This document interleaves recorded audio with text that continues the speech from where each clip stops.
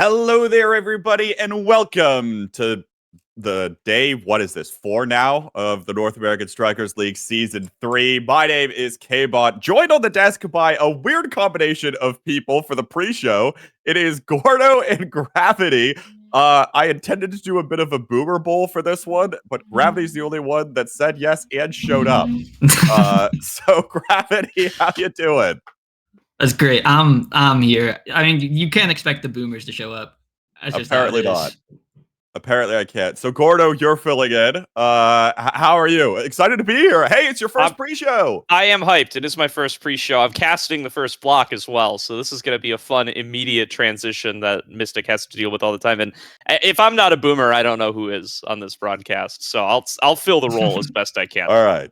Well, let's test that theory. We did a little bit of a survey last night of about 50 Omega Strikers, competitive Omega Strikers players, to get their opinions on a couple things, and I want you all to guess what they said. We'll first start off with the first question here. The North American Strikers League Season 3 player most likely to win most improved at the end of the season. Gordo, I'll go to you first here. Who do you think? I don't have to buzz in. No. I'm going to go Forgot. Forgot's super new to the league. I think they've been getting better every week. I'm going with Forgot. Forgot is on the board in the third place. Third most popular there. I'll give you all probably like 3 guesses on the first 2 of these boards and then 2 guesses on the next one. So Gravity, who you got here? Okay. I think he should have won Season 2 most improved player, but I think people are starting to think about it more. I want Gramella. Gramella was the most popular answer to the poll overall. I think a lot of people agree with the sentiment that Gramella should be up there. Could have won Season 2. Back to you. Scammers, but just one. Yeah. All right, I got to come up with a strategy here if I'm going to start coming back. Got to go rookies. I'm going to go Frightfully Fresh. Let's try that one.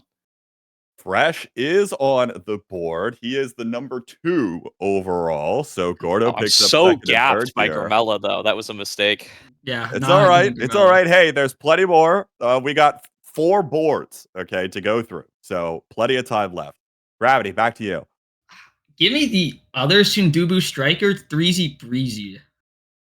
3Z is not on this survey. I had to have at least 2 votes for people. I don't think 3Z got a single vote. So no points for you there, Gravity. Gordo, last pick on this board. 3Z sucks. Okay. Yeah. I'm sticking to the strat. I won't vary from it. NXZD. Give me NXZD. Oh, that's a good one. NXZD is the 4th pick on this board. I got this. You're keeping it close here. Gravity, last pick. I don't know if it's most improved, but I think he's a demon. Give me Scyther 12. Scyther 12 is the next most popular. So there you go. You're right there. Other remainers are Dropletto, Hook Resets, and I. I was gonna guess I could have gotten 4 more points here. Nah, we're going on to the next one. We got plenty more. I could have tied it up if I got all 3. Next up is the striker most likely to be the most picked over the course of the entire regular season. Since Gordo, you started the last one. Gravity, I'll go to you first here. Most picked striker. God, who is disturbing, but not that disturbing because like really broken characters get banned all the time. Mm-hmm. Give me Kazan. That character's pretty disturbing. Kazan is on this list, but comes in at 4th overall. So there's a decent number left. Gordo, who you thinking here? I have a personal opinion, but I can't let that get in the way of beating Gravity here. So give me Julie. Give me Juliet. Juliet is on the board as the number 1 overall. So Gordo is going to take the lead right back. Gravity, back over to you. Well, everyone right now thinks Juno's the best midfielder in the game, but most people kind of suck at her. But I still think people probably have her as the most picked. I think most people saw the most picked and like, who's so broken right now? So I'm gonna take Juno. Juno is not here, much to your dismay. That character's I think broken though. there aren't many people that I think are going to end up playing the Juno. There might be like 2 people in the entire league that would be comfortable pulling out the Juno, maybe 3. Gordo, back over to you. Give me Era. Give me Era, Era. Steve. Era is on the board, though rather lower than you might be expecting. Gravity, you're last here. It's got to be Kai. That's I goalie is not midfield. here either. I mean, they're just lying. I mean, that He plays character's Kai right now. picked like every game. I mean, Gravity, the season is a third over, perhaps a little more than a third over. It's there's not much time for Kai to make the comeback. No, he's gonna make a comeback. That character's broken everywhere. Midfield, Right. goalie, Okay. brawler. He can do Right. it all.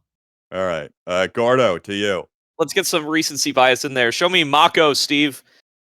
Mako is on the board. So, Gordo, you're walking away with 3 of the picks here and the top 2. I'll reveal the rest of them. Now comes in at 3.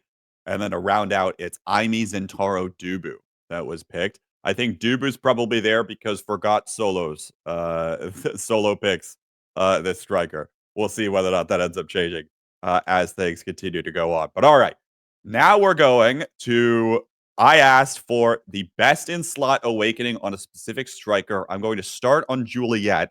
This time around, there are only 5 answers up. You all will each get 2 guesses. Gordo, I'll go to you first. Show me Knife's Edge, Steve. Knife's Edge is on the board, number 2 overall. Gravity, to you. I want 1-2 punch. 1-2 punch is the other one, so you'll get a couple of extra points there. A little bit trying to play the catch Wait, up. how many people were in this survey? There were about 50 total, so I kind of Something's doubled not adding them up so here. that it's. Oh, you out of doubled the 100. point. Okay, I was gonna say I doubled the I'm looking point. at I doubled the 72 points on the board right now. Yeah. Gordo, to you for your last pick here. Demolitionist. Demolitionist is on the board. Only had 2 votes though. That's So you enough. get 4 points. That's enough. Gravity. What do you got? I mean, it's gotta be. I don't know which one they prefer. I'll go Big Fish. Big Fish was not up here. How is At Demo? all. Yo, who pulled these people? These people are noobs. Demo's the worst of the 3 size awakenings. I think it's like 3 seconds of CDR. I mean, Egoist different and Built and Different Egoist. are the other 2 that you all did not get. I missed Now, Okay. though, we'll go to Rasmus. Gravity, I'll start with you. Rasmus. Oh shit! What do people like on that guy? And he's a brawler. Let's take Egoist. Egoist is on the board. Gravity, that's number 2 overall. Gordo, to you. Extra special. Extra Special is on the board, but it's rather lower. Okay, Leaving the door a little more open. I'm Gravity, throwing here. what do you got? Man, why do we keep getting brawlers? Give me Built Different. Built Different is on the board, but it's pretty low, meaning that you're not going to be able to catch up, I'm afraid, because I'm not going to give you another one unless you all really want to. Gordo, what are you thinking here? I gotta stick with my guns here. Specialized training. Specialized Training is not up here. Damn it.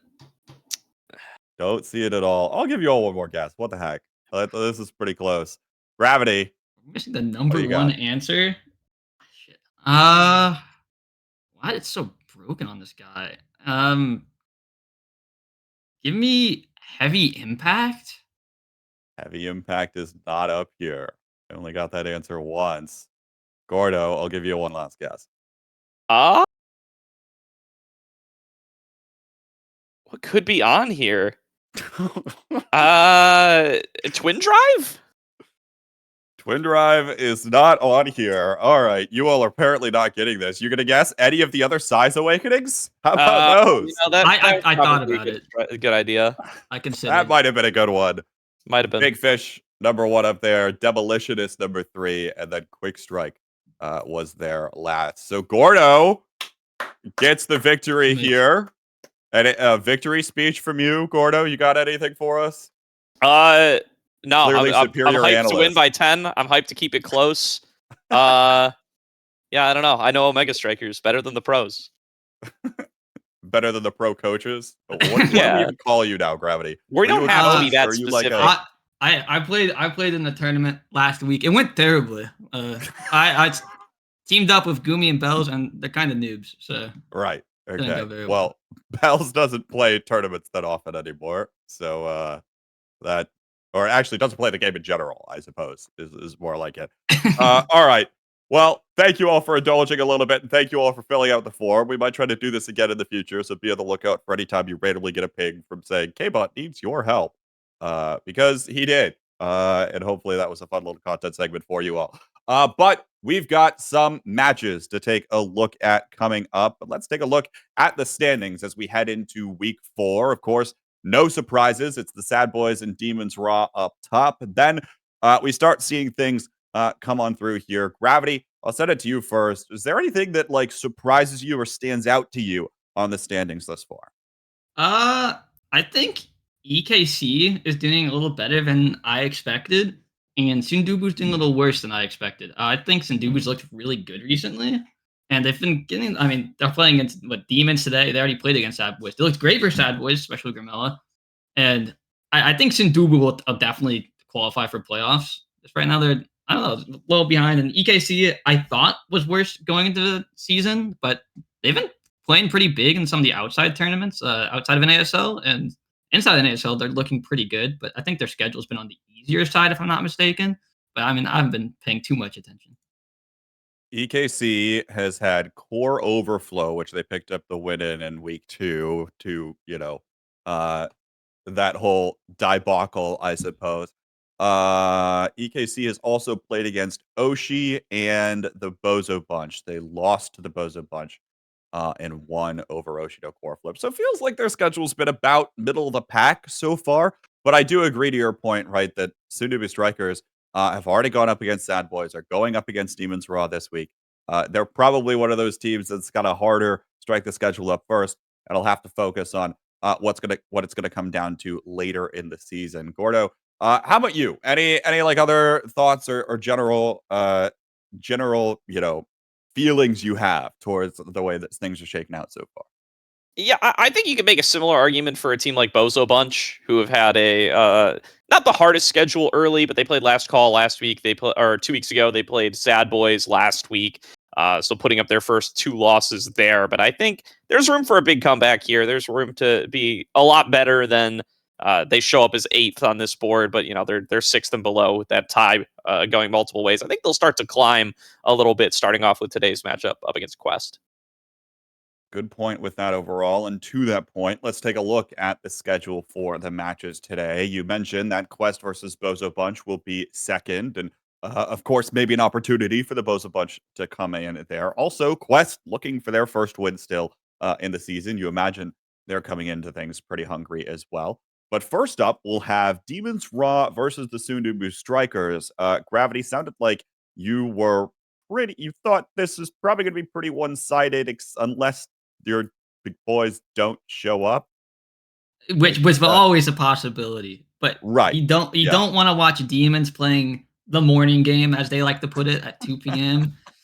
And honestly, I know I've been watching them a little bit recently, and they've been slacking. That Gumi griefed one of my games horribly recently on the midfield role, which is pretty much the same thing as goalie if you think about it.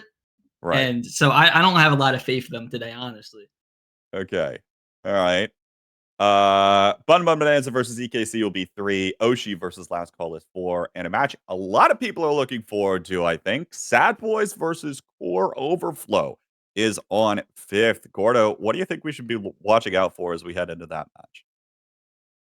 Yeah, I mean, definitely going to be an exciting one there. I think a lot of people are going to have the Sad Boys down by default, as they're the reigning champs. They've come in, they've been a really solid team up at the top of the table for a very, very long time. Core Overflow, a little bit on the come up ever since they've made their most recent roster swap, bringing in Joker.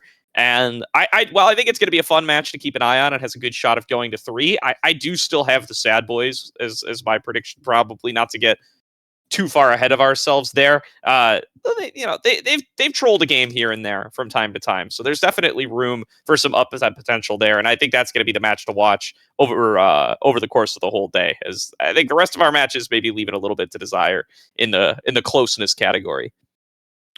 We'll say, though, there's a little bit of an interesting shakeup in week 4 because we are now in the second trimester of the league. We have a new map pool rotation for those 7 maps that we're allowed to see. It is Demon Days and Gates of Obscura in, and Inkies and Tycho Temple have been taken out. One of the things that's interesting there is the Sad Boys were not afraid to go to Tycho Temple and play the 3 creation with Vaughn going to the Atlas midfield. Now, though, Gravity, Core Overflow, that's one of the things they won't have to worry about here. Yeah, I think this new map pool, my awareness is teams have been practicing it, especially for maps like Gates, because it's always nice to be able to be good at one of those maps, like Gates, to force the other team to ban it, because no one wants to play it. It's like a game of chicken. Because you don't want to accidentally end up on Gates of Obscura and then like, damn, I'm on Gates of Obscura now. So I think teams are practicing it. And I think Core Overflow is going to look pretty good on the maps. I think both the maps coming into the pool can be pretty good for Core Overflow. Maybe not as much Demon Deus. I think they'll probably ban that one. But I think they can look pretty good on Gates. I know Joker likes Octavia a lot on Gates, if I remember correctly. Though it seems like most people hate it. Joker's got a bit of a different brand going on. But I think they'll look good on Gates if they can get to it. Well, it'll be a bit before we know what maps that final match will play on. And speaking of it'll be a bit, I think we're just waiting a few more minutes for the teams to get in, but that gives us enough time to run through some predictions for the day today. We'll start off with the second match of the day, Quest Esports versus the Bozo Bunch. Gordo, I'll send it to you first. Who you got? I referenced it earlier. I got the Bozo Bunch coming on in today. It's been a rough start for Quest Esports so far, but this is not going to be the match where I predict them to turn it around. I think their best shot at doing so was last week. They weren't able to put it up there either. And like I said, I think the Bozo Bunch have a little bit more in the tank. I still have them in that kind of B tier. I think they have a really solid chance of making top 6 by the time all is said and done in this season. And that journey has got to start with beating teams like Quest in matchups like today. Gravity, who you got here? Yeah, I'm going to agree with Gordo. I think Quest, maybe later in the season, might be putting up some wins. I think they're a team that improves with time, but I mean, Bojo Bunch definitely is not a 1-2 team. They're very good. I think Forgot is going to be able to hold it down against Quest. I think Quest going to have a pretty tough time putting it past Forgot, unless Forgot just goes AFK, which he does sometimes. But overall, I think he should be able to lock it down against a team like Quest. I agree. It's a Bozo sweep on the predictions desk here. They've looked pretty strong, and I think they're going to pick up a much needed victory here in this next one. Third match of the day will be Bun Bun Bonanza versus EKC. Gravity, who you got? I know EKC is probably the favorite, but I think Bun Bun can win it. I'm really liking Scyther 12. I think Scyther 12 is an absolute beast. You mentioned the most improved players, which I don't think he's a most improved player. I think he's always been a really good player. I think he has multiple picks, and I think he's one of the top brawlers in the league. Some of my teammates may disagree, but I think he's really good. I think Liari can hold down the midfield, and Lilybun can stop the pressure. I think the goalie matchup might be a little rough. I've really liked how Soren's looking recently. I think the brawler midfield duo from Bun Bun can put it past EKC. So you're going Bun Bun, to clarify. Yep. All right. Bun Bun. Gordo, who you got here? Let's get a little controversy on the desk. I've got EKC taking this one. I was absent last week, as anyone who's been tuning in closely will know, so no knowledge from week 3 coming into the table here other than what the results were, but I got to cast Era's Kitten Club in week number 2 when they got their upset there over Core Overflow. I think they looked really, really good. NXZD in particular really, really impressed me. I'm excited to see more out of him this season, and I think beating teams at that similar tier in the middle is what's going to push Era's Kitten Club up to that next level, and I think they can do it. I'm going to not be an EKC doubter here as well. I will take EKC. They have looked incredibly strong, and I think they found a couple of different identities they can go for. I really like the flexibility that they have in a large part of their roster in terms of the different things they can do. Where is that IME going to go? Is it going to be Soren picking it up in the goal box, maybe matching Lilybun, or is it going to be EdXCD picking up the IME forward for a completely different look and style that I think only EKC brings to the table? I'm not sure that Bun Bun will be ready for it. And so that's why I've got EKC. Also, just damage numbers can be off the charts for this team. I would not be surprised, given what I know about this team, to see them thinking about a Demon Days game there as well. But up for the fourth match of the day, Oshido Core Flip versus Last Call. Gordo, to you. I will never not predict Last Call in matchups like this. Gotta support the broadcast homies. Brought up Frightfully Fresh's name earlier on that most improved list. He was on there. Community agrees with me. And yeah, Oshi just hasn't been able to show us enough yet this season for me to be predicting them in a matchup like the one here up against Last Call. I think they're solidly top 6 and we'll be predicting them to win against teams that are not. Gravity, though, the Demon Days damage staple is in the map rotation now. Is that enough to give Oshi an edge? No, they're banning it. It's just gonna get banned. And actually, I think even if Oshi goes to Demon, I think they'll still lose. I think Last Call is a significantly better team, and I have a lot of doubts about Oshi. I think Oshi was a completely different team in the qualifiers than they are now. They were a lot more active playing all the time. Now I rarely see anyone on Oshi play except for NASL, and I just don't think they're at that same level as they were from qualifiers. So Last Call is gonna take it for sure. Feeling like Last Call victory for B here too. I wanted so badly to believe in Oshi, but I am running out of hope for this team. Hopefully they can turn it around at some point in the season. But for now, Last Call has looked so incredibly strong. I expect Fresh to be able to hold it down, and Borg to give us a couple of good and flashy ones. Last match of the day will be Sad Boys versus Core Overflow. Gravity, who you got here? I'm gonna go Sad Boys, and I think one of the big reasons is Sad Boys can play Juno, which either Cal's gonna have to ban because Here we Joker go. can't play that character. Here we go. Whoa, Here like, we but go. Juno is Here we definitely go. the best midfielder I think right now, Okay. and I think Yeah. one of the top comps you can play is Juno, Amy's, and Taro, which is right down Sad Boys' alley. Core Overflow, they barely have anyone who can play those characters. I mean, is Slop gonna play Amy? I don't think I've seen him play that character in my life. Joker can't play Juno. I think they just don't. I just don't think Cal's got the champ pool to deal with the current meta right now. Gordo, to you. Sad Boys, still just believe in this team as the best team in Nassel. And Core Overflow, they're going to make it an exciting matchup.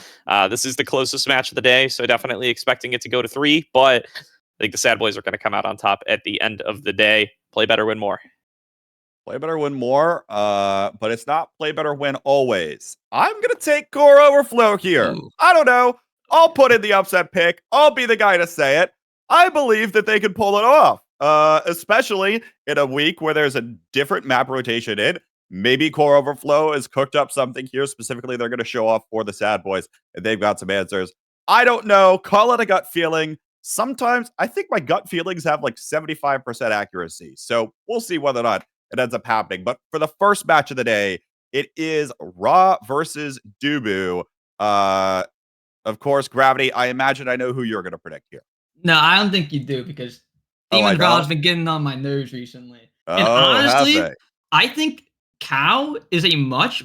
Sorry, not Cow. I think they're good and all. Sundubu is a much better team than people think they are, and especially Grimella. Ooh, but I mean, if we had like a most improved of the year, like it's definitely him. I flamed the shit out of that guy in one of the first tournaments I ever casted when he was playing Rune, like own goaling on the character. And now I think he's one of the only midfielders that could possibly match Kainoob. And I think being able to even like somewhat get close to matching Kainoob puts you in a situation where you can win. And I maybe they're not the favorites, but I think Sundubu can win it.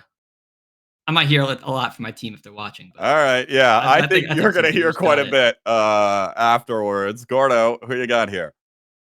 And not go Demons Raw here is my question. I mean, this is a team we don't talk about it very much. This team has not lost a regular season match since we combined the leagues. They're undefeated over 2 seasons so far. I think that I don't think the Sundubu Strikers will be the ones to break that streak today. I think that's probably right. I really like Gravity's point about Grabella being able to match up the midfield. I think he will certainly put it all on the line there. I have a slight feeling that Threezy will probably have needed more coffee this morning, and that is my guess above all else. Folks, we're going to get into it in just a moment. It'll be Demons Raw versus the Sundubu Strikers coming up right now. It'll be Gordo and Mystic on the desk. Gordo, take it away. Thank you very much, K-Bot. All right, we're going to switch over into casting mode. Thank you very much for joining me as well, Mystic. We got a great day ahead of us and a great pair of games to start off the day. Hey, Gordo, thanks for having me here again. I missed you last week, buddy, but we're back. We're going to be casting some great games today, starting off with Sundubu Strikers versus Demons Raw, followed by Quest Esports and Bozo Bunch. Absolutely, yeah. Gonna be a real fun one. I'm really looking forward to Quest Esports Bozo Bunch personally. I think this is where the Bozo turnaround starts. This is where folks start taking that team seriously as a contender to make top 6. But we're gonna start off with Demons Raw up first, taking on their ever-present opponents in the Sundubu Strikers. And we'll have to see what Sundubu can bring here. I mean, we got some belief even from within the Demons Raw facility itself that Sundubu Strikers have what it takes to be able to come in and be competitive here. Are you on that train, Mystic? Are you joining up on the hype? I am such a fan of Sundubu Strikers after seeing them play in Nassau these past few weeks. And then on top of that, just playing them myself, whether in in-houses or in ego checks or whatever it may be. I have witnessed the power of Sundubu Strikers. They were always a team that I felt were they kind of just existed in the league. They weren't a bad team. They weren't an amazing team. But this is the first time in season 3 where I feel like they are a contender for one of the top 4 teams. And they have what it takes, whether their record indicates it or not. They have the skills to kind of make it happen on a good day. So Absolutely. And before I forget, let me fire up Omega Strikers here. I have not gotten into the game yet. Got distracted with my desk responsibilities. So I may be the one that's actually holding us up from getting in a game here, Mystic. no worries. In the meantime, I'm not sure if this was brought up in the pre-show at all, but let me go over the new map pool. We are in week 4, which means for the next 3 weeks we have new maps.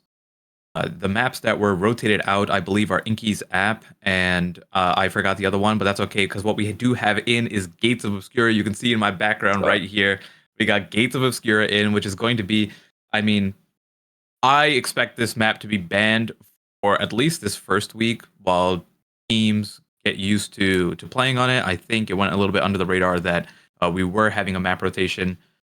So that being said, I don't think most teams will want to go here just out of lack of practice. But given next week or the week after, or even today, we don't know who's been practicing on it or not. That was just my assumption.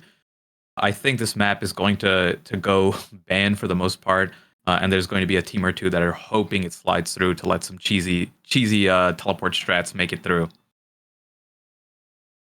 Yeah, absolutely here. It is Inky's and Tycho Temple that rotated out, if I'm not mistaken.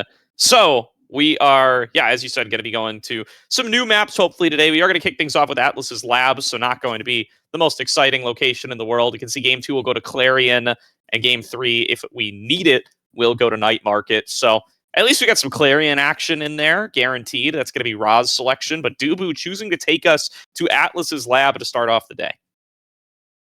Oh, yeah. So going in terms of the comps that I've been seeing around, I know Sundubu Strikers has been practicing some Atlas Lab comps. We saw it before in week 1 with the Jakar Luna coming through, the Jakar Luna Finny, I believe. I'm not sure if that comp is going to make it through again, whether it's going to be banned out or they have something else in mind. But it is interesting to see something unique to them. That being said, Atlas Lab and some of the other maps as well, like Clarion, tend to see high damage compositions, and I think that is where the Sundubu comp can get a little bit outshined, because they're like a mix of like core control but also damage. And we are loading in right now, but just something to keep in mind that Sundubu has like a pretty unique take on what they want to do with the meta.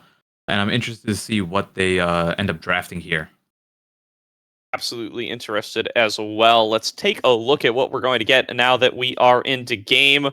pre-pick phase, rotating between quite a few things. We do see that Juno that was discussed in the analyst desk a little bit. Let's find out what the bans are going to be to kick us off. So we have the Dubu hovered right now on the Atlas Lab. Let's see if that ends up going through. Yes, they are taking the Dubu and the Juno out. Not a fan of Juno. We don't know what the start is. Could be a creation start, which is maybe why they ended up going for those two specific characters. But it is going to be a Drakkar pick for Kainoob here. I believe that is his first Drakkar pick of this season. Correct me if I'm wrong. But we are seeing a lot of Drakkar, despite having no changes to this character in a long period of time. Just way more popularity on the Drakkar pick here. Yeah, I've been pretty happy with what we've gotten to see out of the Drakkar gameplay that's shown up as well. I think it's looked pretty solid for being a character that folks haven't picked up too much of yet. Totally different comps appear to be coming through from both squads here. Drakkar, Zentaro, Aimi over on the left, Juliet now, and Mako going to run things out here, looking to really buff up that Julie for 3Z Breezy over on the side of the Sundubu Strikers. Let's see how they're going to be able to do putting all their eggs in the 3Z basket. Oh yeah, and starting off, we have a Demolitionist and Spark of Agility start as our starting to awakening. That's Kainoob. Amazing shots. Oh my goodness. 10-second point coming through. Double barrier break from the lock and load from Kainoob, and then Snake putting it in at the end. My goodness, a couple things I want to point out here is, one, the Demolitionist start that we have 4 people taking it total, with 2 people taking the Sparks, so just that it can be contested. I always like that one person should take the Spark if possible on these type of starts. And the other thing I want to point out is Snake is no longer taking a Siphoning Wand. There's been kind of a shift in the Zentaro community where Siphoning Wand is not the way to go about it. You just go Slick Kicks, and your core control on this character is through the roof. You still have plenty of damage. You do not need the Siphoning Wand, and especially when you have someone like Now, who cares about the damage when it's going to get healed up anyways? Yeah, that definitely makes a lot of sense. The demo start as well. Really looking to make a case for demo as Best Awakening in slot here, as we discussed in our family feud earlier on. Trying to get at that last barrier, not quite able to find it here yet, but Gramella holding it down at midfield, looking to find a setup here, but bounced all around the map is 3Z Breezy, and now pinned in the goal arc. Will give up their last barrier for that one. Can Gramella turn it into a score in the 3 versus 2? And they will! Another goal going on over. Gramella with the patience, showing why they are one of the most improved players of this split, if not just the most improved players in general here. Taking the opportunity there while down a man to just find the right opportunity, to find the right angle to score, and bringing it back 1-to-1 here for Sundubu Strikers. Although already we're having a double barrier break, one for each side. Looking like the pressure is coming out quite a bit for Demon's Raw here. They're putting on a lot of damage, even with Gramella being healed up. Take a look at 3Z Breezy being under half health, and same with Obscure Breads. Gramella just cannot keep them up fast enough. 3Z Breezy not finding the opportunity to take out Kainoob there, and now lost his one ability, the Dash Punch, and then immediately taken out from the Atlas circular explosion thing in the middle, which I keep forgetting the name of, while Kainoob scores the point.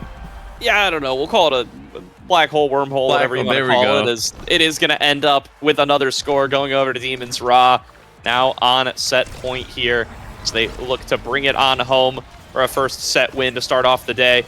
Nice little block there from Obscure Breads, though, able to keep those goal barriers on the defensive side. Snake going into the Oni's Blade, trying to push it forward. Gets the rush out of 2, but doesn't get the core involved in such a way that they're able to actually take out one of those barriers. I think Snake is gone. Oh, no. Looking like they are not going to be here for the time being. We will see if we get a stoppage here at some point, but barriers going down on both sides is going to open up the goal there, and looking like they're going to play this one all the way through, at least for the time being. That should take us at 2-2 with the absence of Snake, or does look like they're kind of handshaking it here, trying to get the core to a spot where it's blocked, or no, they are going for the score. It's really hard to tell. It doesn't seem like there's complete agreement. I think the way to go about it is you play out the point, and then on the next point you pause.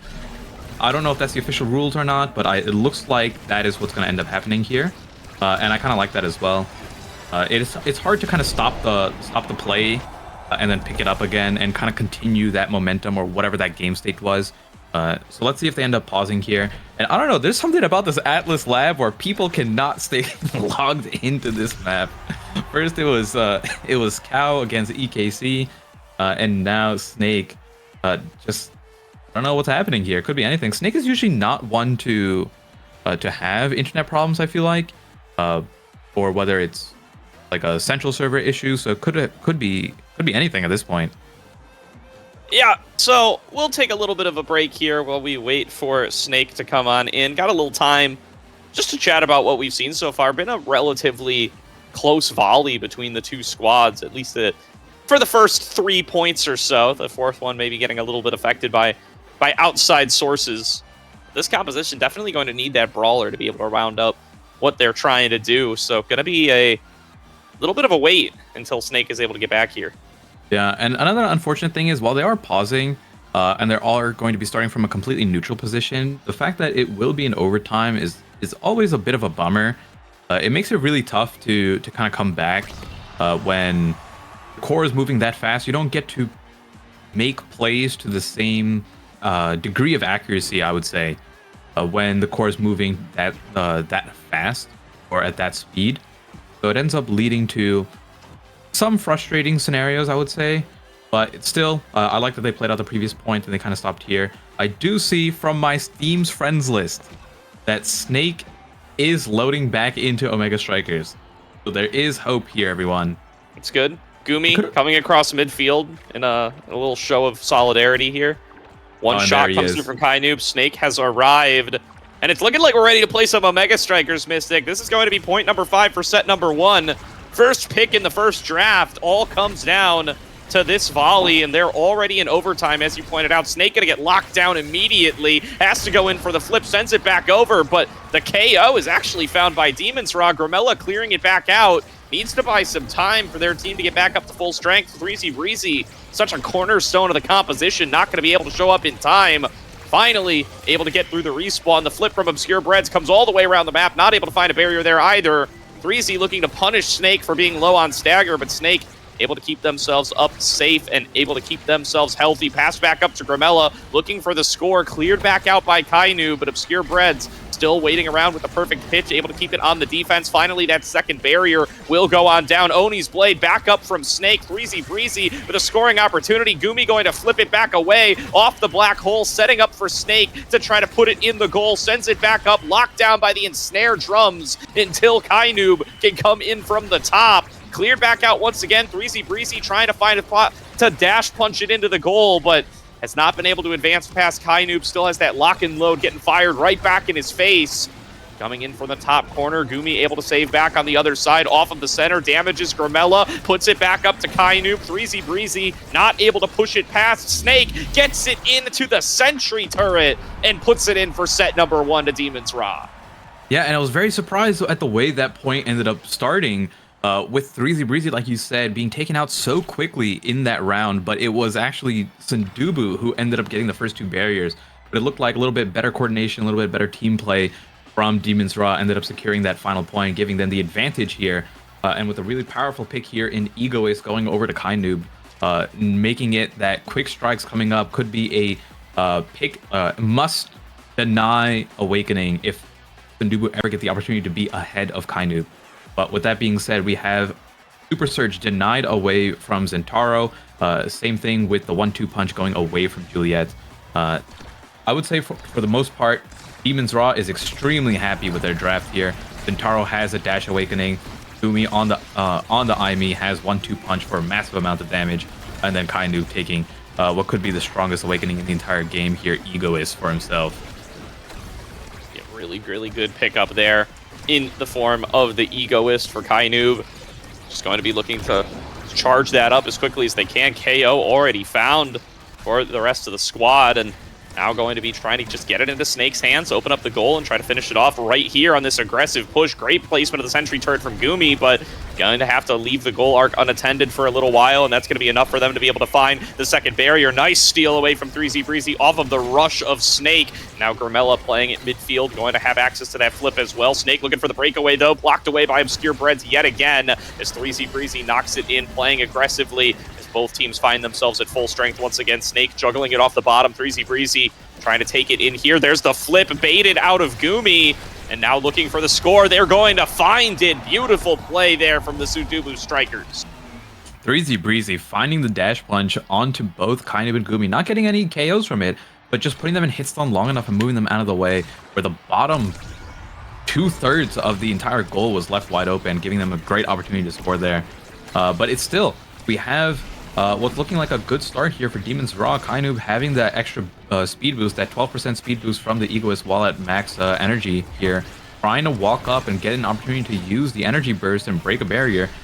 In the meantime, Snake is fighting, or I should say 3Z Breezy is playing a little bit of League of Legends as he's running around trying to live, waiting for Grimella to come up and heal him if possible. There it is, the ultimate coming out and having to use that just to heal, which kind of removes some of the pressure you have on this now. You can't use it offensively or defensively anymore when you have to use it to heal your teammates. And we have, oh my goodness, 3Z Breezy finding the KO onto Gumi. Not where you want to be if you're the goalie player here. But don't worry, we have Kainub on the goal position. He can hold it down plenty enough. Or Snake actually walking up here. Gumi coming back just in time. Looks like no play was made in the brief absence where he was not here. Not able to put anything together there, but Snake once again going on the aggressive, just trying to keep 3Z Breezy on the back foot despite the double support comp. They are not able to keep 3Z Breezy healthy enough. Grimella now going to find themselves staggered as well. No KOs to be put together yet, but Snake often one of the best in the business at being able to get those together. He gets rocketed away by the black hole, dashing forward, taken down by Obscure Breads. The perfect pitch sends him right back into the goal.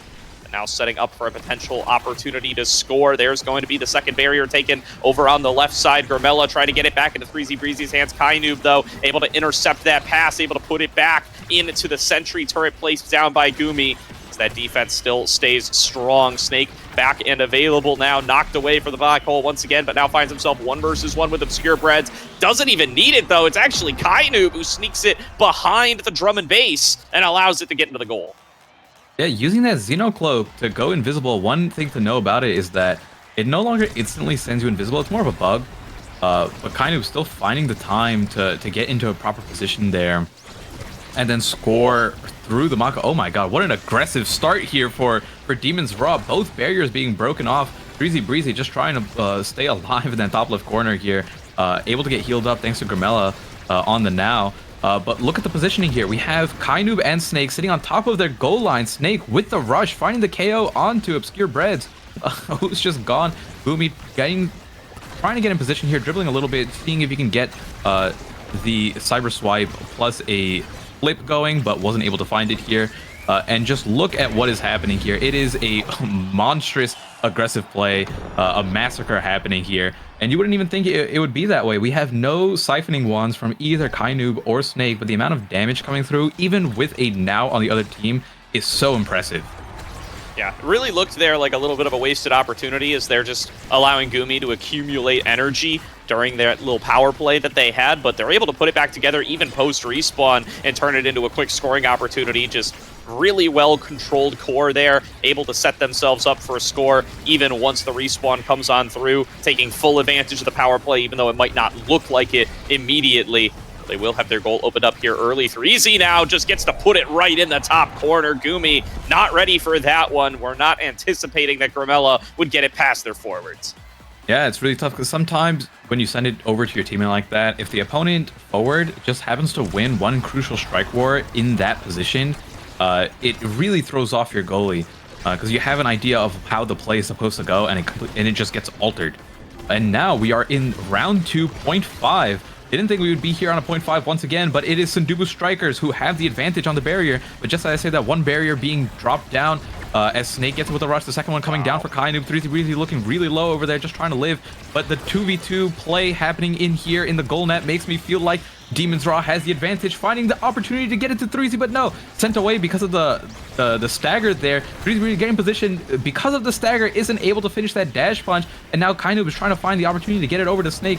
And we are only just a hit away from the Egoist proc from Kainub. 1 or 2 more strikes and he can rush forward here. No more energy burst available, but we do have an advantage in Grimella most likely being sent off the map next as we make this into a 3v1 play. Let's see how Demon's Raw can finish up this point. Yeah, Kainoob able to send it through. Obscure Breads, not enough strike cooldown. Blocks one shot from the bottom, can't block the one from the top. And that was just beautiful passing play between Kainoob and Snake. You can see how long these guys have been playing together at the top level, and you can see just how much team play this team is able to bring to the table off of those dribbles back and forth. It's so difficult to respond to on defense, and it's why these guys have stayed at the top of the table for so long. Really, really impressive play so far, and is kind of once again at the top, being able to take away, or being able to take for himself, the rapid fire, which is such a powerful ability, especially on the Drakkar, who naturally has two charges of that lock and load, right? Being able to use that way more frequently. And another thing that I like to take here, it is Snake who took the Stagger Swagger, who has no need of the Stagger Swagger, right? He has never been staggered himself, but just denying that opportunity or that option from Sundubu Strikers, making sure that they don't get to heal up. And it also just gives 12% speed naturally, right? You can tank a little bit more things, you can walk into the middle black hole. But as I say, that is actually Sundubu Strikers with the double barrier break on this map. As we get a little bit of a breakaway here from Snake, getting one barrier back for themselves. It doesn't look like Demon's Raw are playing any differently when their barrier breaks. It's just one of those situations where it's like, oh, you lost one, you sometimes lose the second one alongside it from awkward bounces. But they're still playing just as aggressive and trying to get this final barrier for themselves. Great use of the lock and load once again to try to win these strike wars, snaggering back those members of the enemy team who are going to try to fight you for the core and denying them the opportunity to actually be able to break away with it. But as I say that, 3Z Breezy looking for the dash punch into the goal, gonna get blocked away by Kainoob. There's another one gonna force out the core flip with the Flame Flurry, as Snake wants to be the only one over on the right side able to get access to the core in time. Core flip comes out of Kainoob once again, passed right back up by Snake, trying to discourage any opportunity at defense from the side of the Sundubu Strikers. Still great lockdown though from Obscure Breads, preventing that core from going in, getting it back into 3Z's hands, and 3Z can push it right past Gumi. Great defensive play from Sundubu Strikers there. Between Grimella and Obscure Breads, they just weren't able to get that final barrier on Snake and Kainoob. And constantly Grimella was finding the pass over to 3Z Breezy. It was a matter of time where he had his abilities up and Gumi had used everything in his arsenal to defend, but 3Z was able to push it in. And we're getting a little bit of a different start here on this point, starting with a one barrier take for Demon's Raw, but 3Z Breezy has the energy burst here, gets the second barrier without using it, and now has a prime opportunity to score if Grimella is able to get the barrier back to him. Snake, for the first time we're seeing, was staggered, and before the Stagger Swagger can heal him back up, he has been taken out. It is 3Z Breezy who has the flip here, has the dash punch, able to push it in, making this a 2-0 lead for Sundubu Strikers. 2-0 to the Sundubu Strikers, looking to make the comeback here from a 0-2 set count. Would be great to start it off with a clean sweep of the next set. Let's see if Demon's Raw have anything to say about that. Is Kainoob going to be able to get it past Grimella for the first of the barriers? Gumi still using the glitch pop defensively to be able to knock it back away from any of those remaining barriers on the left. Kainoob looking to set it up here. Nice dash from Snake, going to hit all three, getting 3Z solo, and Kainoob finishes the job. Lock and load off the top blast zone as it gets taken back away by Snake. Caught in the ensnare drums, taking a little bit of damage, but that's where that Stagger Swagger comes in handy as they push it past the defense. Grimella forced to flip, but can't even turn it into a barrier as Gumi has a flip of their own, ready and rearing to get back in the aggressive stance. There's going to be the pushback out of Kainoob as 3Z Breezy steals it away, going to be able to find a barrier of their own. Snake trying to take back control. Gumi trying to clear back out. Kainoob juggling it off the top, but Grimella, the one who sends it back over towards the left. It's going to be 3Z dash punching through for the second barrier. Open goals on both sides. First flip comes through from Gumi. Going to be sent up towards the top. They are trying to keep it away from Kainoob, who misses his own flip. And 3Z now can send it through. Grimella, the one with a goal credit, as they strike it and blink away. Really, really impressive set here. The thing I want to point out here is how efficiently 3Z Breezy is able to secure these objectives, whether it's breaking a barrier or scoring the goal. Almost every time Grimella is able to get the ball up to him, it results in something happening here. The defensive capabilities of Demon's Raw are low due to their picks that they have, right? The Aimi is a way more aggressive character, but the Mako now can just bunker down way better than Drakkar Aimi can. And 3Z Breezy is capitalizing on it. Absolutely doing a really solid job. That knife's edge going to come on through from Snake, trying to get his kill pressure a little bit higher up, got a little bit of extra time on the sentry turret from Gumi as well. I think the picks that end up coming through for Demon's Raw are pretty solid, but those sparks going to start stacking up here for Obscure Breads as they are quite the statistical monster at this point, although going to end up losing both of their barriers for it either way. Gumi able to protect that barrier, really nicely done there, not getting too antsy to be able to actually strike. Nice scoring attempt from Snake, but not quite snagging the core in that strike, but going to be able to push it through with Kainoob anyway. So one more lock-and load sends it past 3Z and Obscure Breads. Yeah, and even though Sundubu Strikers won that draft, I would say, or won the previous round leading into that draft, it looks like Demon's Raw have a really solid set of awakenings from that last set. Absolutely. And I'll be upset if you're the IME getting a Timeless Creator and Fight or Flight on Kainoob, one of the best midfield awakenings in this game, one of the best awakenings in general. And then Snake, a Brawler taking Knife's Edge. So I would not be upset whatsoever. But Obscure Breads finding the KO onto Snake, using the energy burst to just send him off the map. 3Z Breezy, a little bit greedy there on that first use of the, or not using the energy burst, but chooses to use it after that. Breaks the second barrier open, and now we have the gates blasted open here. As 3Z Breezy tries to get in position here, the now speed boost getting him a little bit closer to the to that goal zone. But no, not able to find the opportunity because of the speed on Kainoob right now, being able to constantly clear it out here. A lot of abilities being used, but still one barrier up for Sundubu Strikers.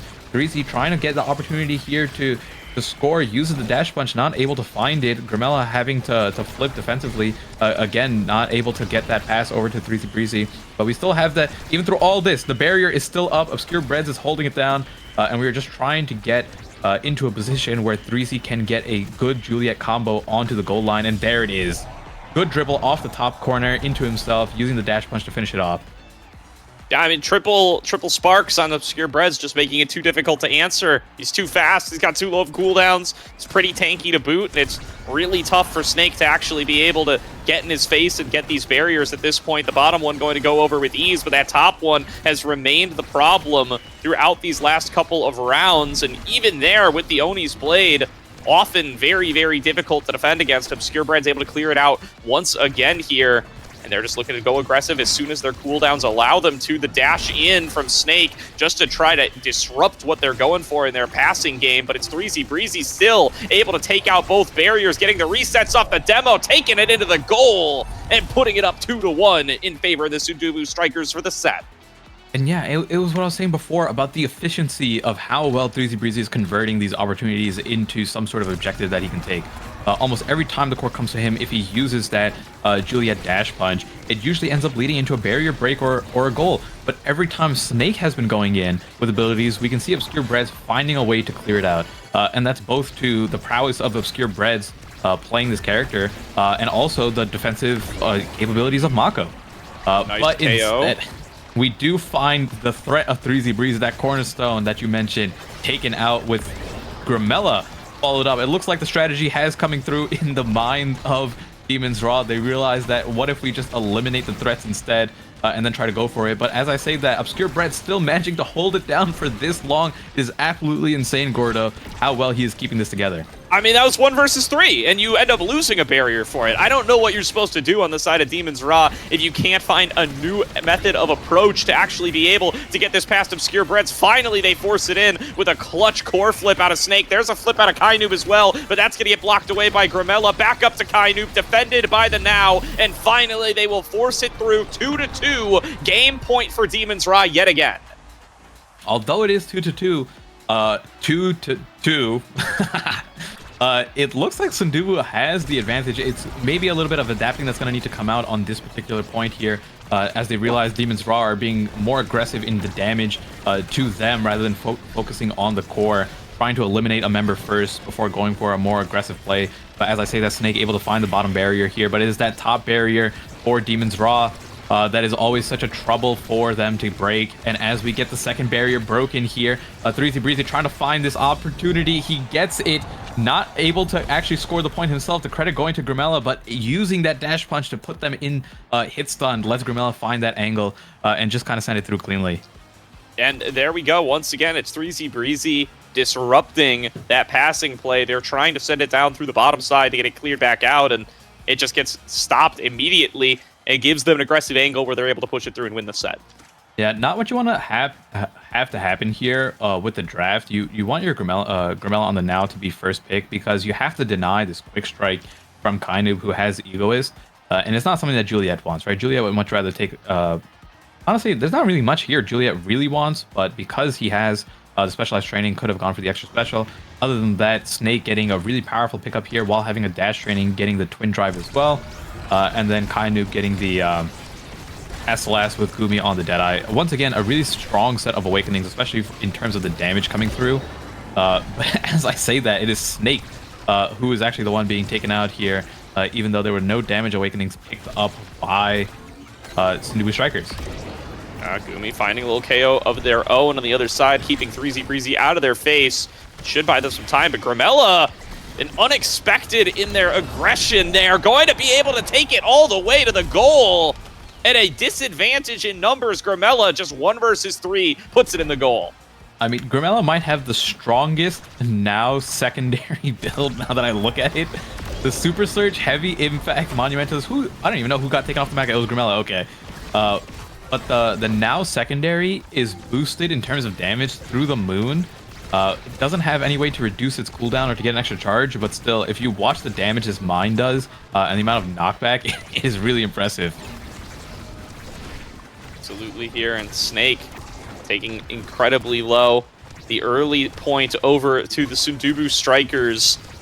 And the predictions from the beginning of the day may be coming a little bit true here, Mystic, as Sundubu Strikers stealing themselves, looking to steal away the game, having started off 0-2 in sets, coming alive later into this game, but not willing to say die yet are the Demons. They're looking to take it into the goal, score, and tie it up here in what will be our final set, but they're down a member for it. 3Z Breezy looking to take control, going to get the core flip back away from him, from Gumi, keeping it on the aggressive side of the map. Snake coming back alive, going on in for the Oni's play, dashing back up, trying to intercept the core, not able to find it, as 3Z Breezy wants to take it over onto the left and get that last barrier. The goal already open, and Obscure Breads can't get the perfect pitch off in time.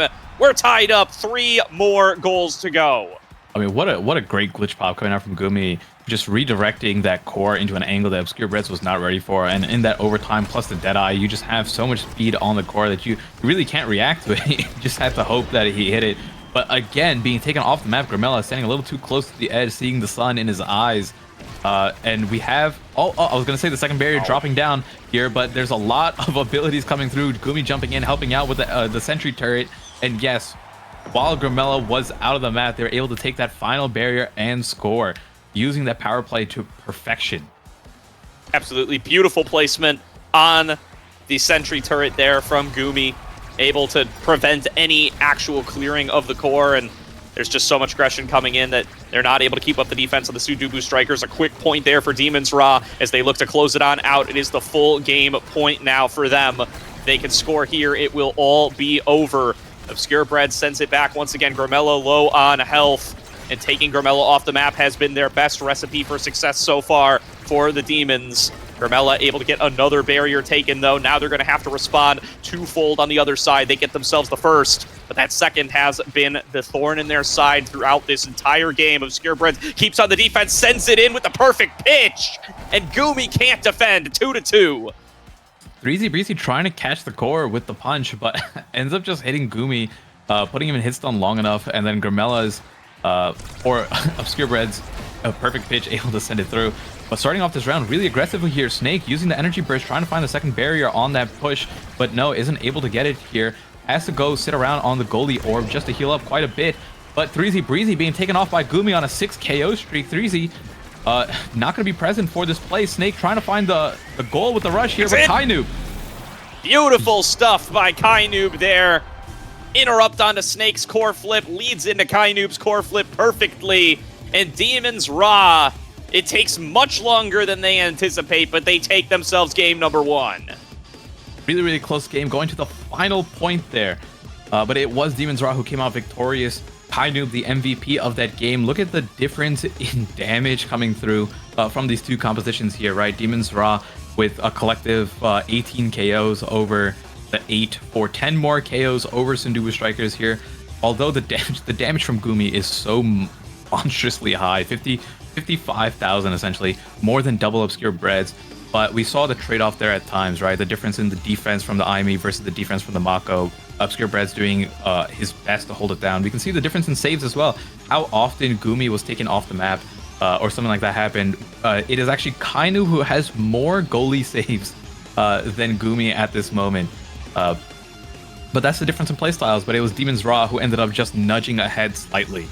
Yeah, I completely agree on the playstyle analysis, too. That's not to say that Gumi's not getting involved, right? Gumi constantly exiting the goal arc, placing down those aggressive sentry turrets to make sure that they are able to push through on the points, that they have that extra bit of pressure to get past Obscure Breads, who is such a difficult goalie to be able to surpass here for Snake and Kainoob throughout the majority of the game. They finally get it through. Just in the nick of time, they find their groove in set number 5 and take their first one in the last 3. And now, as this first game wraps up, we are getting ready to load into game number 2 here. Map being selected is Clarion Test Chamber, something that we don't get to see that often, or if at all, in NASL Season 3. I'm not sure whose map pick this is. Are you familiar, Gordo? Yeah, it's Ra's pick. Dubu picked Atlas's lab. So, Demon's Ra, rocking the Clarion Test Chamber. I like this. I think we might see another damage composition come out here. This is probably a more favored map for something like the Kazan Juno, which ends up doing a lot of natural damage from the slimes being left out in very tight corners. You can't really do much besides getting damage from walking over it. And then Snake, knowing that Kazan can get a lot of value here, again, with a close primary on some of these maps, just has so much pressure. Yeah, But a Octavia ban. I wonder what the starting awakening could be. Yeah, there is. It could be starting awakenings. Is it still true, Mystic? I know Borg taught me this back in the day that Octavia can keep her flow state up by hitting the orb in the middle. In the yes, on one of the specific maps. Yeah, so I know the map can kind of make Octavia a little goofy. It's one of the 5 iterations of the Clarion Test Chamber map. You can get the ball in the middle that gives you the buff. If you have slick kicks or whatever, it is something that's interactable. You can strike with. You can treat it as a core with HP, if that makes sense, or with stagger. So it is something that you can hit, which means you can keep your flow state up. And if you are a midfielder or someone with slick kicks, as you're running by, you should always just try to hit that to get a burst of movement speed. But let's see what the starting awakening was. It was a Chrono Boost start, which is why the Octavia ended up getting through. But double hot shot for Demon's Raw here, and triple Chrono Boost for Sundubu Strikers as we load into this first barrier being taken over by 3Z Breezy, traded right back by Snake and Kainoob here. And let's see if whose second barrier is going to fall first. Snake in a really good position here, Kainoob constantly passing it back as we have the now Dittos for the first time in this series. Level 2 already coming out for both Kainoob or the entire team of Demon's Raw. Snake finding the kill with the rush. And now we're in a really tough position here. Forwards in the net. Are they able to hold it down? No, not enough. Great passing play into the strike on the bottom corner there for Snake. Yeah, great unstable anomaly placement there as well. Just really getting them in the perfect place right next to that area you can't go into. I don't remember what it's called, but they're able to block multiple clear attempts from Obscure Breads there. Just instinctively sending it down into that bottom area and it running right directly into the anomaly, getting it sent right back into their face, going to end up costing the big time as Kainoob finds themselves a KO on the bottom. 3Z Breezy taken off the board once again. Snake with that core flip available, going in for the slashing strike, going into the Oni's blade as well, sending everything they possibly can at this core, but the banish from Gumi maybe ends up biting him a little bit there, not quite able to push it in onto that one, and sent off the bottom with flip available. That's going to be a big KO found by the Sundubu Strikers.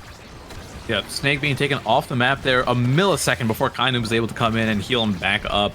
But that is all right. Snake is back, and no power play was made from Sundubu Strikers in that meantime. I want to point out the Rune here. You mentioned a couple of the unstable anomalies and the banish as well. But Rune, typically a character we don't see often in NASL unless it's, I would say, specifically Taiko Temple, make an appearance here from Gumi, one of the original players and lovers of this Rune character. Let's see what value he can get with the hot shot start, but no, being a little bit too far up, isn't able to make it back in time. Both barriers being taken away from Demon's Raw, but we have open goals for both teams right now as Gumi tries to make an aggressive play using the secondary to make a push forward, is able to make it back in time thanks to the unstable anomaly, guarding that block for just an extra second here. But overtime ping pong is happening, and the core is moving fast. It's really racing through here as Kainoob, though, going to be the one to get to it with the lifeline. Sends it to Snake, who sends it into the goal. 2-0 for Demons Raw on their map selection, looking to close out a clean set number 1. Oh, and I love that for point number 3, we are bought over to the Bouncy House. Borg's Bouncy Barn making an appearance once again. One of my favorite, but as a spectator, map to see, but it could be frustrating if you are playing it with the angles and how quickly the core just kind of jumps around everywhere. 3Z Breezy being taken out. I didn't even see who got the KO there, but taken off on the goalie side from Demon's Raw here. Second barrier could be dropping down really quickly, but no, Obscure Brez with a great save with the assistance of Grimella. And again, the Unstable Anomaly just finding these perfect blocks here. 3Z Breezy just not getting the option to even score or to break a barrier because he's getting stuffed by the Rune Pillars, and now has to play a little bit of League of Legends as his health regenerates here, but getting bounced around on this map. Can't just find a footing here to score anything or to break any barriers. Yeah, I'd say this guy's surviving way too long for this to be League of Legends, but fair point nonetheless. They do manage to keep themselves on the map for so long here. Snake looking for the slashing strike to push it through onto that last barrier, but Obscure Breads remaining on the defense means it cannot come on through. Great damage on a 3Z Breezy is found by Gumi, and Snake is able to finish off the job. The defense keeps on up as they're looking to send it back over. Gumi steps up a little bit too far, ends up losing his barrier. Now an open goal for Demons Raw. They're going to have to try to keep this on the right side of the map going forward. They do manage to open up the goal on the other side. Flip from Snake, not able to be sent in. Kainoob blinks back over to Gumi. Gumi's going to have to flip it, but 3Z puts it right in the goal, stuffs the flip. Very easy with the great catch on the core flip over there, using the X Maximus to increase the size, getting a little bit of strike reset there. But man, a lot of energy burst being used on that point as well for Demon's Raw. Only Kainoob has it left, but Obscure Brez is close to having one for a defensive purpose. 3Z Breezy trying to help out on the defense here rather than standing up. One barrier being traded back just from the core being bounced around a little too fast here. Once again, Hotshot just showing how quickly it can send the core. I didn't even see who got eliminated there. I believe it was Grimella being taken out, but for the sacrifice of his life, a little bit of survivor lore, Knowers No has to get gets that final barrier for Sundubu Strikers. But let's see, is able to make a return in time. Can they turn this around with 3Z Breezy really low on HP or stagger to get this? No, it just rolls off the middle as Snake sends it into the bottom corner. Really great positioning there on that right click from Snake. Just puts it right into the bottom corner, sends the enemy away. 3Z Breezy in particular sent pretty far back with that stagger. Will not be able to respond in time. Let's see what we have in this draft here. I think the rapid fire is most likely going to get taken away here for the now, but no, choosing to opt to pick nothing to allow the Centauro multiple options here, or to allow the Rune all the way down there to get whatever they want as best in slot here, choosing for the rapid fire and then taking away the specialized training, leaving up team player, which goes untaken by either team, which is really interesting. It's usually an awakening that can warp how the game ends up being played just through the sheer speed at which the core ends up getting sent. Yeah, 3Z are probably going to be pretty disappointed with that spark of strength. You know, it's something that you can kind of invest in later if you're able to win a couple more sets, maybe potentially be able to come up and scale into the later game with it, but especially without a starter spark, it is going to be a rough pick to find yourself in with round number 2. We'll have to see how they're going to look to restabilize with what they have been able to get their hands on. Some pretty good awakenings for Obscure Breads and Grimella.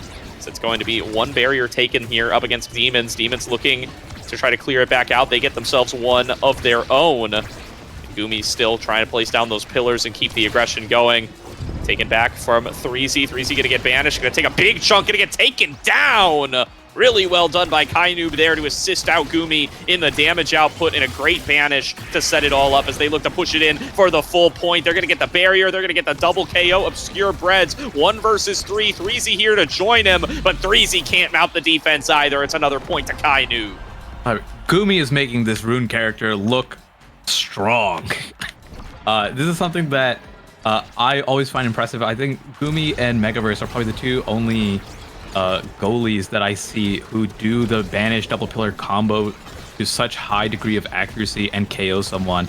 It is very hard. Like, it makes them look, they make it look easy, but it is really difficult to get a KO like that. But consistently finding the KO onto multiple people there. Gumi again with the banish, finding the single pillar KO onto Grimella here, and now trying to get it through the middle over to Snake. One barrier found. The second barrier, yes, being taken as well. Snake having to stand on that goalie orb just to heal up a little bit, trying to find the strike into the corner, but no, isn't able to get it. The unstable anomaly behind him to get the redirects here. Watch the middle ball to see who ends up getting the size. It is Kainoob on the now who ends up picking it up. 2 energy bursts available for Demon's Raw, but 3Z Breezy has one as well. The unstable anomaly looking really close to the edge. Might not have been able to save it all, but it does. 3Z Breezy using the energy burst there. But oh my god, how close is it to the goal line? Wow, what a bold move there with the banish, trying to send it past the core, but snag a 3Z right as he comes out of the evasive. At least I assume that was the intention there from Gumi. I love the effort, didn't quite end up coming together there, and that is going to give Sundubu Strikers their first point in a while, as they're going to look to replicate some of the Game 1 magic here, come back in these later sets after having been blown out early on and see if they can actually send it all the way to a win in set number 5 this time. Getting a little bit ahead of myself, though. There hasn't even been a second set win for Demon's Raw yet. I'm sure they would love to have a little bit more clean of a game this time around, as Snake has to use the evasive there. Not going to be able to actually find anything. Sent back away by the Atlas's lab clone. Not quite going to be able to get anything else out of it. And there's going to be another barrier found over for the side of Sundubu Strikers. Yeah, one more time, the Banish double pillar combo coming through from Gumi, able to take out Snake, or sorry, able to take out 3Z Breezy, who was really close to the edge there. And one of the trade-offs of that ends up being you have to use all 3 of your abilities on Rune to accomplish that KO. But the power play opportunity that it presents is worth the risk, as Demon's Raw show that Snake with the Super Surge Rush able to take out Obscure Breads in the back of his goal line and finish off point number 3, or I should say point number 3 of the round. 2-1 for Demon's Raw currently. Obscure Breads clearly not expecting that result there, just ending up right in the death chamber off the back of that advance from Snake. Stacking up his KO stats further and further. Was, I believe, the #1 KOer in Season 2. Looking to bring that back in Season 3. So now here comes Gumi trying to clear things out once again. Snake on the breakaway on the top side, looking to take it one-on-one, mano-a-mano up against Obscure Breads, but gets taken off the bottom as Gramilla comes through for the team play. Gumi, though, well outside of the goal arc, wants to go aggressive in his own right, tries to get the shot up on the top, not going to be able to find it in time as Kainoob comes back on the defense. Gumi going to come back over and join him. 3Z Breezy looking to try to push the shot in even further as Snake is coming back on out. There's going to be Gramella with the breakaway up on the top side, has access to that core flow, uses it, but doesn't get it onto the core. There is going to be the flip coming on through. Snake dashes forward, and Snake takes it up against Obscure Breads. 3-1 in the set. Demon's Raw up 2-0. So many abilities on this Zentaro character, right? Having so many hitboxes there, and had the passive loaded up to get that final catch on the strike with the passive there. And as we load into the second set of Awakening drafts, it is Snake who is hovering the fight or flight, choosing not to go for the twin drive instead, which is most likely going to end up going over to the Mako, yes. And now, let's see what they end up taking here. Could be the Prime Time, but no, choosing to leave everything up. The Prime Time going over to Gumi instead, which is really surprising. I think Prime Time should have been denied over from Gramella. It is really strong on now, and you now have given Gumi, who has Hot Shot, Rapid Fire, also Prime Time. I think that was a little bit of either miscommunication or something. That's gonna make it really, really tough for Sundubu Strikers to claw their way out of this situation with the amount of unstable anomalies that's gonna come through from Gumi. Yeah, especially when it's Gumi's Rune. I almost said Rumi. Gumi's Rune.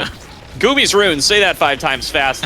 He has been so on point with these pillars, with these anomalies. It's just, he knows where you're going to send it before you send it there, and puts it down at just the right time where it's too late to change your mind. Has constantly been blocking out on these shots, constantly setting up for aggressive opportunities. And there's another barrier that just goes fully defended thanks to those lower cooldown pillars. There's going to be the shot off the bottom. Clever idea there from Snake. Not quite going to end up finding the barrier, but 3Z Breezy finds themselves very low lifeline, going to keep them back topped off. Kainoob tries to take it in towards the middle. They're going to look to put it into Snake's hands, and Snake just barely misses out on that second barrier. Gramella now restabilizing alongside 3Z Breezy. They want to take it towards the last remaining barrier for themselves. 3Z muscles through that lifeline from Kainoob and tries to keep on pushing, but not going to have any dice there as Gumi stays firm on the defense. 3Z making another attempt here. Bull Rush not available, though, and that pillar just keeps making the shots impossible.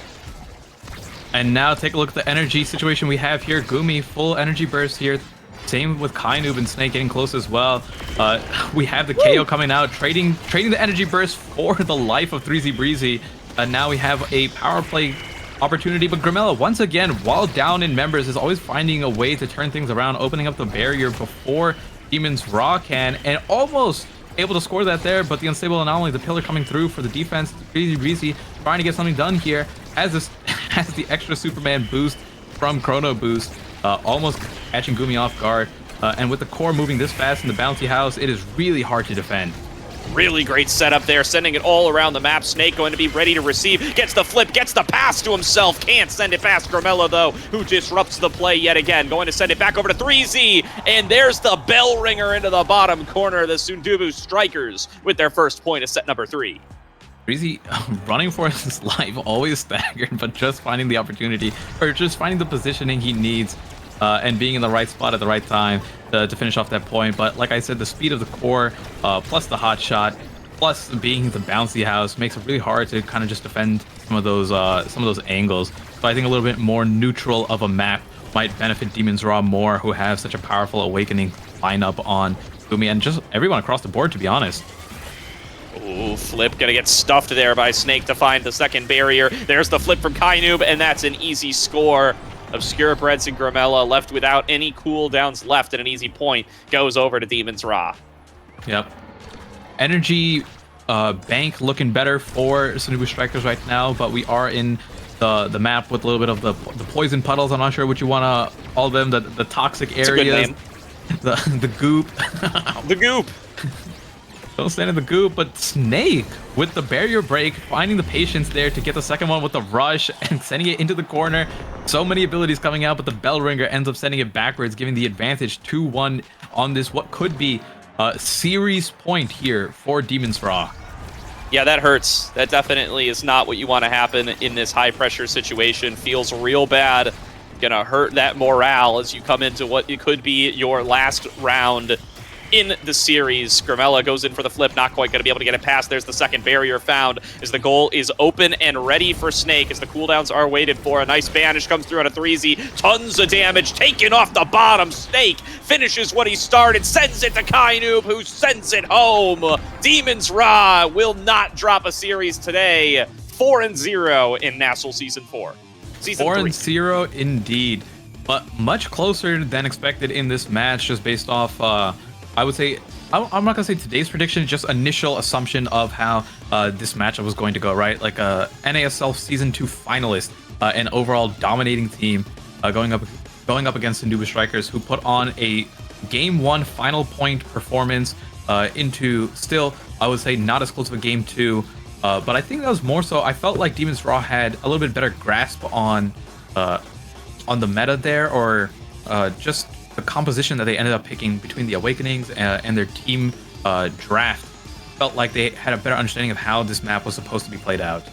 Yeah, it was their map selection as well, and it's one that we do not get to see a whole bunch of. Not been a huge popular pick throughout Season 3, has been the Clarion Test Chamber. I associate with Last Call a lot. I remember they played it a lot during the qualification tournament, but other than that, have not gotten to see a huge amount of Clarion Test Chamber in Omega Strikers competitive lately. Breaking up that kind of streak there is Demon's Raw as they come out with a real dominant performance and show that they've definitely put in the hours to justify the pick.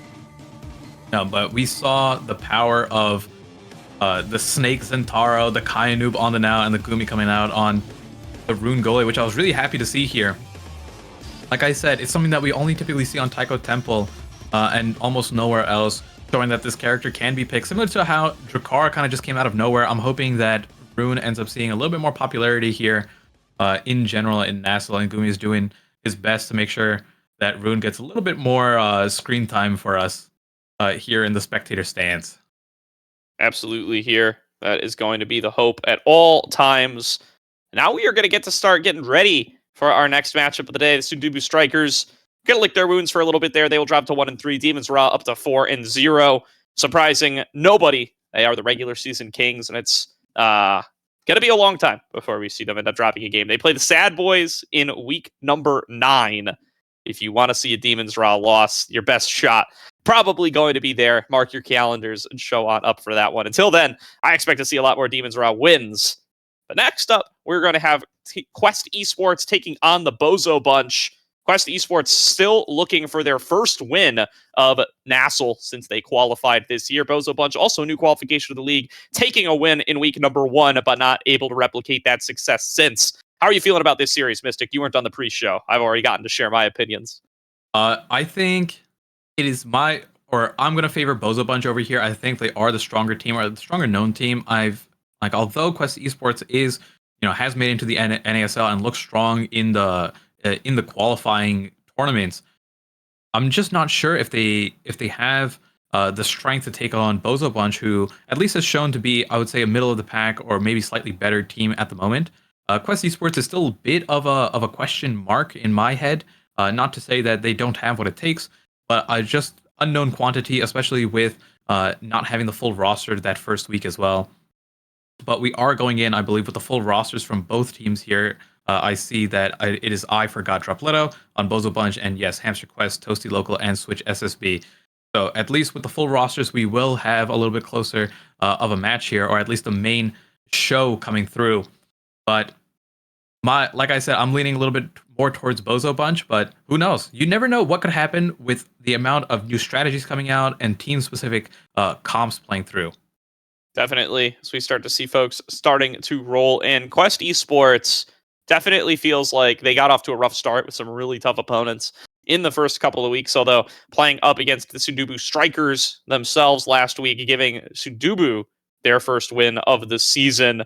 That is going to feel pretty rough, and now playing up against the Bozo Bunch, they're going to look to what is, at least in scoreline, another bottom of the table team. But as we've said, I think both of us believe that the Bozo Bunch may be destined to move up a little bit higher than their 1-2 record shows. We'll see if they can start that journey today. Moving up to 2-2 would put them firmly in the middle of the table. Quest Esports dropping to 0-4, pretty close to a death sentence in this league to not be able to make top 6. Not all the way there, but definitely is a rough way to start your season, and does start to put you in needing a miracle run. And as fun as miracle runs are, you never want to be coming into a week where the miracle run has to start. It doesn't start to be fun until you're like in the midst of the miracle run making it happen. You don't really want to be, you have to lose a lot to be in miracle run territory, and I'm sure Quest Esports would prefer to not get to that position. Okay. And I'm not sure if the map selection is being decided right now or if it's already being picked. But as I see the current map being changed from Clarion Test Chamber over to Amy's Application, it should be a fun start for this first game. Some noteworthy pick and bans characters to look out for here are, of course, the Rasmus, who can pull you into the, with the Death Touch, pull you into the middle hole over there. And then the Juliet, who has such a powerful dash punch capabilities to knock you either to the edge of the map or the center hole as well. So those two characters end up getting usually picked or banned, one or the other. And then Kazan being another one who just has a lot of pressure here. So curious what ends up getting picked up. But Amy's App is usually a fun map to watch. Not as fun to play when you're on the side of getting pulled into the center really frequently. Yeah, no, definitely not quite as fun there. Yeah, so we got the full map selection coming on through. That is going to be Imy's App, game number 1. That's Quest's selection. Game 2 will be on Oni Village. That is the Bozo Bunch's selection. And our decider, if we need it, will be another Clarion's Test Chamber game. So if we get the full distance here, we might get to see ourselves another one. Going the full distance would also mean that Quest Esports wins their first game of Nassel. So that would definitely be a lot of fun to get to bear witness to. So fun fact over here is that Clarion has gone unbanned in 9 of 17 Nassel Season 3 series, but we haven't really started getting it picked at all until this week. Yeah, going unbanned is only half the battle. You have to get a team willing to pick you to actually end up there as well. So as we load in, like I said, look out for these picks or bans here. The Juliet, the Rasmus, the Kazan, most likely going to come through. But we know that Dropletto is like a really powerful X player who has been learning more on the Juliet. And in the meantime, Switch SSB, who is really good at majority of the brawlers, excited to see how that matchup is going to end up going on. Typically, this map ends up being, I don't want to say like brawlers have more agency, but depending on which brawler you pick, if you're able to find those KOs, can be really game warping or swingy if you're consistently finding KOs on someone on the opponent team. Absolutely finding ourselves and finding out what these teams are going to end up going for here on towards Imy's app. Do always expect to see a little bit of Rasmus action either in the ban list or in the pick list when we do end up with Imy's app. We'll see if that's going to end up being the selection coming on through here. Haven't gotten to see too much Bozo Bunch yet this season, at least me personally. Obviously, everybody else has gotten to see them once a week, but I haven't gotten to personally see too much of them. I really liked what they showed us in the promotion tournament. They were qualifying through the upper bracket. They looked really, really great in Dubu Cup as well. So we've gotten a lot of real big Bozo Bunch highlights and hype. I want to see them actually bring that to Nassel. Again, a 1-2 start. A little bit disappointing. A little bit could be blamed on your schedule so far. They did have to play up against some of the big dogs in the Sad Boys. See what they're going to be able to do here up against Quest. Yeah, and I believe Sad Boys had to also play Quest Esports week 1. Yes. So both of these teams It's an interesting way of phrasing it, but yes, yes. I would think Quest Esports had to play Sad Boys, but say it however you like. Point being, both teams here have taken a loss. One of their losses currently is against Sad Boys. Already before even the halfway point of True of the season. Yeah, they've had to play both. They had to play Demon's Raw and Sad Boys, so it was a really rough start for Quest in that 0-2. Of course, then dropping down to Sundubu Strikers last week, going to perhaps eliminate that excuse a little bit, but they've still got time. They've still got a lot of season left to play. But as we said earlier, right, you want to start winning some games as we start to crest over to the mid-season mark. Get some of that pressure off your back to have to make a huge turnaround to have a chance to avoid that relegation. And as you finish that up, we are going to see the Juliet ban coming through for Bozo Bunch. I missed the ban from Quest Esports though. Not sure who ended up getting banned there. If you were able to catch that, Gordo. I did not catch it either. But it looks like the Rasmus is up, the Imy is up. They are both going to be selected by both teams.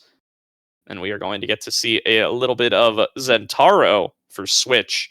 Coming on in with the Era for themselves.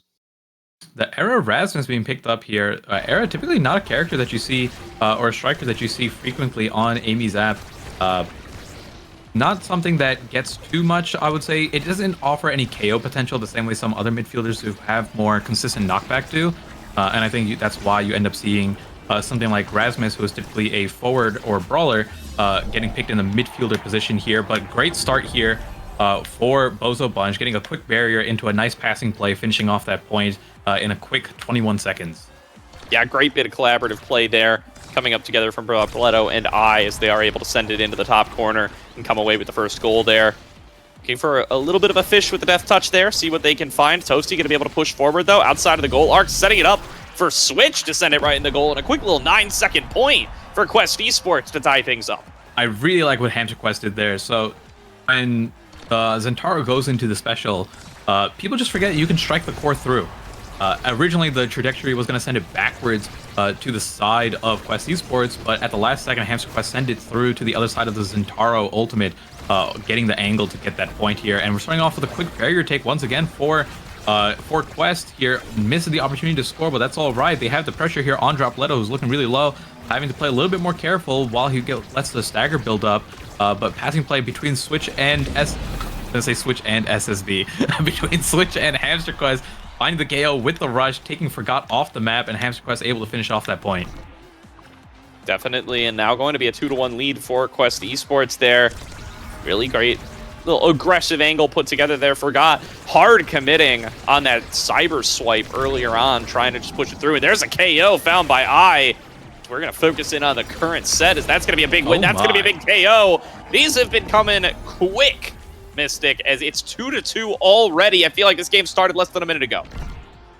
I'm right there with you. And one thing to note, we had 2 members taken off from Quest Esports in that point, as well as Toasty Local using the energy burst and still failing to get the defensive play out while getting his life taken away here. But no, A lot of abilities coming through. Tozy Local not able to find it back in time, and it is Forgot able to get the... No, that wasn't Forgot who was able to get the KO. It is someone on their team who's dropped it. It was Muncher, or I being taken off the map here as the power play comes through. Are they able to get the barrier to even things up here?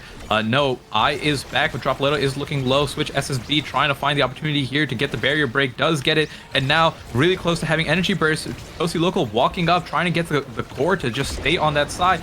But no, Dropletto finds the hook, the death touch to pull it in, but we trade it right back, Gordo. And oh my goodness, what is happening right now? Trying to find the energy burst flame off the middle, isn't able to get the angle here, but Hamster Quest just stalling to let his goalie come back. Yeah, Muncher going to have to buy a little bit of time here. Rather, so they try to push it past. There's going to be the clear coming on through from that magical Maelstrom. We're back into a full 3-on-3. Another big commit from Forgot, but they jump back in time to be able to keep up the defense. Really nicely done there, as they are going to be able to keep this volley alive. Dropletto looking for the breakaway. Another KO found by Hamster Quest, who wants to push it in. Another commit on the cyber swipe. Will not find the goal, and that's going to be set number 1 going over to Quest Esports. I love how Hamster Quest and Switch SSB were able to sync those up once again using the Rasmus primary, the pendulum swing. On the same time as Switch comes in with the Zentaro rush to just ensure everyone is hit stun, someone is getting KO'd off the map, this core is going in, and the Rasmus Hamster Quest getting the first pick here with oh man, this is dangerous. Getting the specialized training here on the Rasmus is always scary to see. Zentaro getting the heavy impact, but as we trade off the specialized training, we do see Dropletto getting the Deadeye, which at least can compare quite a bit in terms of the effect they have. But specialized training, something to keep in mind, is works point blank and doesn't need that activation of a certain amount of distance, I believe 550 range to activate. Definitely. Dropletto juggling here, taken down by Hamster Quest again, who has just been an absolute sniper so far with those death touches, and maybe showing why Quest values this map, as they are definitely having a really solid performance out of Hamster Quest on it. Trying to push forward for the barrier. So far, Forgot has been lock solid on the defense, though, and will not let anything go through. Dropletto pushing it past Toasty and finding a goal for the Bozo Bunch. If Dropletto didn't find the point right there, I'm pretty sure it would have ended up going over to Quest Esports, as both their midfielder and goalie were eliminated from the map. But, you know, sometimes you have to make the miracle play there, and just a simple strike is enough to get it. Dropletto find the KO onto his opponent, Rasmus. Hamster Quest being taken off the map here. Toasty. And, oh my goodness, so much aggression, choosing the time when his teammate was down, rather than go back and hunker in. Chooses to go forward, get the KO, get the barrier here. Now power play for themselves. Toasty Local, great play there. Switch SSB trying to get the oh my goodness. I was going to try to get the core over to Hamster Quest, but instead Hamster Quest being taken off once again by Dropletto, who's showing a little bit of prowess on this Rasmus over here. Nice glitch plot placement there from Forgot. Will be able to clear things back out. Blinking forward again, trying to get it into Dropletto's hands as they look to pressure on towards the barrier. Switch, though, now going to be able to advance forward on the power play as that KO's found on the other side. Going in for the rush, not going to be able to find the core. KO's on both sides, and it's going to end up costing the barrier for the side of Quest Esports. Forgot, though, 1 versus 2, now 2 versus 2, as I is able to rejoin the fray and try to set up for their teammate. There's going to be the push in from Switch, though, and Switch gets it off the Oni's blade and slashing strike combo. Great use of the ultimate there to stall it into the corner, build up the passive to get the dash, and able to score, tying things up 1-1. But what a bloodbath we have here. It's not about the damage coming through, it's about the knockback, the stagger being pulled into the hole, into the middle. That's causing so many KOs constantly. Like I said, what a fun spectator game or map to watch. I'm not sure if you're the one being KO'd constantly, if it's fun for you, but hey, thank you for bringing us to Amy's application. I'm having a great time watching this game. And it's definitely fun to be the Rasmi, as they manage to continue to get themselves tons of KOs and stack up those stats. As Dropletto with a little bit of a scoring opportunity there, not quite able to convert, but goes in with the Whiplash, trying to set up for I to be able to come in and try to find a score of their own. Magical Maelstrom coming through on the top side, not really going to get involved at all, as there's going to be the Oni's blade from Switch. Switch not able to find it past that barrier. Dropletto gets it back up to I takes the shot, not going to be able to get past Tosi, who still does have access to that flip as soon as they need it. Pendulum swings, traded back and forth. Hamster Quest able to push it past. They find the barrier, they find the goal. Switch puts it in again off a nice core flip. I mean, great firewall sentry as well from Toasty Local, right? there was almost no angle to clear that out. Jumping in and setting it up and then dipping right back, that's kind of what this Amy does. But as long as your forward combo is able to keep the pressure up and keep the core on the enemy side, the Amy is able to just add so much more to that. But in terms of goalies being KO'd and the Rasmus popping off, it seems like Toasty Local is the one being taken off the map quite a bit in between the two Imies. And as I say that, one more being traded away as I gets eliminated from, I don't even know who took him out, but both barriers being dropped, and now we are once again in a position where let's see who gets the KO and leads this into a point. Yeah, another big magical maelstrom attempt from I, not really going to find its mark on anybody, and forgot. Over aggressive with the cyber swipe, sends it too far, cannot block that shot, and it'll be 3-1. Quest Esports now up 2-0. 2-0 here, but it is really funny. It looks like Bozo Bunch are the ones getting more or every time I see Toasty Local get KO'd, I'm like, oh no, this is it. Forwards in the net, they're not going to be able to hold, but they end up always converting that into a score somehow. And I didn't get to talk about this in the pre-map selection conversation here, but Knife's Edge, one of the most contentious picks on, or awakenings on this entire map, because the edge of the map gives you that extra speed boost and power. The circle in the middle, the hole in the middle is considered the edge of the map, meaning anytime you are in kind of just like where the Magnetized Souls area or the middle of the map, either above or below the Ami Zap hole, you just get speed boost. And you can see Hamster Quest having that little bit of circle, that white ring around him indicating the extra speed and power.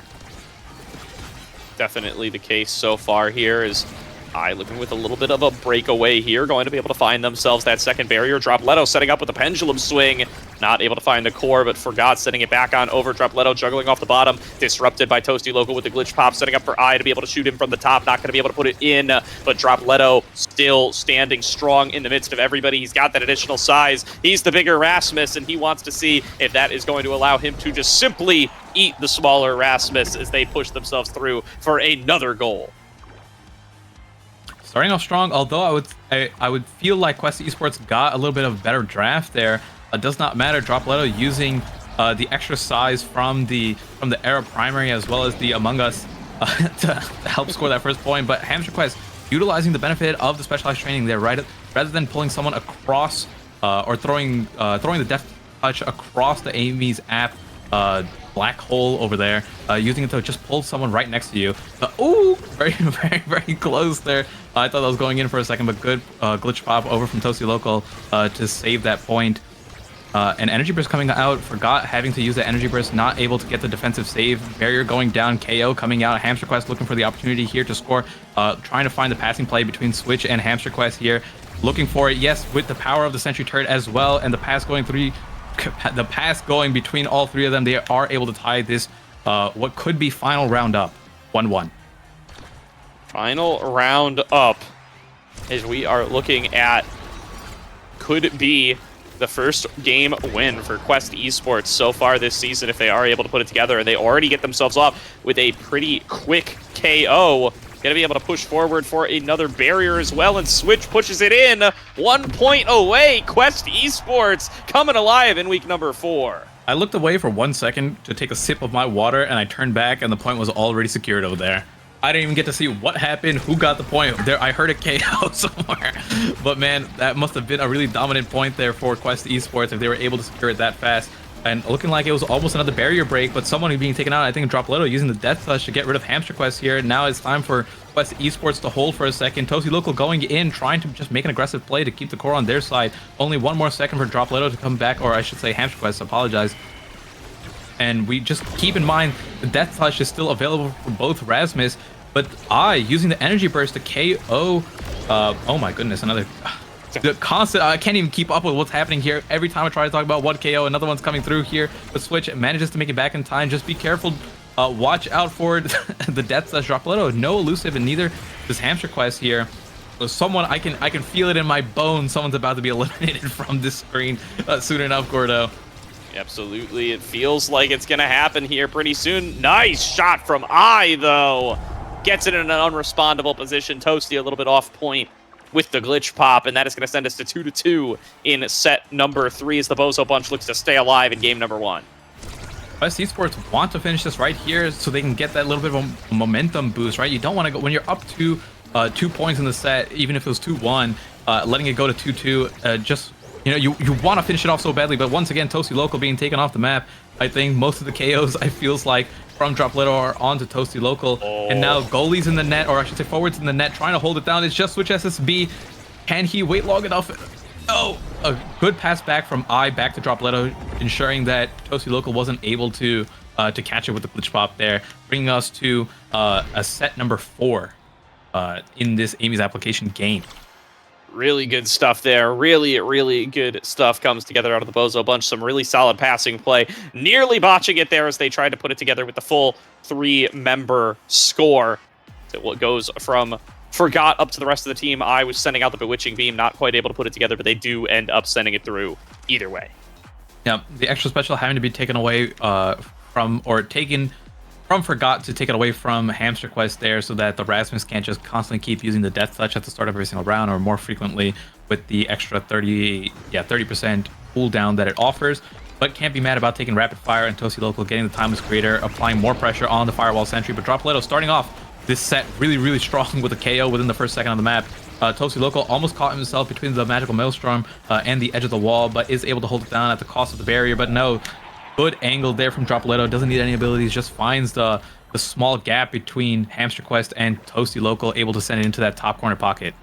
Nice little over-the-shoulder shot from Dropletto there, going to end up with the first score of set number 4, going to the Bozo bunch as they look to restabilize themselves here. Coming in as the favorites for the day.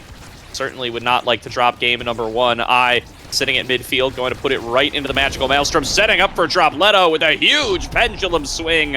Finds a KO and a goal all in one. Big pendulum swing, and one thing to keep in mind here is that Rasmus has the Deadeye, which typically you would expect only to work on the Death Touch from far away. But 550 units is closer than you think. Oh my goodness, what an interaction there. The rush being able to save Switch SSB, almost getting sent into the middle there. But immediately a barrier being taken away here, trying to trade it back. Looking really low, might just get sent off from Stagger rather than knockback here. But Dropletto being really, really aggressive, trying to find the angle there. Almost gets it. The core is just bouncing on the goalie line there. It is so close to being cleared out, but at the same time, I mean, that was a 3-0 finish from Bozo bunch. I didn't even notice how quickly that set went.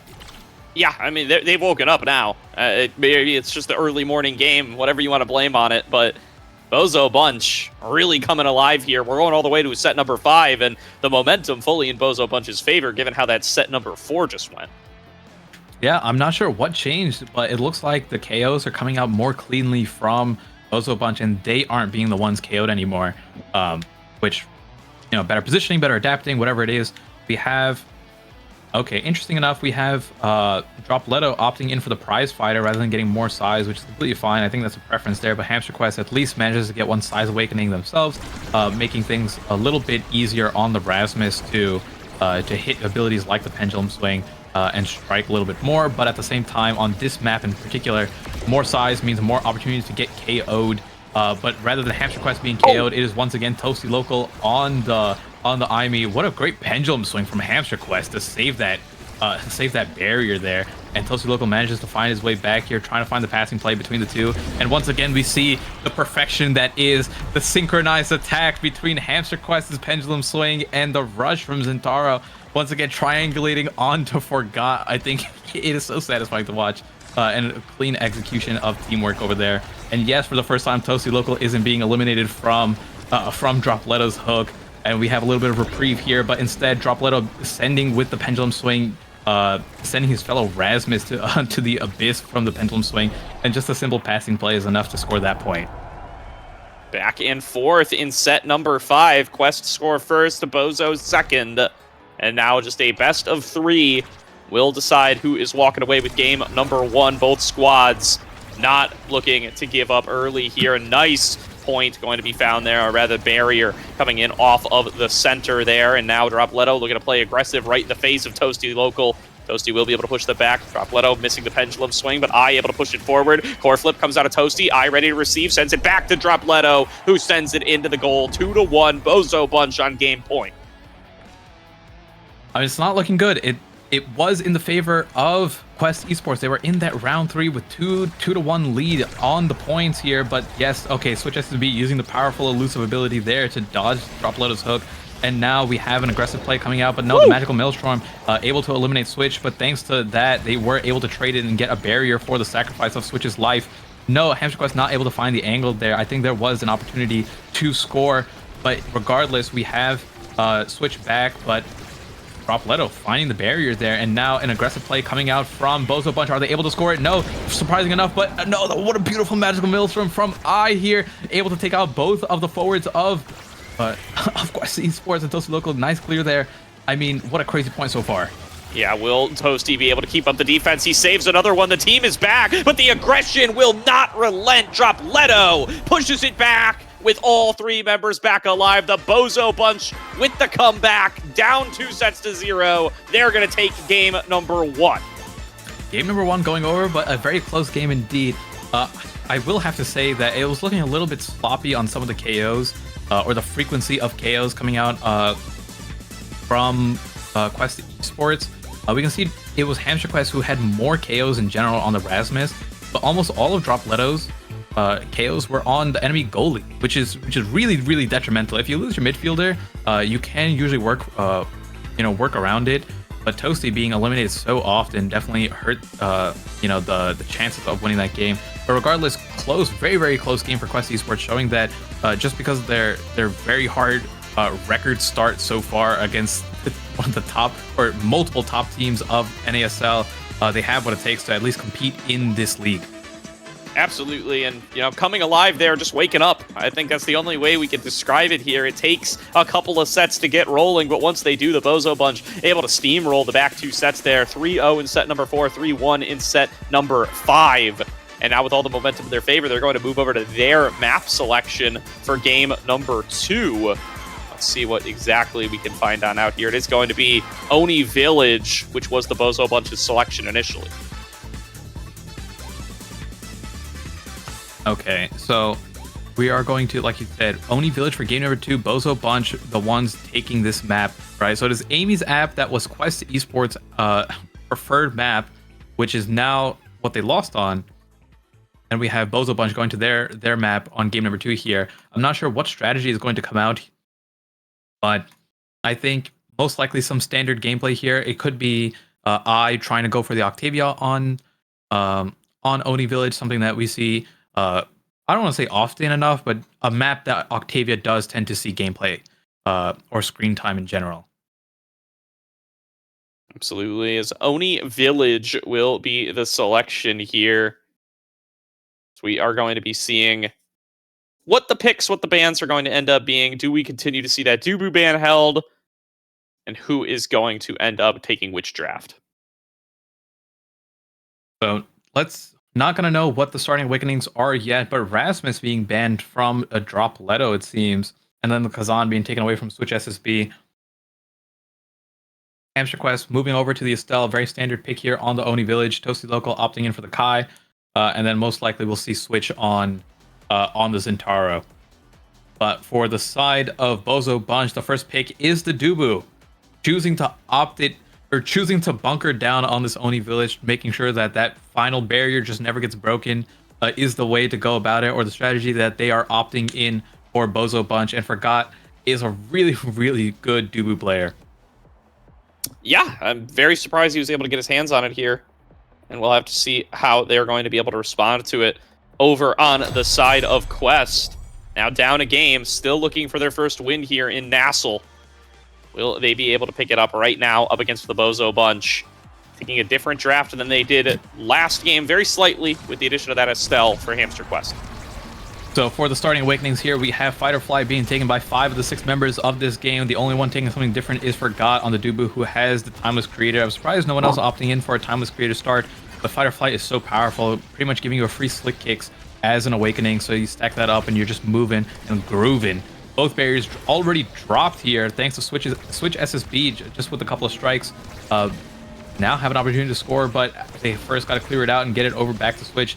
Nice clear from Toasty Local here, trying to set it up, using the passive to try to push it in, but no, not enough. The Dubu Summer Assault able to stun it long enough here, and it is once again the rush, the Zentaro rush, able to get a KO with Hamster Quest sending in the goal.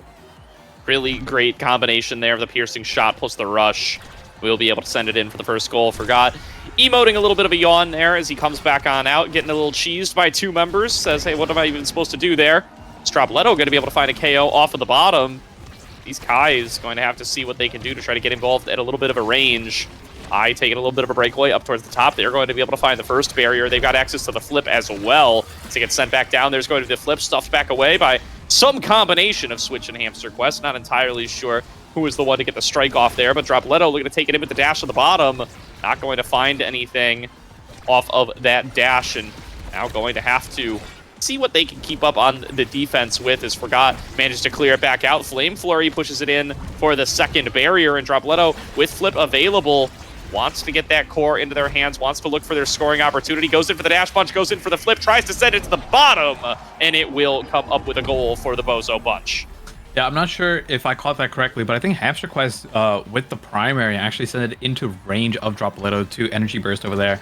Awkward timing, definitely not what was intended there, but good use of Dropletto to adapt to the situation, find the angle with the Energy Burst, and finish off that point. But Switch, just nice dribbling and bouncing around, getting a nice strike to get that top barrier here. But typical Dubu action is going to be bunkering down on that second barrier. And as you can see here, for the sacrifice of his entire stagger meter, Forgot was able to clear it out, and thanks to that, the forwards were able to break that final barrier, and his Toasty Local looking really, really low, having to use that eject button to run up just to make sure he's not too close to an edge, and ends up getting eliminated. Yeah, Forgot staying on the defense, getting it back into I. Forgot trying to set it forward once again. Crystal Thorns trying to clear it out towards the bottom. Dropletto looking for the shot. Does get it past Hamster Quest yet again. 2-1 for the Bozo Bunch. They stay grouped up. They start emoting, and they are feeling like they are still in full force after that comeback in game number 1. Oh yeah, Bozo Bunch doing a great job right now of converting these clears from Forgot into a barrier break or scoring. You can already see one barrier being eliminated for Quest Esports. Forgot having to trade one right back, but again, it's always the second barrier that is much harder to break. But if you are Forgot on the Dubu, you have a much better chance of holding it down thanks to all your stuns and hitboxes that you have coming through from like the log, the Tofu Fortress, from everything. So it's going to be a matter of, and the forward pressure or the assistance of the range from Toasty Local help more than the lockdown that is going to be Dubu.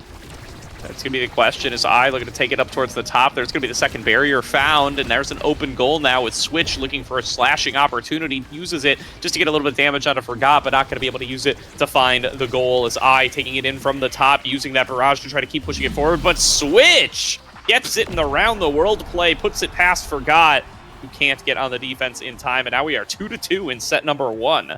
And tying things up, a lot of those barriers that are falling seem to be just...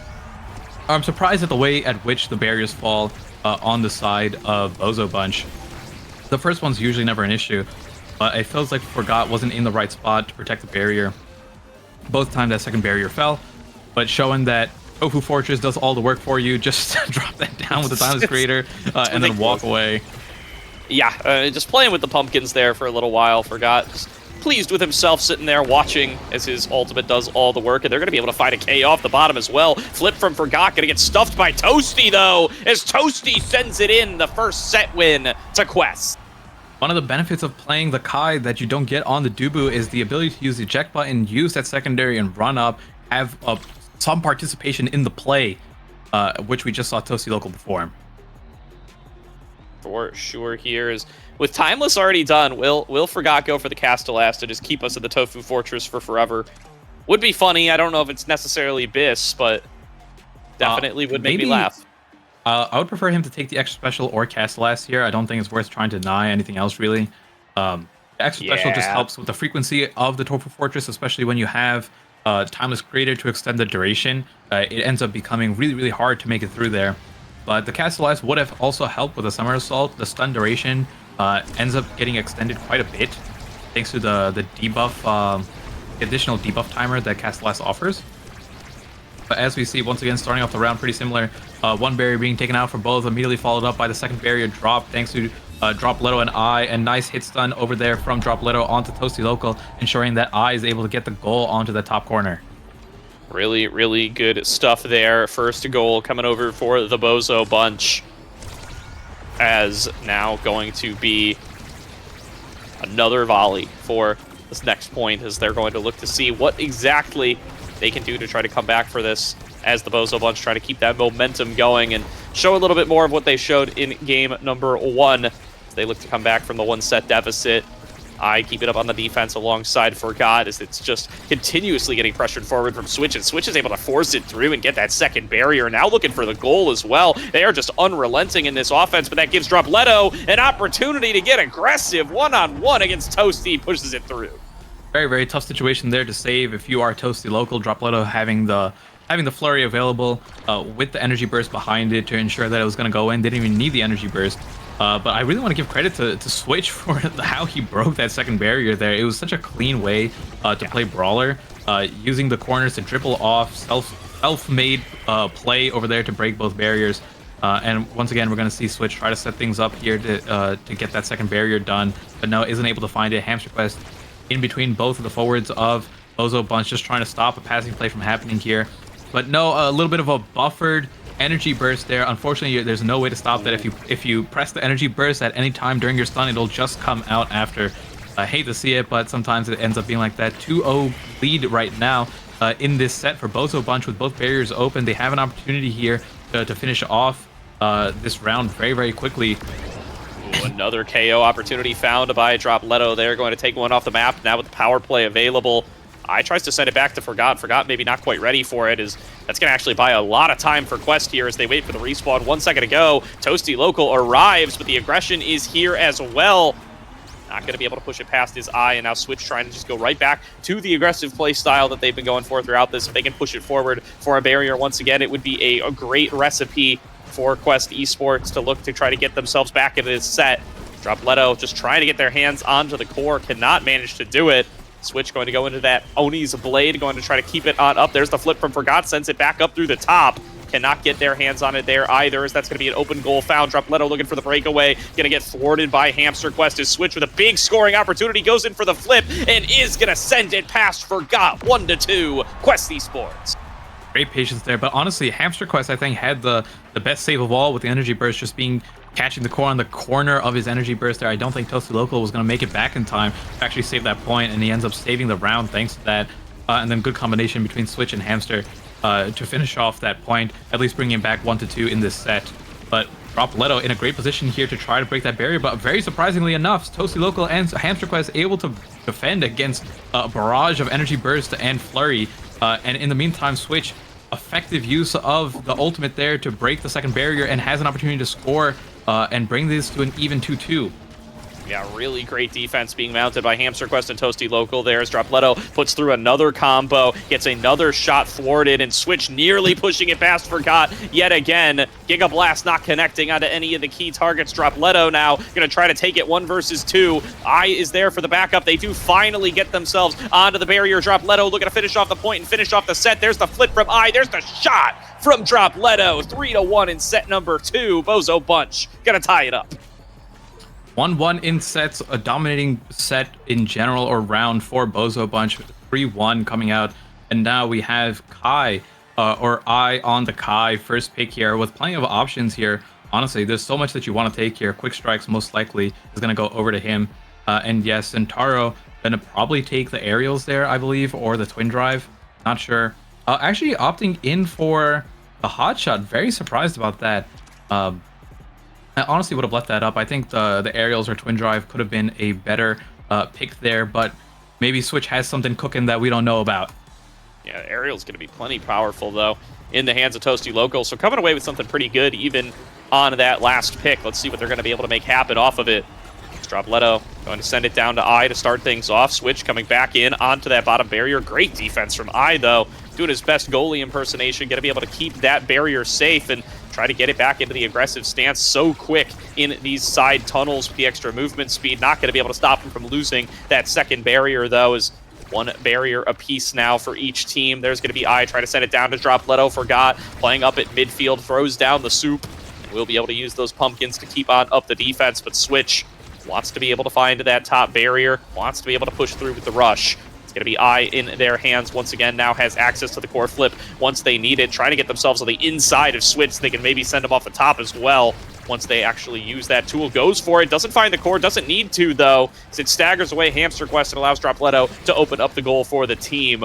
Seeing what they can put together now, trying to get a breakaway going. Switch gonna get stunned back away by that Tofu Fortress, getting it back into Dropletto, going in for the Flame Flurry, punches it in, and that's gonna be 1-0 to start things off for the Bozo Bunch.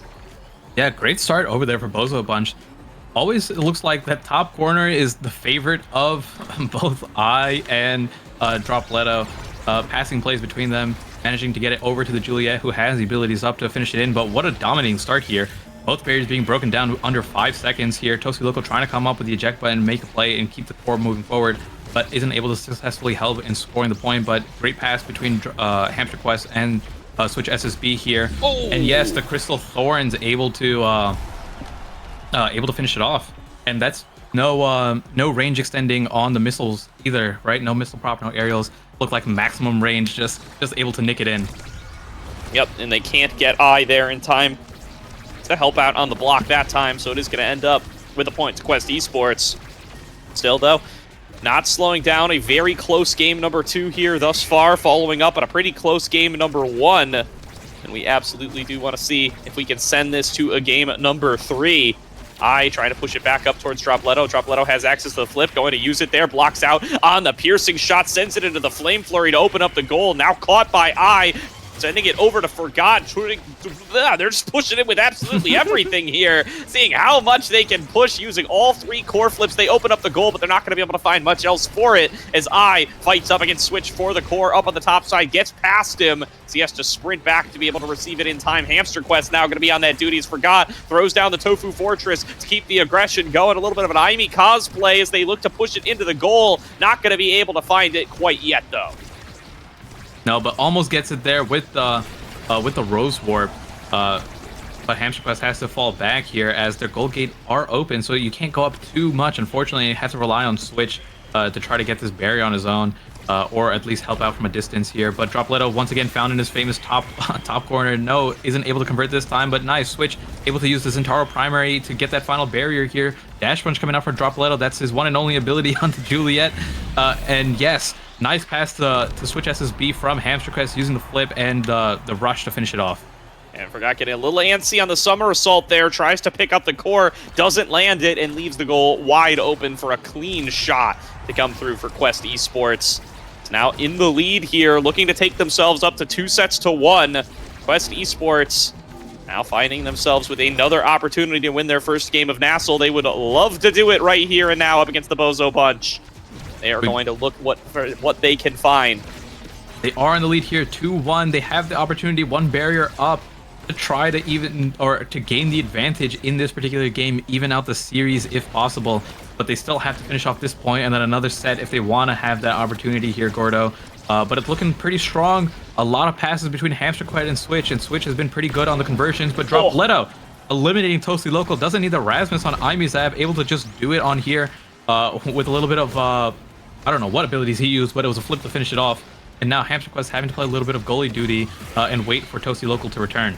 Yeah, trying to send him off the bottom is Eye. Not quite going to be able to finish off Switch, who was able to keep aggressive for long enough to buy time for the respawn to come on through for Quest Esports. Eye, though, on the breakaway, trying to send it past Toasty. Dropletto passes it up. Eye distracted by Switch, sending him down with the barrage as Forgot tries to clear it out once again, using that rollout. Throwing down the Tofu Fortress as well, but now it's coming in from the top side. No more defensive tools available, but buying enough time here at midfield. Dropletto going in for the dash punch. Doesn't find his way out of the core, but pushes back Toasty. While he's at it, there's the second barrier found by Switch. Looking for a score. 1 versus 2 here against Eye. And right between the two of them, neither can catch it in time. A big field goal there from Switch on NFL weekend.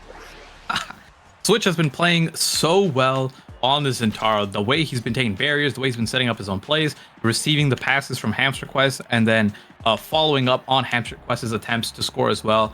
I mean, this guy's MVP in my eyes right now. But before we get a little ahead of ourselves, or before I get ahead of myself, it's time to finish up this game. We have an opportunity here for Quest Esports to take it away and even things up. Let's see what the draft is looking like. Heavy impact taken over from Switch. Chrono Boost going on to the Kai, which is really dangerous. It's something that you could even consider denying if you're on Switch. Besides that, Stagger Swagger for Hamster Quest, a little bit more speed on the peak performance for Toasty Local, and then Reverb and Specialized Training for Dropletto and Forgot, respectively. Yeah, nice aggression here from Dropletto, looking for both barriers, going to find it with some assistance from I at midfield, coming back alive here, getting angry now as they've lost 2 of the sets here. Looking back as they did in game number 1, Forgot sends it back over to Dropletto, who now has access to the flip Giga Blast to get it past Switch and Hamster Quest, but they're able to retain control. Piercing shot not going to connect as they're pushed out of the way. Forgot Summer Assault to keep Switch away, but they are going to be able to find their way out of the second barrier either way. I going in for the flip, sending it towards Dropletto, who punches it through for the first point of the set to the Bozo Bunch. At least they get some flips out there, but tough point to save. Dropletto in the face of the goal line there with all of the Juliet abilities plus Energy Burst is always enough to secure it. But now going into this second point, I mean, this is starting off exactly like Amy's app. We had a 1-point start on this 2-1 lead in sets, exactly like the situation here. Let's see if Quest Esports can change things up from the last game. And secure not only this point, but the rest of the set here. Look for the passing plays. Do you have Hamster Quest available on the bottom? But sending it back up to Switch, not able to secure the point here. But Hamster Quest trying to look for a play here on the bottom corner. Doesn't have any abilities up to follow up with. And Toasty Local using the eject button to help give some pressure on the offensive push. But Forgot having to use that energy burst instead to clear it out and even things up a little bit. Yeah, good stuff from Forgot, but now without any tools to keep up defense against Switch, who puts it in for another one. 1-1 in the set. Quest Esports 2 goals away from a win and from earning a game number 3. Will they be able to pull it on off? I looking for a breakaway on the bottom. Going to find a barrier. Maybe not the one they were going for, but they're going to be happy to get it either way. It's I trying to keep on up. Switch stealing it away, though. Going to find himself at least one barrier, and now in a one-on-one up against Forgot that they will win with the backup of the rest of their team. Going in for the dash now. Switch wants to score here. Snagged away by I, but not done yet. There's a KO on the Forgot. 2-1 for Quest Esports. 1 goal away from going to game number 3. Okay, just like I said a moment ago, we've been in this exact situation, Gordo. And all Quest Esports have to do is clutch up one more point there, and they can take this on to game number 3 here, a more neutral map. But Dropletto starting off aggressively. Toasty Local with the energy burst to trade back the kill on Dropletto here, and now is just trying to find an opportunity to get it over to Switch and see if they can get this barrier. But no, it's most likely going to end up being both forwards, or the midfielder and the forward, returning back to this game. And now Hamster Quest trying to find that final barrier there, but Forgot able to save it, send it back over 1-1 in terms of barriers. And we have a little bit of triangle play here. Toasty Local being on the forward half, trying to keep the core forward, while Switch and Hamster Quest do their best to get their final barrier. And successfully, they do find that final barrier here. But as I say that, Dropletto and Muncher, or Dropletto and I, able to return the favor here, and goal gates open once again. 10 seconds to overtime. The core is about to start moving crazy, and it could be anyone's point. Absolutely, Switch wants it. Switch has it now for their one-on-one. Forgot commits to the Summer Assault, manages to stop the aggression, sending it back over to I, who wants to push it in through the top. And there's the Flame Flurry from Dropletto to get it 2-2, going to the full 5 in set number 4. Bozo Bunch trying to keep their chances of a 2-0 sweep alive. Quest, they want their first win, and they could get it right here, Mystic. Oh, they can taste the win here. They're playing so well in general. Both teams are playing really, really good. But it could be anyone's game. Just how the points end up going. Oh, the particle accelerated, the core flip, being able to get the core on the opposite side. And yes! Able to find the point, setting things up 1-1 in the series. Quest Esports have a chance to take this as their first win. And they can put it down in their calendars as their first game win anyway. Nassel finally able to get themselves a win in it. Quest Esports, very, very well done, but they can't be satisfied with just that. They want to come away with a win in the series. They want to move up to 1-3. They want to tie up with the Bozo Bunch here off the back of a win. And looking like they have what it takes to do it now, as they manage to close out a game in number 2 in a 3-1 fashion after just barely losing that first one. Yeah, and I'm going to say my critique for this game here, Gordo, is I felt like Forgot was not getting as much value here on the Dubu. A lot of these Summer Assaults were looking like steppy rolls, if anyone's familiar with the term. Going a little bit too far, too wide, and just not I was expecting a little bit more defense out of the Dubu for choosing a character that is full lockdown rather than something like Kai that can offer a little bit more aggressive help here, right? We saw Toasty Local multiple times use the eject button to come out and help with the play, to help pass it off and even score that final point there. And as the trade-off was a little bit less defensive, but it felt like an equal amount of barriers were constantly being dropped from both sides. Absolutely here. Lots and lots of goals coming on through. And just a pretty quick game all around, I gotta say, especially in the early stages. Those first couple of sets just rocketing through. So now we are going to Clarion, second time today. We look to see who is going to be able to come away with the win here in our second series. This was not one that I predicted to go the full 3, but definitely happy to be here for it, Mystic. All right, entertaining to watch. They're giving us a great series. We've been to set 5 on both games now, and now we have Clarion Test Chambers coming through as our final map here to determine who is going to be the victor of this match in NASL Week 4. Absolutely. Just getting everybody ready to go here. Lots of ready-ups from both sides, and we are now in the queue. We'll be kicking off to Clarion Test Chamber here in just a few seconds. And as you said, this is the neutral map. Both teams winning on each other's map selection, so that's definitely a little bit of an interesting tidbit there. We'll have to see how this neutral map will have influence. Clarion Test Chamber coming through again. So once again, we're going to see what the bans end up being here. Currently, hovered on the era. Did not want to see it. I, being such a profound era player, just dragging that ban right out of Quest Esports. And instead, will most likely, I mean, I think we've been seeing Kazan bans coming through. And yes, Kazan ban once again comes through here. They do not want Switch SSB on this character. Toasty Local opting in for the IME, it looks like for now. Not sure if it gets locked in. Yes, and we're going to see possibly another Jakar pick in Nassau, one of the more primary picks, but no, he's swapping over to the net. What? Does he lock it in? Yes, locks in the Jakar. I love seeing the Jakar. Just a character that never used to get that much picks, but now I'm looking on the other side of the screen here, Gordo, and I see a contentious character. Eye on the Octavia, a character that is make it or break it, and go crazy nuclear with the proper awakenings and take over the whole game by themselves if the stars align. I like the choice. Yeah, it could be a very divisive game here. I like the choice given what we've seen today. I think I has been showing up the most for the Bozo Bunch on the day. I think they've been playing pretty well. And just putting the rock in their hands, giving them the opportunity to try to be the big carry here, and pairing up alongside Dropletto. Dropletto going to be able to find both of those goal barriers here in an instant. Forgot not able to keep up with the defense, though. On this IME goalie, changing gears here pretty fast. I try to clear it back out with the base drop as Dropletto arrives to the play, looking to push it through, and Toasty just can't touch it in time. First point to the Bozo Bunch. Yeah, Bozo Bunch able to recover so far. At first point, it was looking like I was going to get his stagger completely drained and then knocked off, but using the ultimate there to help sway off some aggressors to keep himself unstaggered here. But Switch starting off this point strong with the first barrier break. Dropletto trading it right back, has to use the X Maximus, might be able to get the second barrier, but no. Good clear from Toasty Local, able to survive both the Firewall Sentry and the X Maximus, but has no elusive and very, very low stagger here.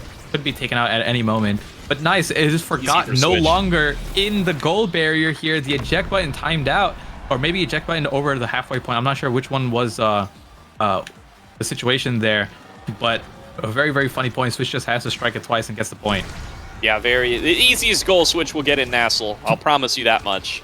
It just walks it on in, is able to get that one nice and easy. And now looking to try to force through another one. Forgot, though, able to keep up on the defense. There is going to be able to pop on off, picking up that center point and able to stack up quite a bit of flow while they're at it. They do appear to have dropped it now as they find themselves staggered. Dropletto going into the Maximus, though, trying to push it forward. There's the flip from not able to get it into Dropletto's hands, though. Finally, somehow, Dropletto gets a hold of it. There's going to be the KO onto though, and without Octavia, this power play going to be looking pretty good here for the side of Quest Esports. Dropletto has to fall back and help out on the defense alongside Forgot, as now they're going to look to duke it out for this size boost in the middle. Coming back on up, it does go over to Hamster Quest as another aggressive play onto Forgot, certainly going to be coming in onto the future. Going to force out that evasive with the base drop as Hamster Quest finds themselves KO'd off the bottom.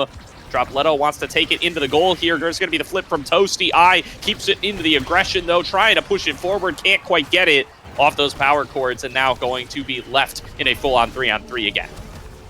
Able to make it back in time, not able to capitalize. Just as I say that, the X-Max is increasing the size. One big punch over to Toasted Local sends him into the goal box. That is 3 full stacks of prize fighter over here for Dropletto on the X, who also has the Van Braces to ensure that they stay alive at all times, and making it an advantage here 2-1 in this first round for Bozo Bunch. Looking to make it an advantage for sure as it's pushed out yet again. Switch trying to take it in. Look at that damage.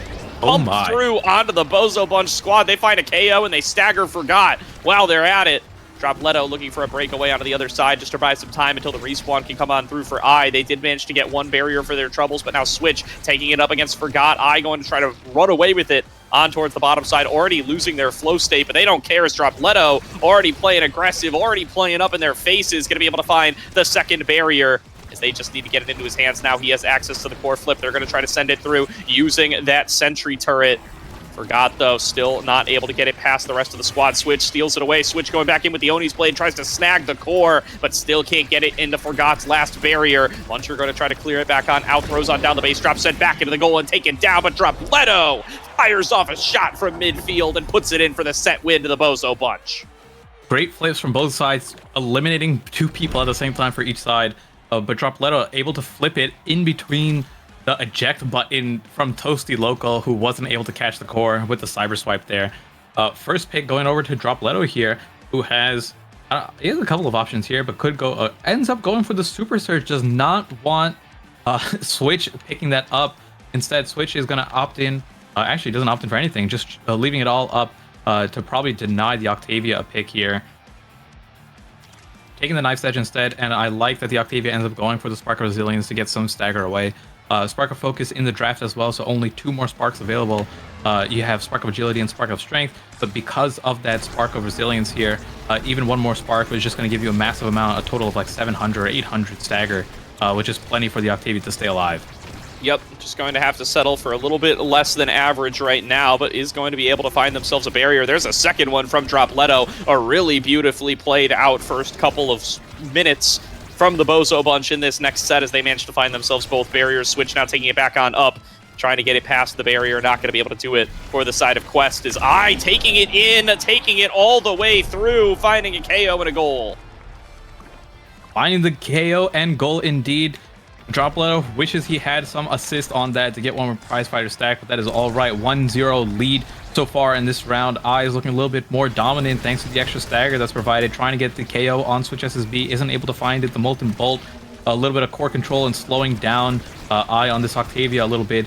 Trading over the Firewall Sentries, but Hamster Quest finds the KO with the Missile Prop assistance onto Dropletto there, eliminating the prize fighter, giving him 1 less awakening so far in this draft. Or in this round here.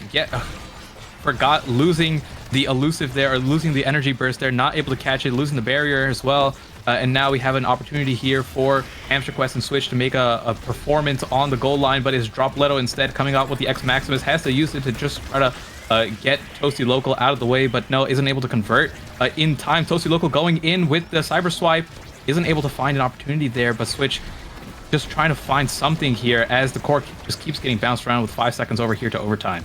There's the sentry turret trying to set up for Dropletto. Hamster Quest sneaks it past with the lock and load yet again, goes in for the flip, sends it into the bottom corner, and will tie us up at 1-1 in the set.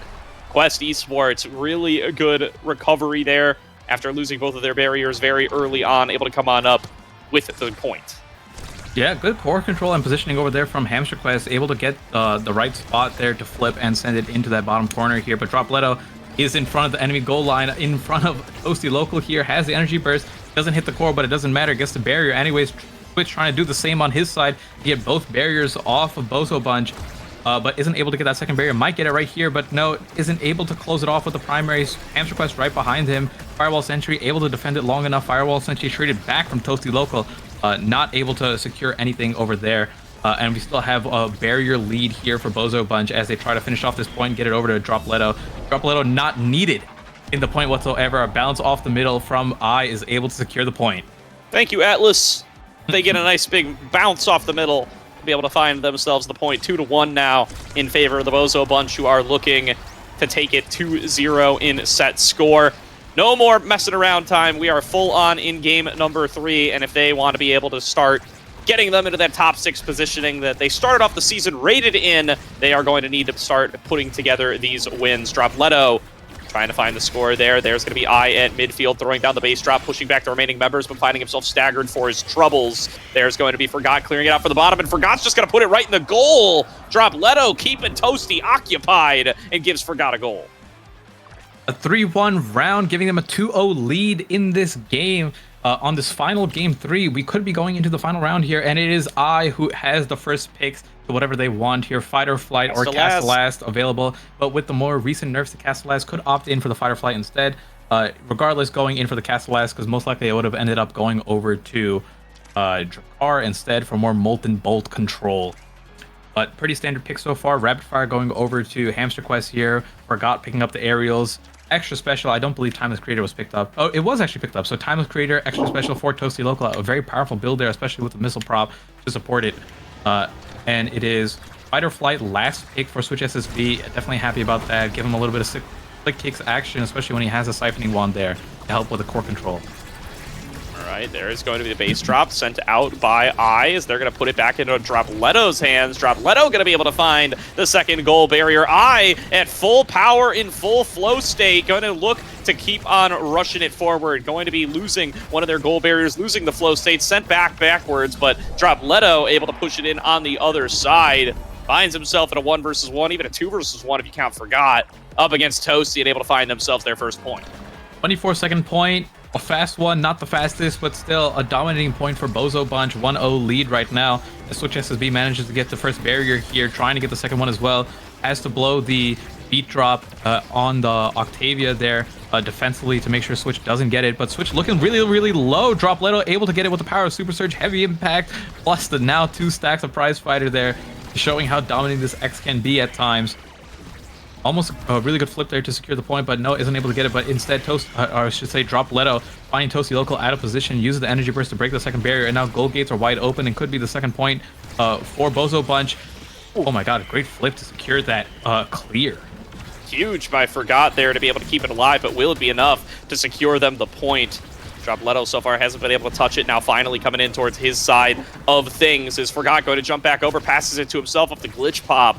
Nice positioning there, but Switch with the slashing strike available wants to send it forward, doesn't land onto the core. There's going to be Hamster Quest pushed up to the top at risk of getting fully KO'd, but he's totally out of the play one way or the other as Toasty sends through the sentry turn to try to clear it on out. Forgot brawling with Hamster Quest over on the other side, puts it back into Eye's hands as Eye wants to take it away, but Toasty sends it past the goalie once again, and we'll be able to put it in the goal. 1-1 in the set. 1-1, Toasty Local using that power of the IME eject button to help secure the point there, or to secure the point actually. And now we have the Molten Bolt coming out. Dropletto being taken down to half stagger here, but because of the Van Braces is able to heal it up very quickly here. 1 barrier for 1 so far. Switch SSB trying to find the second one, but no, it is Dropletto who finds the X Maximus pop, getting in position to get that point into the goal net. Eye trying to look for a pass onto Dropletto, and it might go in just from that single strike. Dropletto finds the top pocket there with a simple strike, and it is able to go past. A little bit of NFL action, like you said once before, going past both Hamster Quest and Toasty Local.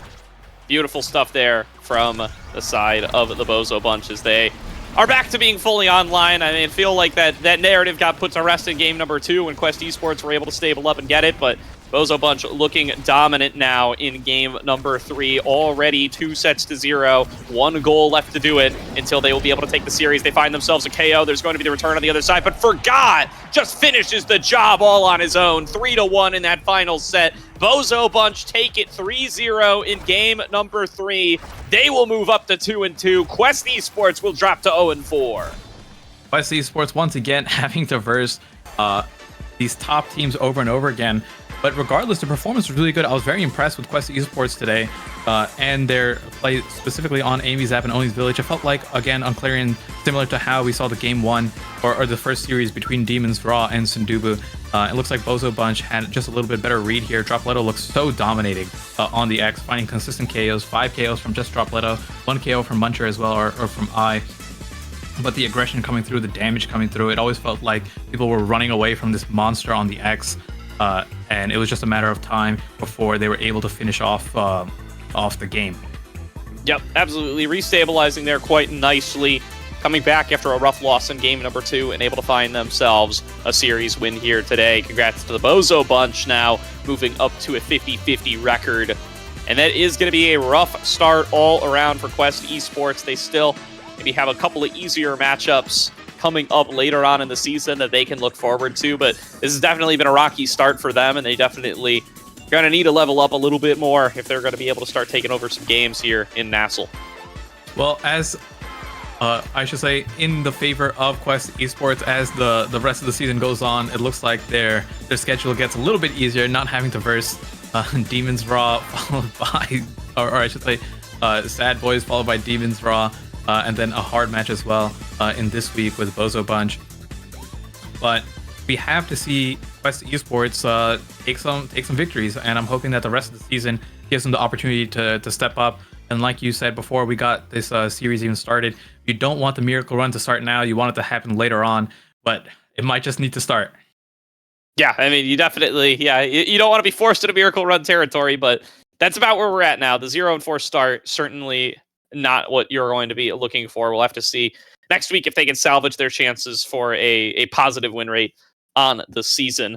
But overall, not what you want to start on off that split. So looking like that's about going to be it for us on the day, Mystic. We've got Bun Bun Bonanza taking on Era's Kitten Club coming on next. You're going to have a couple of new casters for that one, but that's going to do it for our section of the day. So thank you guys for hanging out with us. We're going to throw it to a quick break here in a moment. Anything you want to say to the squad, Mystic?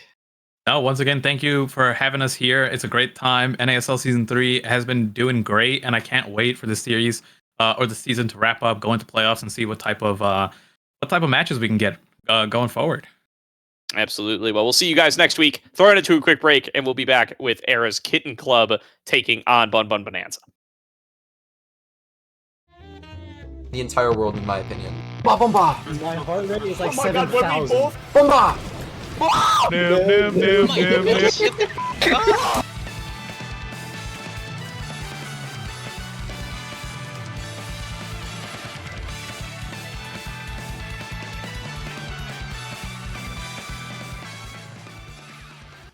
Gordo, I can hear the comms already. Huss Bets, aka Joker, definitely decided to say, guys, it's time to win. And him and Leo Leon together have been putting on a performance, Slop holding it down so well. And it's looking like a completely different game than just a few minutes ago.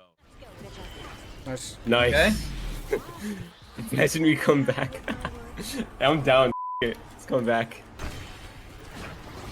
Nice. Come on, boys. Good job. I'm so down to win this. What the f? Let's go. Yeah. Nice! Let's go. Let's go. Come on, boys. Okay. This is the funniest game I've ever played. Like, I'm not even tilted. I'm actually vibing. There's one. Nice. Keep it in the corner. Keep it in the corner. Nice. Come on. Get it mid. Get it mid if you can. I don't care if it's bad.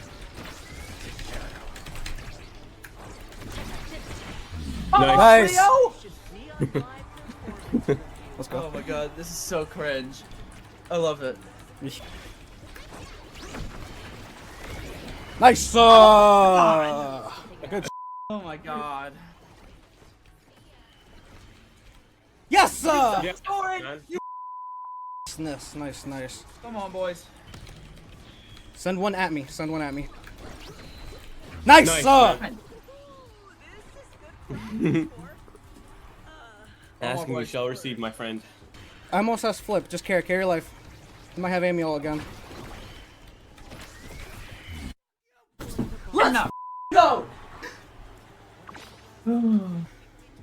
Dude, I was so happy I wasn't tilted and I was laughing the whole time because if I was tilted, I would have played so much worse. I was just, hey, I'm down to win it. That calm was so fire, bro. I hope that's mic'd up, mic'd up, mic'd up. Holy You good, Slop? that's the perfect mic'd up moment. Oh, what the f is that 30 cash game? Oh, my. Dude, what? Katsuna. What the f was that? It's okay. You don't need it. Hey, bad guys. Oh, guys, well, not for replay after this. Noob alert. Watch this. Wait, what is this guy doing? Yeah, where's he going? Up. Watch Straight this. To you. forward. What the f are you doing?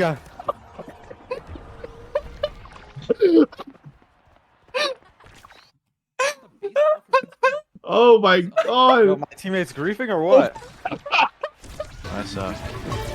T-Time. Whoa, Zoro. Whoa! Alert. Oh, a little Nice try. greedy. That was going for extra credit. Nice one, actually. Oh my god, he one-shot me.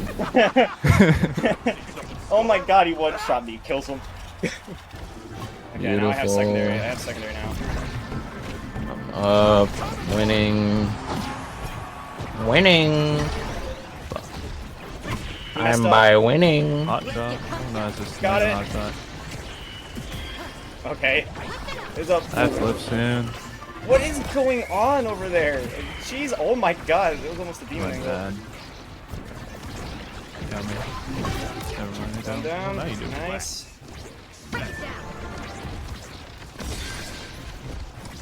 Give me a kill! Took.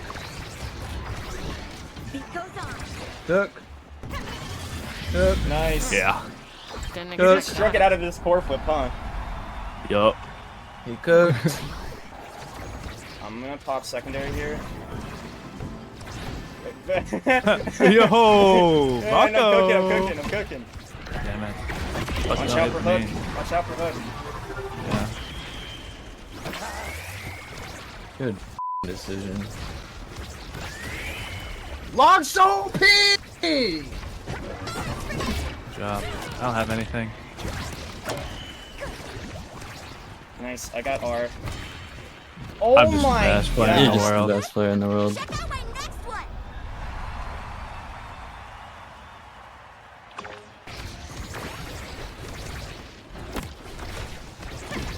There we Wow, you're nuts. Let me flip. Oh, weight of the world on my shoulders. Guys, what if I went Julie midfield? You've picked a rose. And But we're can you gonna handle sub you out the next game if you do. Alright, we got it. Play safe. I won't die. Holy Drew? Dangerous. Wow. Nice. Alright, Drew, you're just a Clean game. beast. Clean Good game. holds, pineapple. Thanks. Oh my god, I mean... Okay, I hope that was a lot better than last week, Fudgy. See, when I can just win every strike war now. Yeah, it's crazy. That was so sick. That was sick. That was really cool. Go.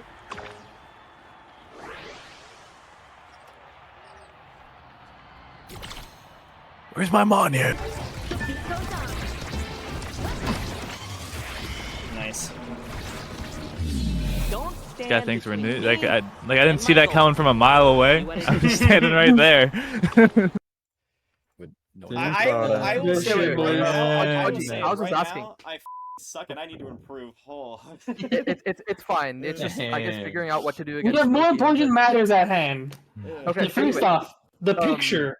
yeah, Everyone picture. talking or no one talking? No one. Oh, one. wait, everyone talking is kind of lit. I'm talking. Get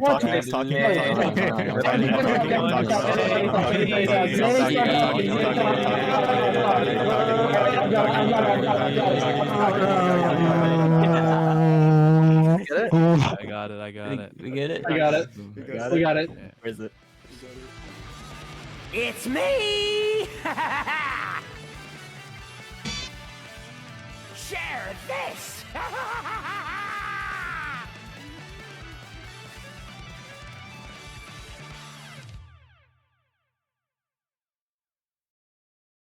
Yo, what's up, everybody? My name is Tech, joined by my security, Brickbat. Brickbat, how are you doing today?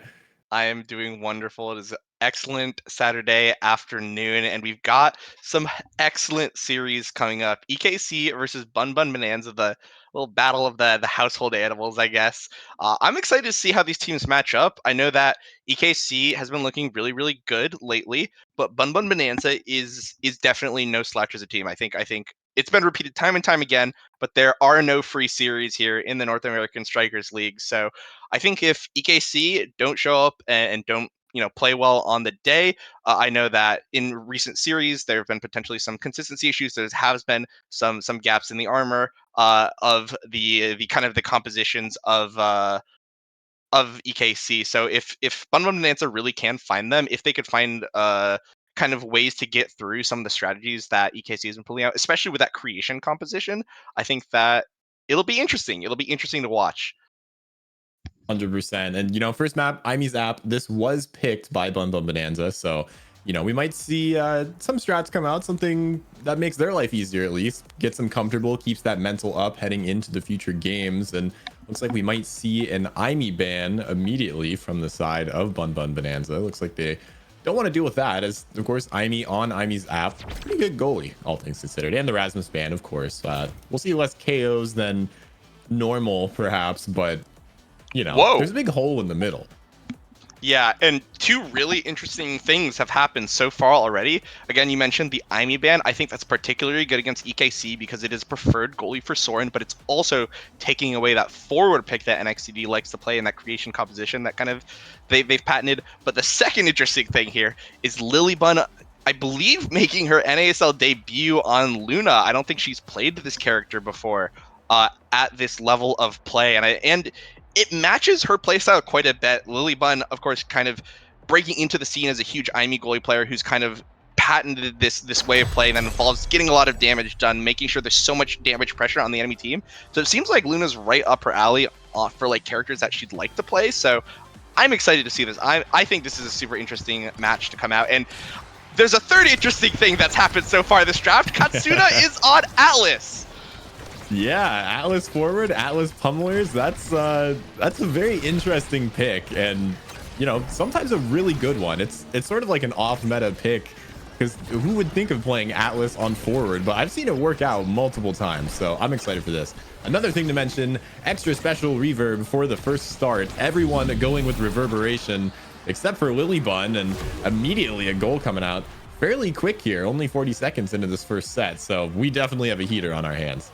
Absolutely, and excellent use of the dash forward from Lily, recognizing that if she got the core over to Scyther, Scyther would have a very good opportunity. So taking that risk and executing it flawlessly, and well, I mean, right off the bat, Bun Bun Bonanza is coming out swinging. Yeah, Scyther is the most patient person in the world, just waiting as long as possible to strike that core. And NXDD looking for the pass to Katsuna, but not able to find anything yet, as Lilybun, a little bit of an unfortunate angle. That ultimate does save the goal for now, and using that eject button to make things work. Scyther trying to get as much damage, but instantly healing up Liari with a crazy angle, though. Not able to find anything just yet, but we see more like that. This is going to be crazy. Yeah, absolutely. And, oh no! The barrier just sends it in uncontested. No one there to stop that core, and I don't know, maybe Atlas is the right pick here.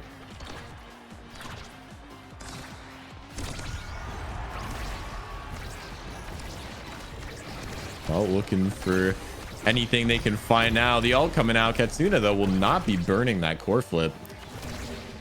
Yeah, I just got confirmation that Brickbat's entire headset has exploded, just like Katsuna off the center.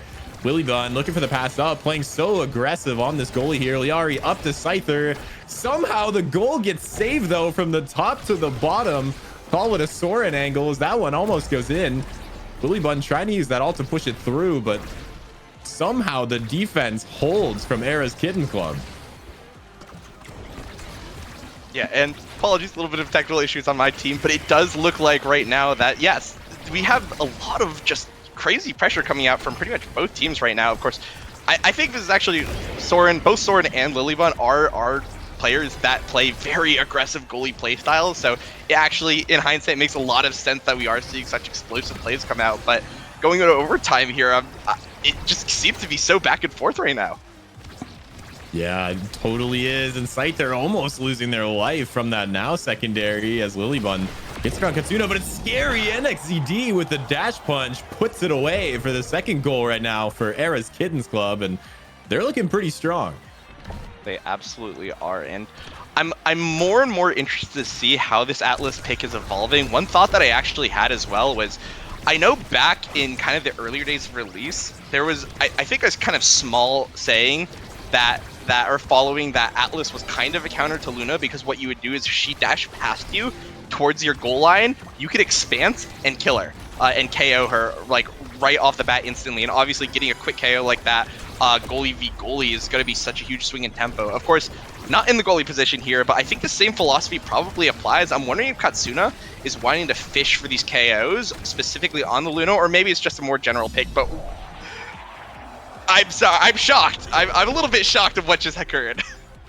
Yeah, I mean, we've seen 2 goals like that just end up flying by Lilybun. It's really hard when you're put in that position, especially with Luna. You want to help out your forwards. You want to generate all that pressure. And sometimes the eject button's just in the wrong place and you get caught way too far upfield. And we see Lilybun this game punished twice for it on the first set. We'll see if anything changes up, of course, off of this. But Julie Prizefighter isn't going to help people being out of position. Yeah.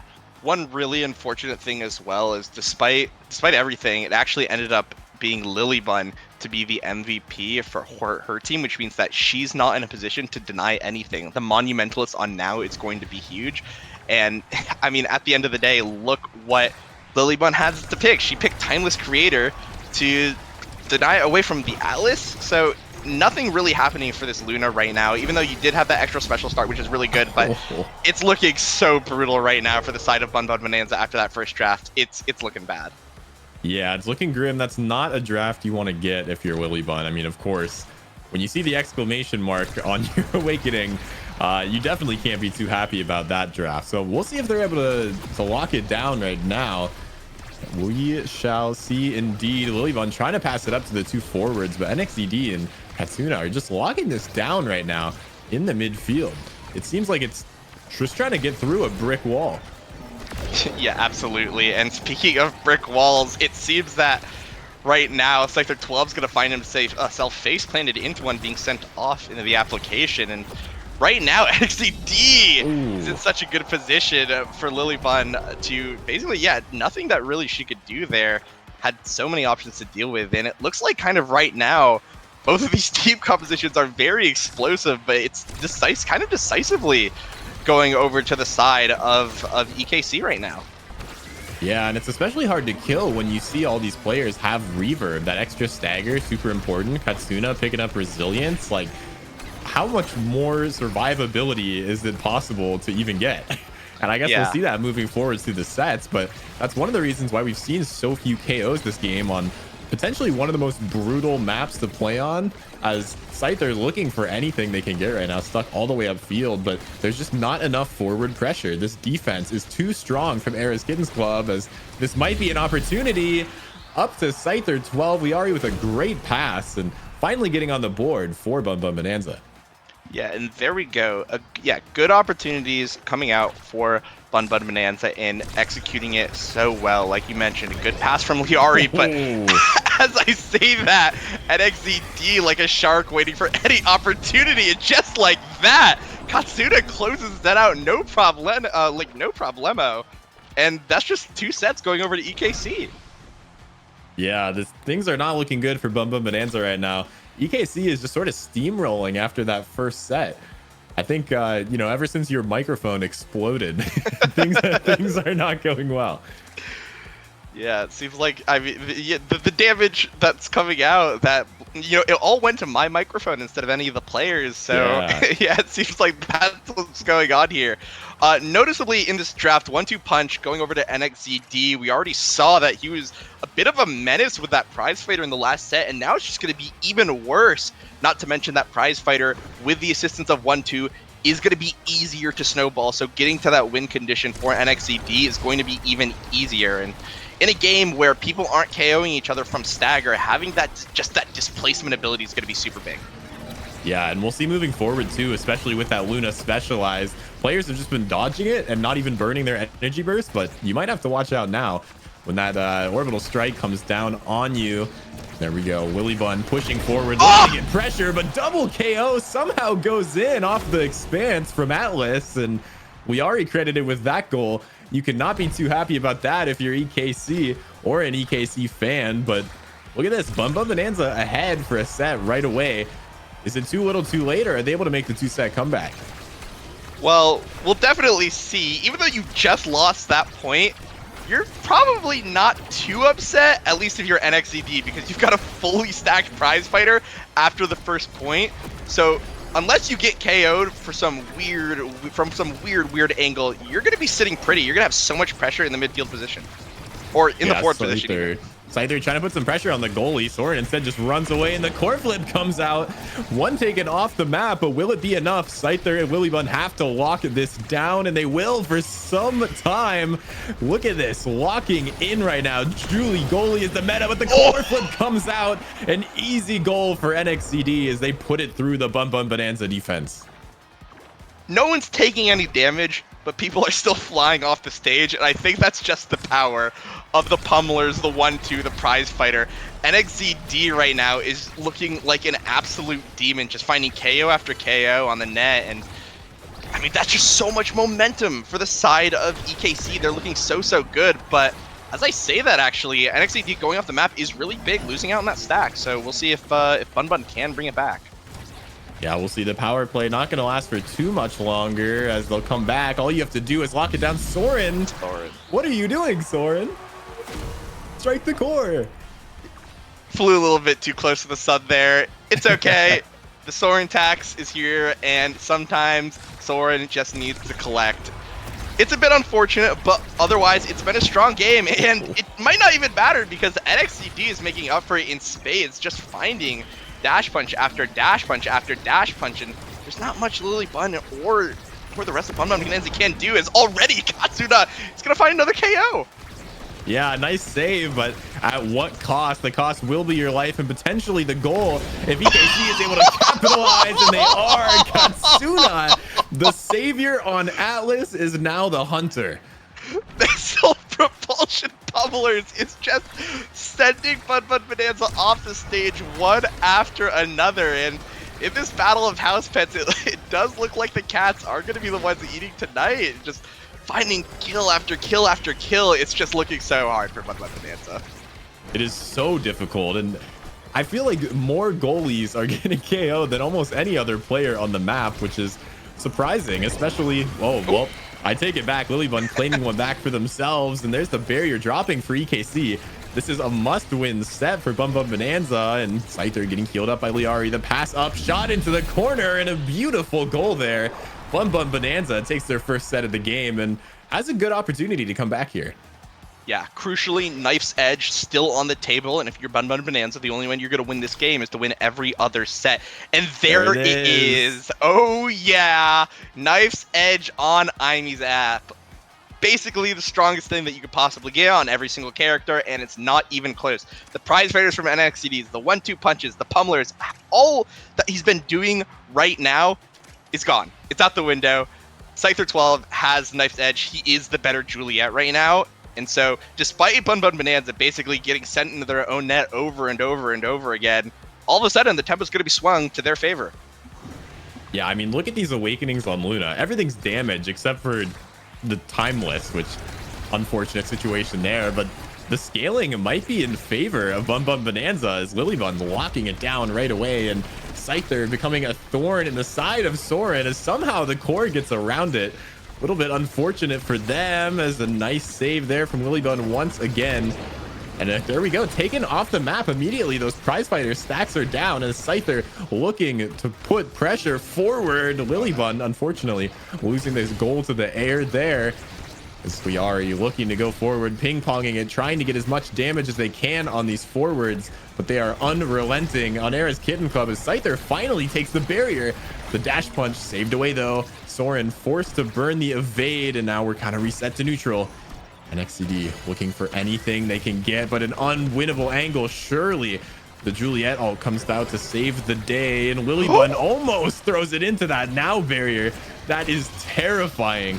But the core flip and the dash punch, just too much to handle as Katsuna strikes it through. Yeah, and good play from EKC here, taking advantage of those opportunities that are given to him. Despite the Knife's Edge disadvantage, NXCD's build is still very, very strong. Prizefighter 1-2 heavy impact still has the ability to KO from a very long range and generally just do a lot of damage, despite the now even from the side of Liari as well. But we definitely will see here as we get farther scaling. Of course, I didn't even mention it, but Deadeye on Luna is very good. And whoa, it seems like we have some dash punches trading back and forth between these teams. Oh, and a little free barrier there for Scyther too. Just shoots it right between them.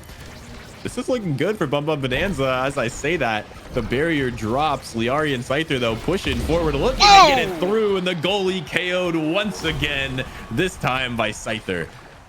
Remember when we were talking about this being a relatively peaceful IME's app game over in set 1? It's definitely not. Yeah, it's definitely not looking that right now. Is just look what these Juliets are doing. They're just swinging away with each other. NXCD trying to take that core flip out with a dash punch, but even though he doesn't get it, you see the intent. Everyone right now senses the blood in the waters, wants to take every opportunity to get a KO that they can, and we'll see if any team will be able to convert on this.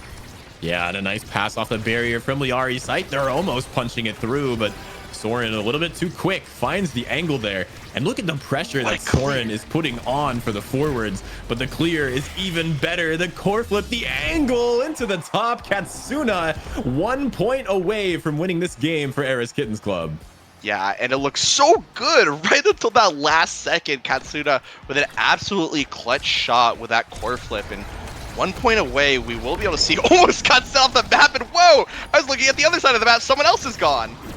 Someone is gone and 1 goal is left. It's all that remains before map 2 as Soren pushing all the way through and NXCD strikes it through for the win. Eris Kittens Club now up 1-0 in this series right now. And right now in the Battle of the House Pets, it does look like we will be meowing for a little bit as EKC does take that first game. I will say, just straight up, I did not think I'd say that on cast, but here we are. And I think EKC has a lot of momentum going into game 2. You know, this is the second game we've seen today where Knife's Edge has been picked by the losing team. And if you are on the other side of that, this being EKC, if you just beat someone who did get Knife's Edge on Amy's app, you're feeling good. Even though your pages were pretty good as well, you know, not to mention the 1-2 heavy Prizefighter Juliet, the Spark of Strength Pummelers, I think Missile Propulsion and Spark of Resilience Atlas was not an awful page either. So good pages basically for every player coming out. The only kind of sad thing that had to be picked up in draft was that Timeless on the side of Lilybun, but still, regardless, you did just take a game off of a Knife's Edge Juliet. You got to feel good coming into game 2 for that. So if EKC can keep up the momentum, they might be looking to close out the series very, very quickly. Yeah, the mental game is super important. Of course, one of the biggest things with Omega Strikers, it's literally click second all the time, which if you're not in the right space and you think the other team is going to crush you, you're going to be antsy, you're going to be reacting a little bit too quickly. Or, you know, you're going to be playing up against NXDD, who got 8 KOs last game with that Prizefighter stacks, right? 18,000 damage. And if you look at the KOs between the two teams, I mean, Bum Bum Bonanza had 6, whereas Eris Kittens Club had 13, which is just ridiculous. I mean, it's what you'd expect from an IME's game. Not necessarily one that had a Rasmus ban, but when you see stuff like Prizefighter, you see all these damage awakenings, you really can't be surprised there's that many KOs. Yeah, absolutely. And unfortunately, my camera was one of the victims of the Ivy's app lethality. Hopefully it's back. I see the light is on, the little ring light to tell me that it's on. Hopefully it'll stay on. If I were a camera too and I had to watch that game unfold, I'd be a little bit scared as well, seeing a little bit fearful for my safety after that game. But we are going into game 2, which is going from we're going from one centerpiece to another. We're going to be going to Atlas's lab for game 2. Interesting, I think, pick coming out of these teams. Again, we're going away from the hyper lethality back to the more traditional Omega Strikers here with the Atlas's lab. That being said, if there are plays going around with black holes, there can be people flying off the stage. And this is a game that I think EKC feel also comfortable on as well. If I recall correctly, they've been playing this map fairly well. The Imi pick from Soren is something that is played a lot on this map, and we've seen it to some effect as well. Not to mention as well, Katsuna has a Luna. I don't think we've seen it too much so far this season so far, but Luna is the character that Katsuna kind of climbed through the ladders initially on alongside that Kai. So we'll see if that gets brought out of this game.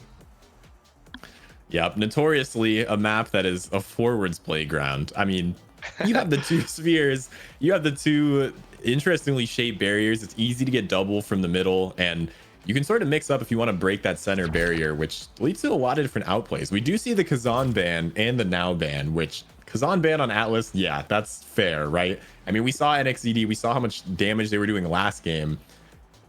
I'm sure they could do that on Kazan on this map. So definitely a good ban here, and fairly similar teams aside from the Juno and Luna being the two difference makers here in this game, and we'll see which one is more useful.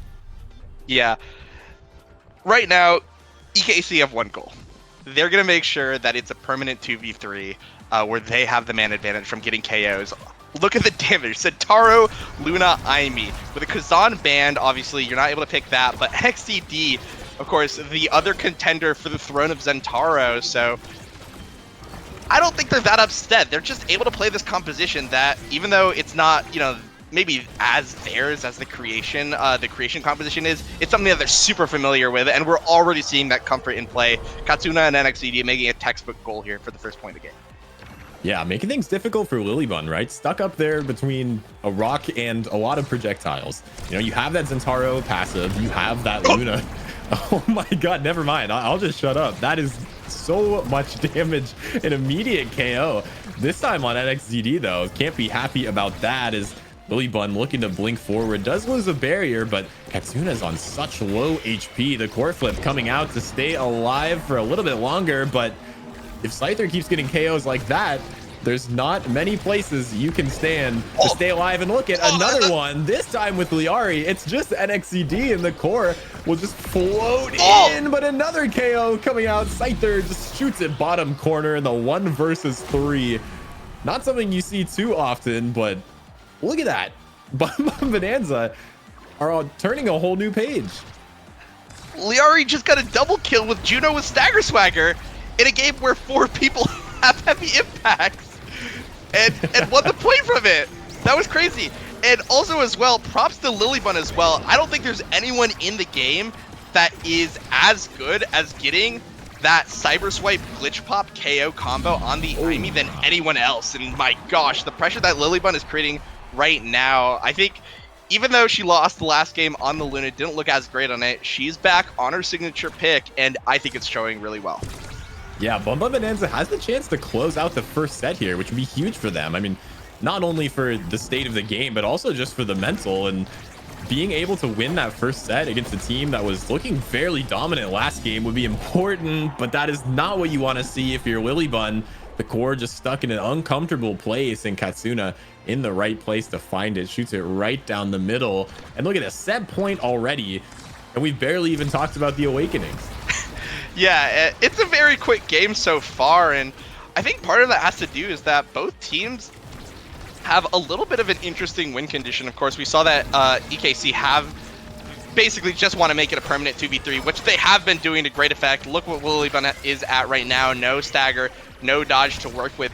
But when with a Juno from the side of Bonanza, they have sort of a core control win condition here if they could get it into overtime, because that overtime Juno is going to be so strong against such a hard KO composition. But if they don't get to that point like they are right now, it's going to be so bad. And yeah, there it is. No overtime. We're about 30 seconds in, and that's NXCD sinking in for the first set.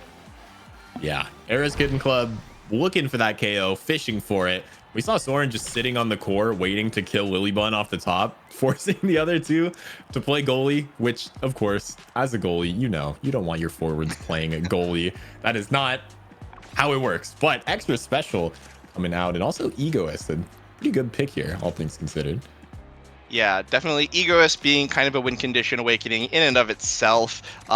if you are the winning team, you want to take it to preserve the status quo, and if you're the losing team, you want to take it to start making those upset plays with the egoist. So it's almost always going to be something that we'll see a lot of players pick up, especially if they don't have their like character's best in slot. It's a pretty universally amazing awakening, no matter who you pick it on. So that makes sense that we also see it. Another thing as well, I think, to talk about as well, we see the prize fighter win condition potentially come out for Scyther 12 as well, which may be big here in such a KO heavy game. But that being said, with how easy it is to be sent off the map for the side of Bun Bun Bonanza, it may be just a useless awakening if, Scyther 12 gets caught off guard for a bit. Indeed, and we see the pressure mounting. NXCD trying to make an open net as they force out the evade from Willybun, who's almost taken off the back of the net here. Katsuna and NXCD looking for that angle, not quite able to find it. The assistance from Soren, though, is just not enough, and the snipe coming through as a player gets taken off the back. Era's Kitten Club is looking unstoppable.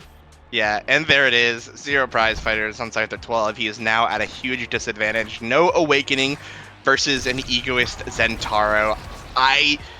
I was very excited to see how this game would turn out, but as it looks like right now, EKC is just dominating over and over again. They're finding KO after KO after KO, double flip as well, and yeah, there it is. It's just so hard for Bun Bun Bonanza to just do anything with this game state.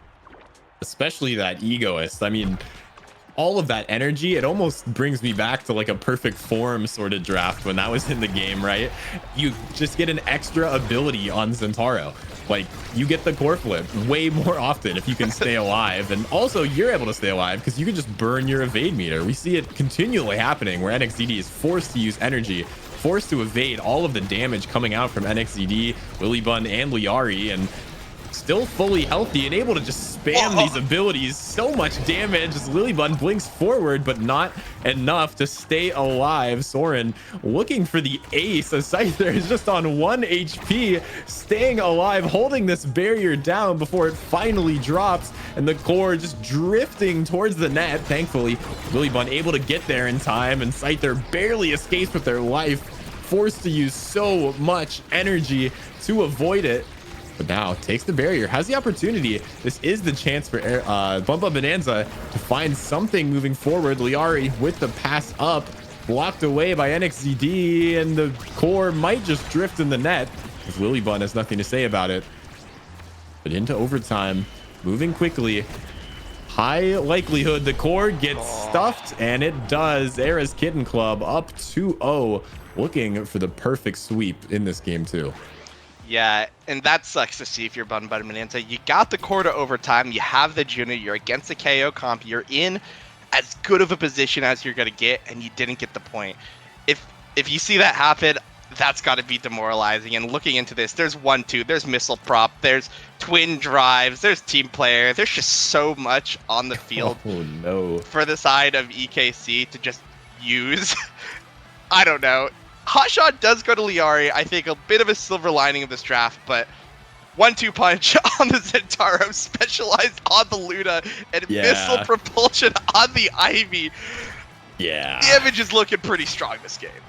I don't know how much longer even the best of teams could live against some draft awakenings like that. That is, I think, definitely favored towards Era's Kitten Club, as we see immediately one player taken off, another one losing half of their life, and Liari forced to lock this down in a 1 versus 3.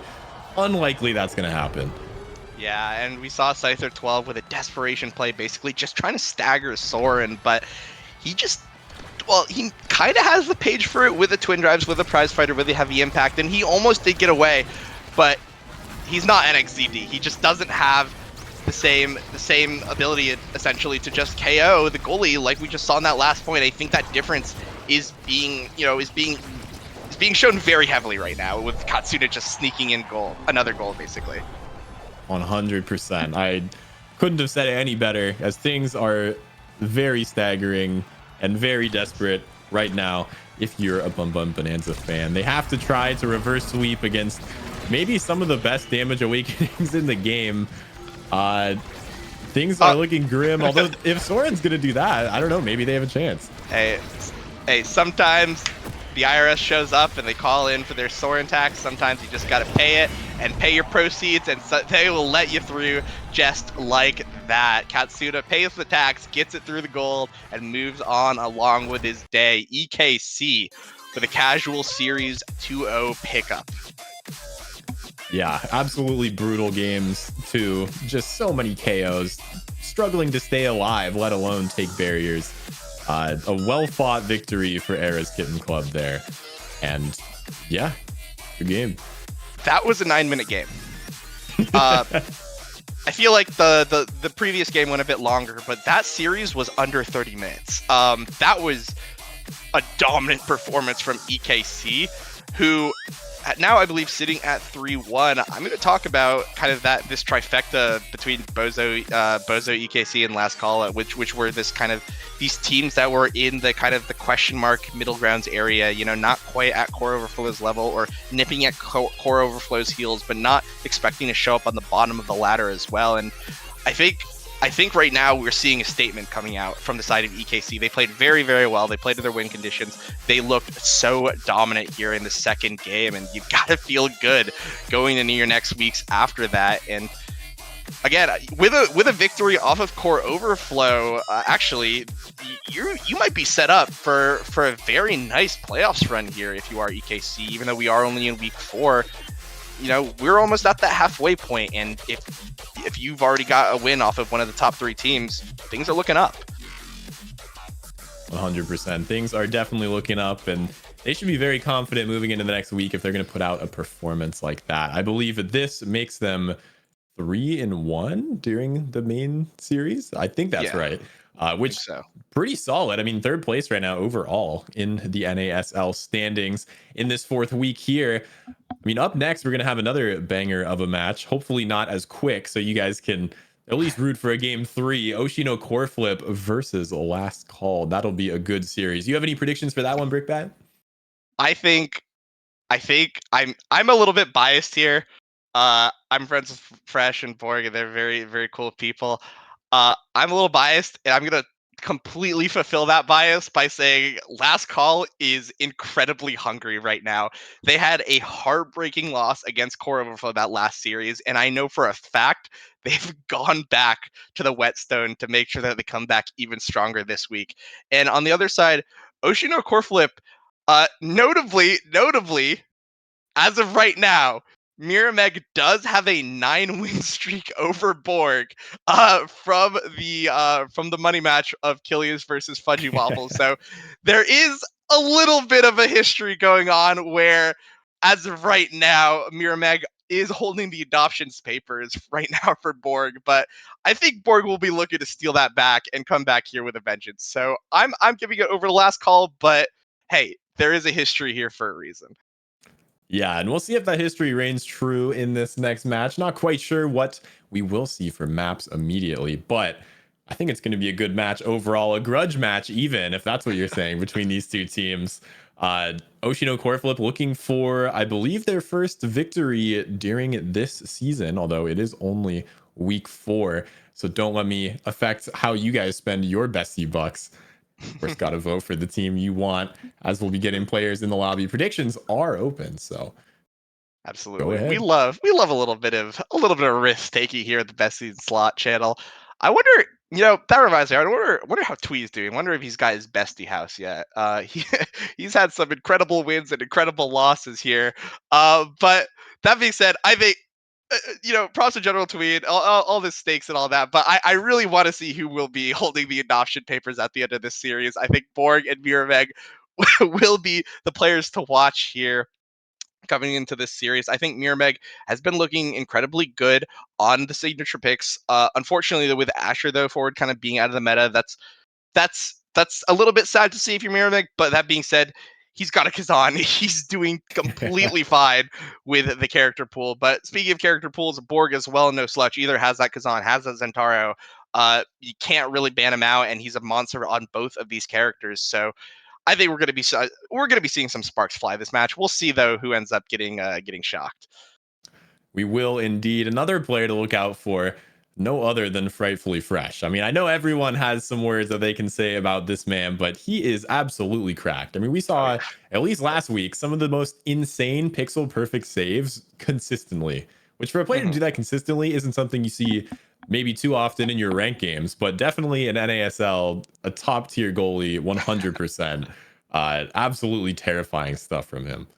Yeah, absolutely. One of the few people that could bring out that Finny goalie in the North American Strikers League and actually show some defensive capabilities from the character. I think previous series we've seen him play that character. He looks so incredibly good on it. So, like I mentioned, and not to mention as well, Hook Resets is going to be there. Has been, formerly an Era 1 Trek, but has at this point very much diversified his pool. Has a lot of characters that he could drop him as well for whatever composition that last call likes to bring out. And I know that this is a team that likes to go to the lab a lot, so we're going to be exciting. I'm almost certainly expecting Merchant to just bring out the Vice whenever it's possible. I think that I feel like to some extent, and Merchant is one of the few bastions left, I guess, of the golden era of Omega Strikers, where most people were still like one or two tricks, and we were seeing a lot of creative plays coming out specifically from these kind of character specialists. So always a treat kind of to see this, and a little bit ironic considering that the other goalie is the one we often compare to Fossils, but we like to see it. Yeah, the other team was in the womb while Frightfully Fresh was saving some of these goals. Yeah, one day this joke will get old, but it's still funny to me. But we'll see. One day, I'm sure one day it'll tire out. But as of today, it's still going very, very strong. At least in my heart. Oh, 100%. And you know who will not get tired out after this? Probably Frightfully Fresh. Yeah, absolutely. He's hungry. I mean, this entire team is hungry. They were. This is a team that I think has gotten their first taste of being, on the summit, climbing the mountain and sitting on top, and it just kind of got snatched away from them last week. So I think they are ready. They've got all their gear, they've got their technology, they've got everything they need, and they want to make a run. So definitely some things to prove this series, and if there is anything to be shown off, it's going to be coming to us very soon. I see that we are in queue. The queue has popped in the first map. It's going to be Night Market. This one picked by last call. So, probably going to see a win from them potentially, but you never know what is going to happen with these Awakening drafts. Who's going to ban what? And if the last series was any indicator on how this one is going to go, I hope it's not, because I hope it's a lot slower. Yeah, absolutely. And I think Night Market is I'm actually a bit unfamiliar with the Night Market game for the side of Last Call. I'm pretty sure, at least for Night Market, every single time we're going to see Merchant on the Vice, we're going to see Mirrormeg on the Juliet, and we're going to see Kashikoma on the Trakar. There it is, being picked up. Oh, actually, no, we're going to be seeing Mirrormeg picking up that Kazan instead. Of course, Kazan has a history here in the Omega Strikers community with how we think about his power level and how he has performed in some of these games. And knowing that history, I think it's no surprise that we will be seeing it picked up here from Mirrormeg. But it looks like on the other side, we're seeing as well another fan favorite composition of the Mako Era X coming out here on Night Market. So we've got a game coming up for us. This is going to be the game of all time. And I take back what I said. There's going to be so much damage this match. Look at this. Rapid fire aerials as the starting Awakenings. Yeah, our lives just got a lot harder here in the booth. Yeah. I'm also kind of curious, knowing that it was a rapid fire start. I know that, of course, Era at this point with the CTL and the Chrono Boost nerfs actually kind of prefers the CDR builds nowadays. Things like the rapid fire is so good on the character still. But what I'm kind of interested is the siphoning rapid fire Kazan is going to be doing so much damage at all points of the game, no matter what Awakening this character picks up. And already going to be one gold going over to Mirrormeg with a nice little hook into Strike. But yeah, going into that, I think that there's a little bit of a brawler gap coming out here in terms of picks. I just don't think that this Vambrace X will put out as much pressure. 100%. But you never know. Mako will be able to help out a lot, making that X larger, making him do unspeakable acts to the other team as Borg just flying forwards with that buff immediately gets both barriers, but Mako getting a little bit bullied in the goal there, forced to use the core flip. Borg dashing forward, and look at that, the KO immediately. Meg just has to strike it in and is able to 2-0 right now moving forward, and they're looking strong. Yeah, and basically story of that game, right? The game was being played somewhere in the top left corner, and, you know, off on the side, Frightfully Fresh was getting yoinked off stage by Meg, and I think that's just going to be the continuing story of the game here. Kazan is so strong on this start, being able to reapply siphoning over and over and over and over again, right? And it's going to make it's going to make him very lethal. And on the flip side, it's going to make him kind of hard to kill because he's going to be constantly healing. Yeah, that's a big thing to look out for. Kashikoma almost taken off the bottom, but a little own barrier there coming out off the beautiful night market angle. Not what you want to see if you are the side of last call. But look at this, the core almost drifting in off a strike shot. Kashikoma looking to stay alive, forced to be in this corner, just sitting invisible, trying to find the snipe. The Molten Bolt coming out on the goalie, going to make things just that much harder, as you have to be wary of these forwards coming out and bullying these goalies. Yeah, definitely. And one thing I really like to see there, actually, a vertical needle from hook resets looking to get damage onto Meg to make him sweat a little bit as we get into overtime here. And if Meg's focused on staying alive himself, Borg can rotate back and potentially get a confirmed KO, X being very good, especially with the X Maximus to get those KOs. But as I say that, the core is flying right now. Yeah, hook resets is 2 steps ahead, it seems like, when you see him reading these beautiful angles here, and a nice pass over to Borg. Someone to look out for, as you mentioned, and clearly showing that in this first set. Yeah, absolutely. And even though I do still think that overall this Kazan with rapid fire siphoning is going to do so much, I mean, look at that damage. This is still an X-era Mako comp. This is the first set. Okay, that's fine. This is expected. What the game will really start sort of in set 3 here. Ooh. So, oh my gosh. Beautiful. The 3-man passing play somehow finding its mark into the bottom after all of that. That is absolutely beautiful coming out from Oshino core flip. Yeah, and it looks like Merchant has kind of an option here, I think. Maybe electing to go to that prime time. Prime time rapid fire is a pretty disgusting combo on the era. It looks like he will end up taking that away. But that being said, I'm kind of curious to see that Stagger Swagger did not. Yeah, and there it is. I think if you are the side of Oshino core flip, you do want to be keeping that status quo right now, of sending people off the map over and over again. And I think that's where that Stagger Swagger would potentially interrupt. But that being said, that is still an Egoist on the side of Borg, and like I mentioned in the previous series, it is something that you could use to upset the status quo at any point. So we'll see actually going to the second set here if Borg will be able to make those plays. Yeah, definitely something to watch out for. The barrier somehow. Core finding its way around that barrier. Meg is at such low HP, but with that handy new awakening, will be healed up in no time. Thankfully, Kashikoma looking for anything. Look at how much damage is in the midfield. Everyone is just sitting on the speed orb and losing all of their health. Like, this is ridiculous.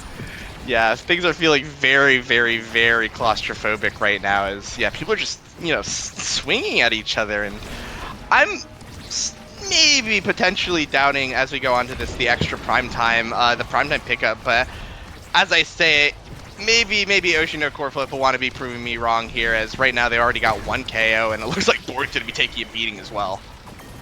Yeah, nice little umbrella there from Meg, looking to hook it into the net, but immediately blocked away. Borg does have this core flip.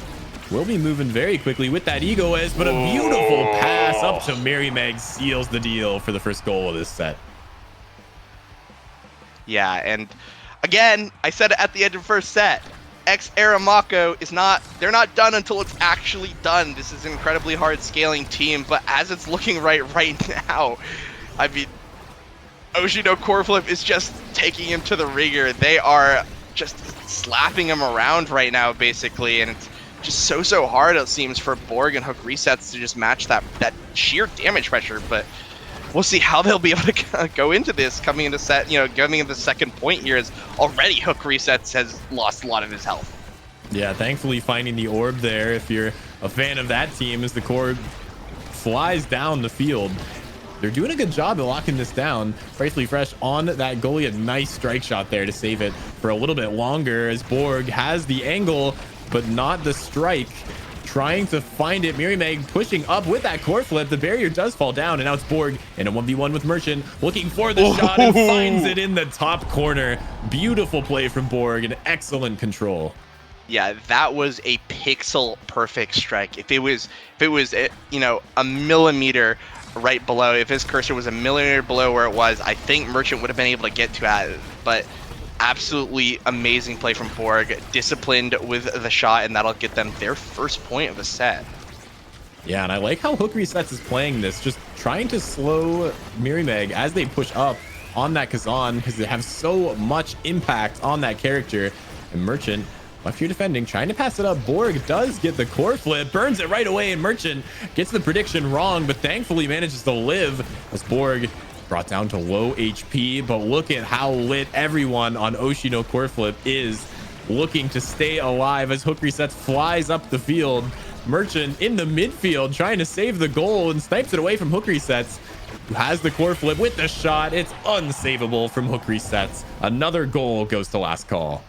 Yeah, good adaptions here, I think, from the side of Last Call. I think you observed it perfectly. Hook Resets now rotating back, making sure that Mirimeg is not able to play to Kazan's win condition of killing everyone, especially with this rapid fire era. He's going to be able to beat Mirimeg quite a bit, but it looks like Mirimeg's the one now making the adaptation. Instead of focusing on Frightfully Fresh on the goalie, he's going to be focusing this midfielder here to make sure he's not beaten in the first place.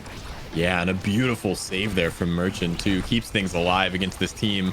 The use of projectiles is honestly textbook right now, coming out from Oshino core flip, as you see this Vice goalie putting in work over and over again, as Borg with the core flip not able to do much when there's that many players in front of you. But now it's scary for Merchant, the nice angle finding that barrier, and Mirimeg has a lot of work to do in the forward right now, as Kashikoma takes both the barriers. It's a 1 versus 1 versus Borg, and Merchant guesses wrong. Borg closes out this set, and this is not what you want to see when you're playing against an Era and an X. Yeah, critical set win from the Era X Mako. The X getting the MVP, has his pick of the litter, can pick the specialized training, can pick the knife's edge. If he was feeling crazy, he could pick a spark or hot shot. He could do whatever he wants. Ends up picking that spec training. That being said, that is a team player going over to Merchant, but we'll see what Hook Resets can pick to respond in kind. Opposite into that peak performance, that survivability will be helpful.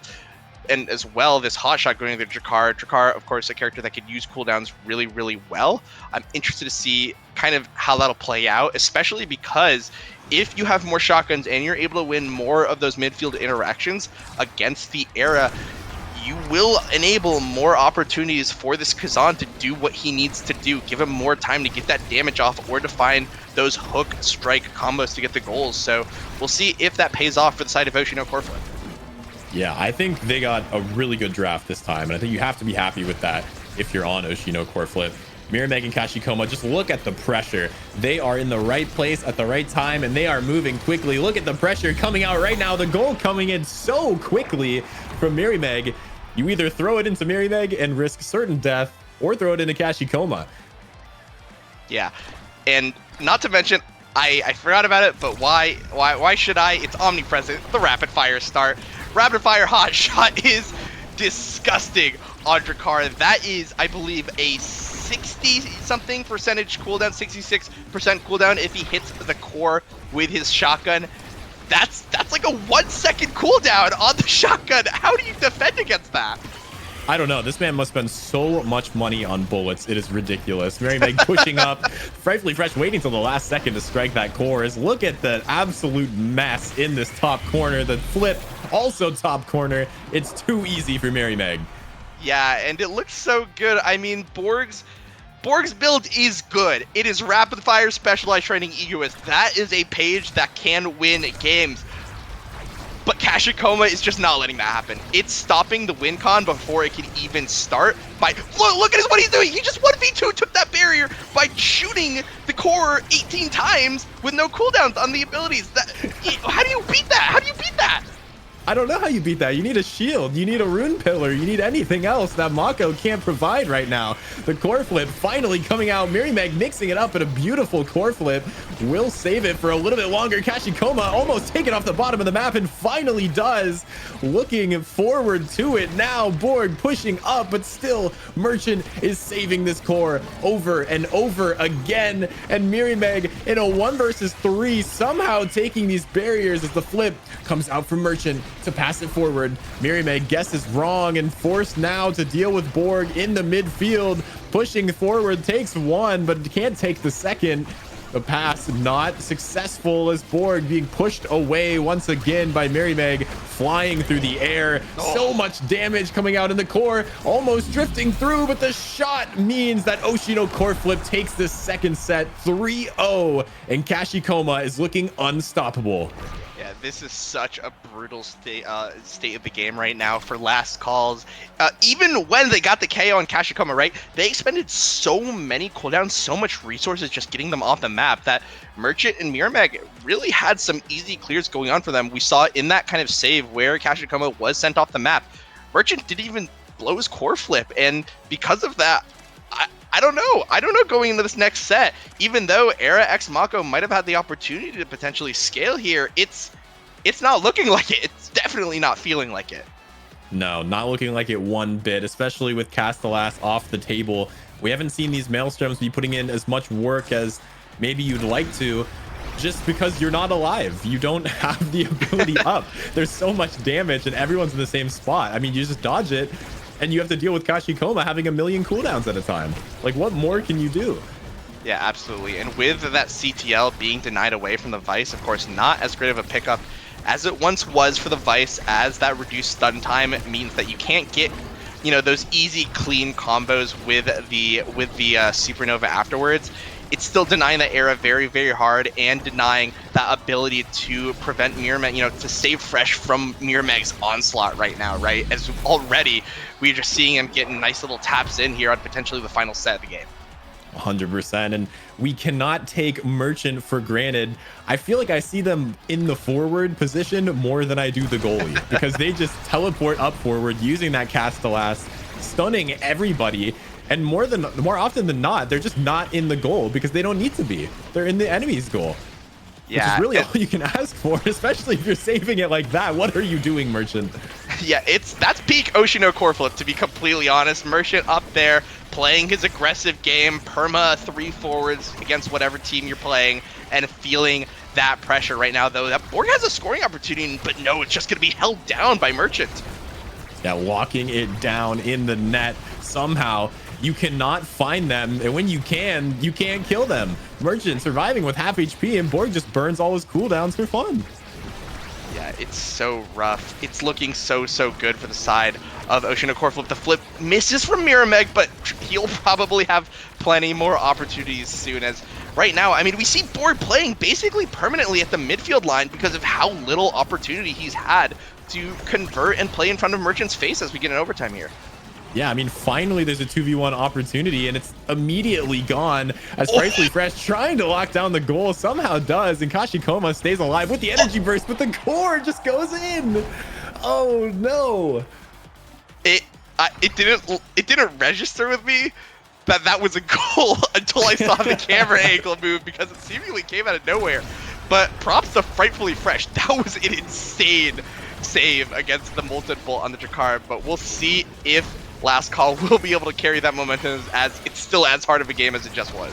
Yeah, look at all of the players. They are in like a single square foot of the map, all stuck together, just in this pool of damage, as now Kashikoma and Mirimeg looking for this power play opportunity. Borg will be coming back up in a little bit, but look at that. Absolutely massive amount of damage if you don't evade that, and there's so little energy on the side of Last Call, as the one player with it gets taken off the back of the map, and there is not much you can do about that one. Oshino core flip looking like they have the golden opportunity to win this game. Yeah, and there's no stacks on the prize fighter for the X. The goalie just lost core flip. Look at that energy from the side of last call. Borg barely eking out a single bar of stagger. Frightfully Fresh as well with one of his own, but that's going to probably be gone very, very soon.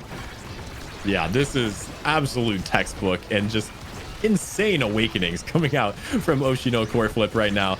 They are able to take these barriers like it's nothing, and Mirimeg has been such a strong player on this team, almost taking it out again, and Merchant's just in the net burning the core flip. He doesn't even care.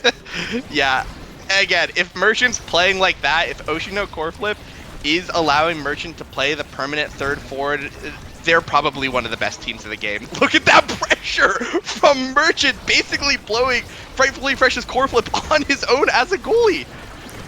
Yeah, Kashikoma staying alive barely, opting to take the goalie and just covering the top while they regen some health here. Pushing forward, Mirimeg with so many mix-ups. Merchant is just forward. They have 3 forwards all the time as Mirimeg hooks it, just misses it. Trying to find this last goal, and Borg finally gets one barrier, looking for the second.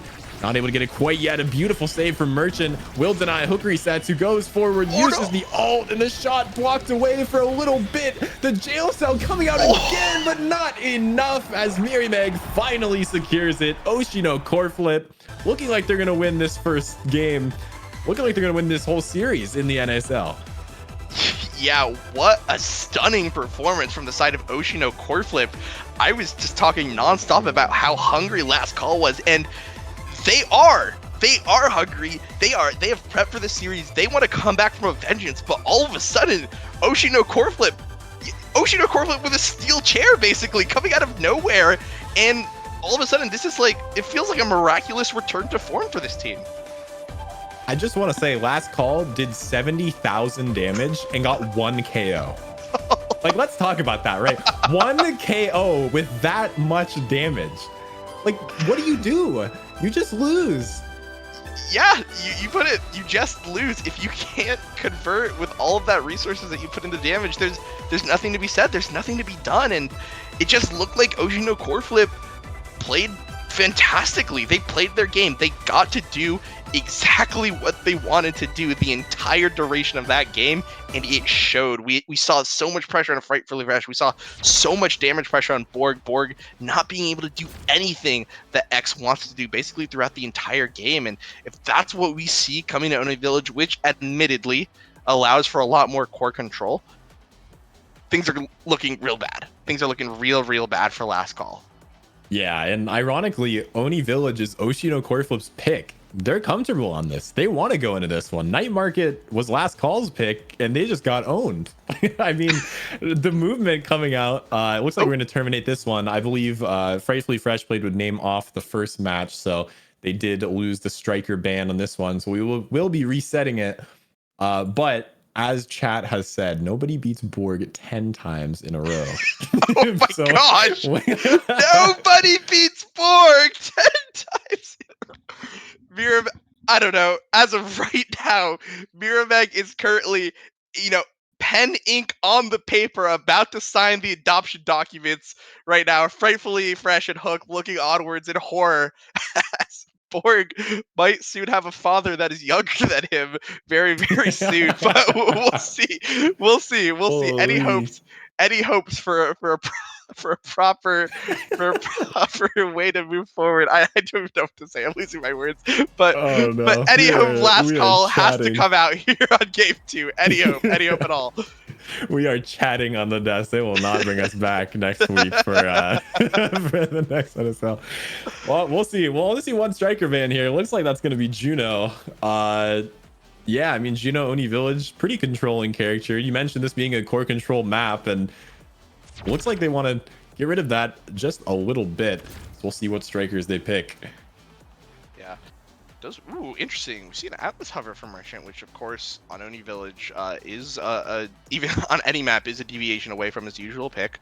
That being said, Kashikoma does have an Estelle, is very comfortable, and I think with the recent Estelle buffs as well, we have seen her come back, especially on this map, which during the time where Estelle was very heavily played, this was kind of her map, this was something that midfielders would really, really love to play. The extra stuffing potential is very, very important, especially on this map, which is very goalie heavy. So definitely interested to see how these two players, which Hooker Resets also does have an Estelle in his back pocket as well. Interested to see how they will pilot this character coming in this map. Yeah, I love seeing the Asher pick on the goalie too with Frightfully Fresh. Asher, a character you don't see enough, but I would love to see more of it. Honestly, one of my favorite strikers in the game to play. It's just so interesting, and some of the stuns and ways that you're able to block the core just like that using that passive are absolutely ridiculous and so hard to deal with. Sometimes it feels like you're just playing into an absolute brick wall. As speaking of brick walls, this one falls fairly quickly if Mirimeg is able to move and get the core like that. And if you're passing like that, I think Glass Call is not in for a good time this match. That was a disgusting passing play between Mirimeg and Kachikoma. Basically, they just tore apart Last Call right there, found every single mistake that Last Call made and took advantage of that. And yeah, like you mentioned, if that's the tone of this game, this might be another quick series for us, as you know, this is game 2. Right now, Last Call playing against, backs against the wall. But that being said, I'm actually very curious to think about the win conditions here for the side of Last Call. I think basically what I believe that they're trying to do right now is allow Borg and Borg to play that Centauro to the way he likes it. I'm just talking, and Oshino core flip is winning. Why am I talking about win conditions of Last Call? It's looking right now like a very dominant game for Oshino core flip. Yeah, that's the win condition. I mean, Oshino core flip, it's in their name. They can just use the core flip to win. An insane pass, get it to Mirimeg in the middle of the goal, and it's over. Like, I don't know what you do about that. I think if we're trying to look out for players that can potentially control this game, you have to look at Estelle, right? Being able to stun the goalie. Vice, of course, someone that doesn't have an ability like Atlas or like Rune that you can just put down and let save for you. You have to do everything yourself. So hook resets, if they're able to stun Merchant, I think that's how they're going to win this game. But even then, it's so difficult to do it. Oh gosh, Merchant has flip in front of the net. Yeah, there it is. There it is. Oshino core flip. I don't know what happened. I don't know if they put their, if they went to the whetstone as well and grinded it out, but all of a sudden, this is an Oshino core flip that's looking revitalized against what, a lot of people were saying was the, third or fourth best team in this league. I personally was expecting Oshino core flip to not look particularly great going in the series, but they're looking phenomenal right now. As already we do have 1-2 punch for Kazan. That is a heavy impact that is going to go over to Vice. Oh, Alexa go to the Super Surgeon said to deny out Borg, but that's not much of a deny, as there is Spark, there is heavy impacts to come out. A lot of damage, notably, coming out to the two forwards of the side of Last Call, but definitely just no slouch of damage coming out from that 1-2 punch Kazan. Yeah, and look out for Borg, who's becoming the mayor right now as we speak. 2 sparks in a row off this draft. If we see another one next set, this is potentially the scaling that Last Call needs to be able to take this series. Yeah, absolutely. That being said, I think right now one of the strongest players on this map is going to be Kashikoma. The hotshot aerials, literally 2 of Estelle's best, I believe 2 out of her 3 top 3, awakenings. So if Kashikoma is able to still control the core, it's going to potentially be curtains for Last Call before that, that mayor election could even get going. Yeah, Frightfully Fresh taken off the map, but so does that second barrier. As a nice save for Merchant comes out, covering that entire net, and an insane snipe from Kashikoma, just doing so much damage as they get popped off the top there.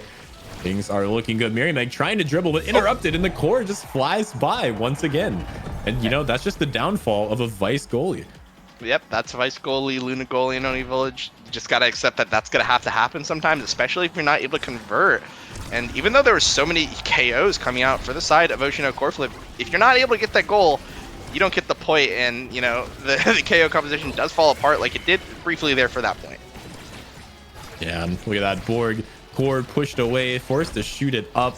Not enough cooldowns to get through. And I love how these players from Oshino core flip are playing, using that sort of triangle strategy to lock down these barriers. You just can't get it past when there's this many players, and a really good use of all the abilities. Hook resets, we need more of that from you if you want to stay alive. And a beautiful sniping KO from Borg. Look at this, 2-0, and all of a sudden things are looking good for Last Call.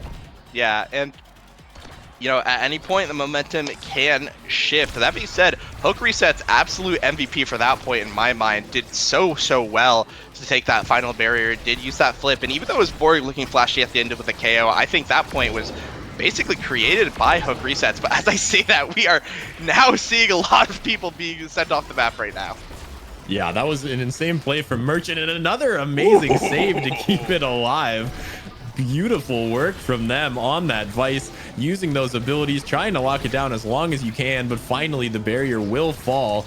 And Merchant will just be playing up so far forward, but Borg, surely he gets this in. The ult coming out from Merchant to keep things alive for a little bit longer as the core combo comes through, and Borg shoots it in. 3-0 for last call this set.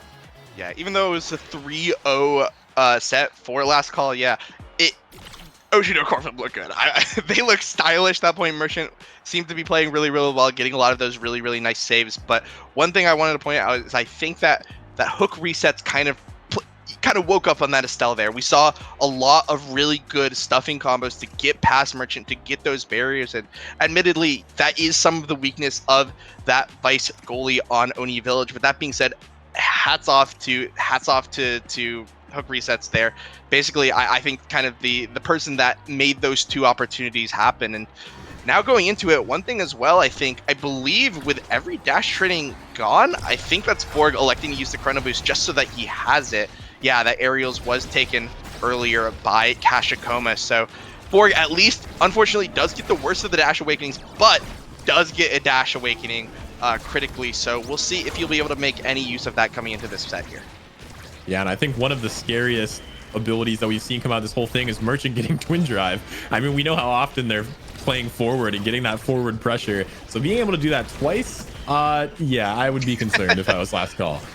Yeah, absolutely. And already we did see one opportunity there taken by Merchant. We'll see, though, if he could save it out here, which he actually does. And no core flip now from Borg. So we'll see if now last call might have an opportunity to score here. Oh, and a nice snipe away from Merchant saves it. And Mirimag with the mix-up, breaking Fresh's ankles once again, finding that top corner angle. I think they just need to get married at this point. Mirimag in the top combo. What in the top corner? Like, what better combo than that? Yeah, absolutely. He's been looking so strong here. Again, playing that Kazan, playing it so well. And yeah, I mean, look at that damage coming out from Oceano Core Flip. And that's both barriers gone all of a sudden for last call, and a goal coming out from Mirimag. Oh no, he cheated on it with the bottom corner this time. I mean, he's just playing so well. He's playing so well on this Kazan, and I might hate to say it, but we might be looking at the double-digit adoption tapers coming out this game if this continues. But that being said, it might be a 3-0 set. Oh, Frank Felipe's really good call. I'm just going to hand this over to you. Things are going fast. Yeah, nice strike shot there. Keeps things alive as we see so many ability indicators flying through towards the side of the goal. But the teleport, the Rose Ward from Kashikoma secures this set 3-0. And we're just going to trade them back and forth. Yeah, does a team have momentum here? Is momentum real? I'm not quite sure right now. It's going so back and forth, and coming into it, there's a lot of options here. There's a specialized training for Kazan. I think Frightfully Fresh just has to deny that no matter what, or it's going to be curtains. No. Whoa.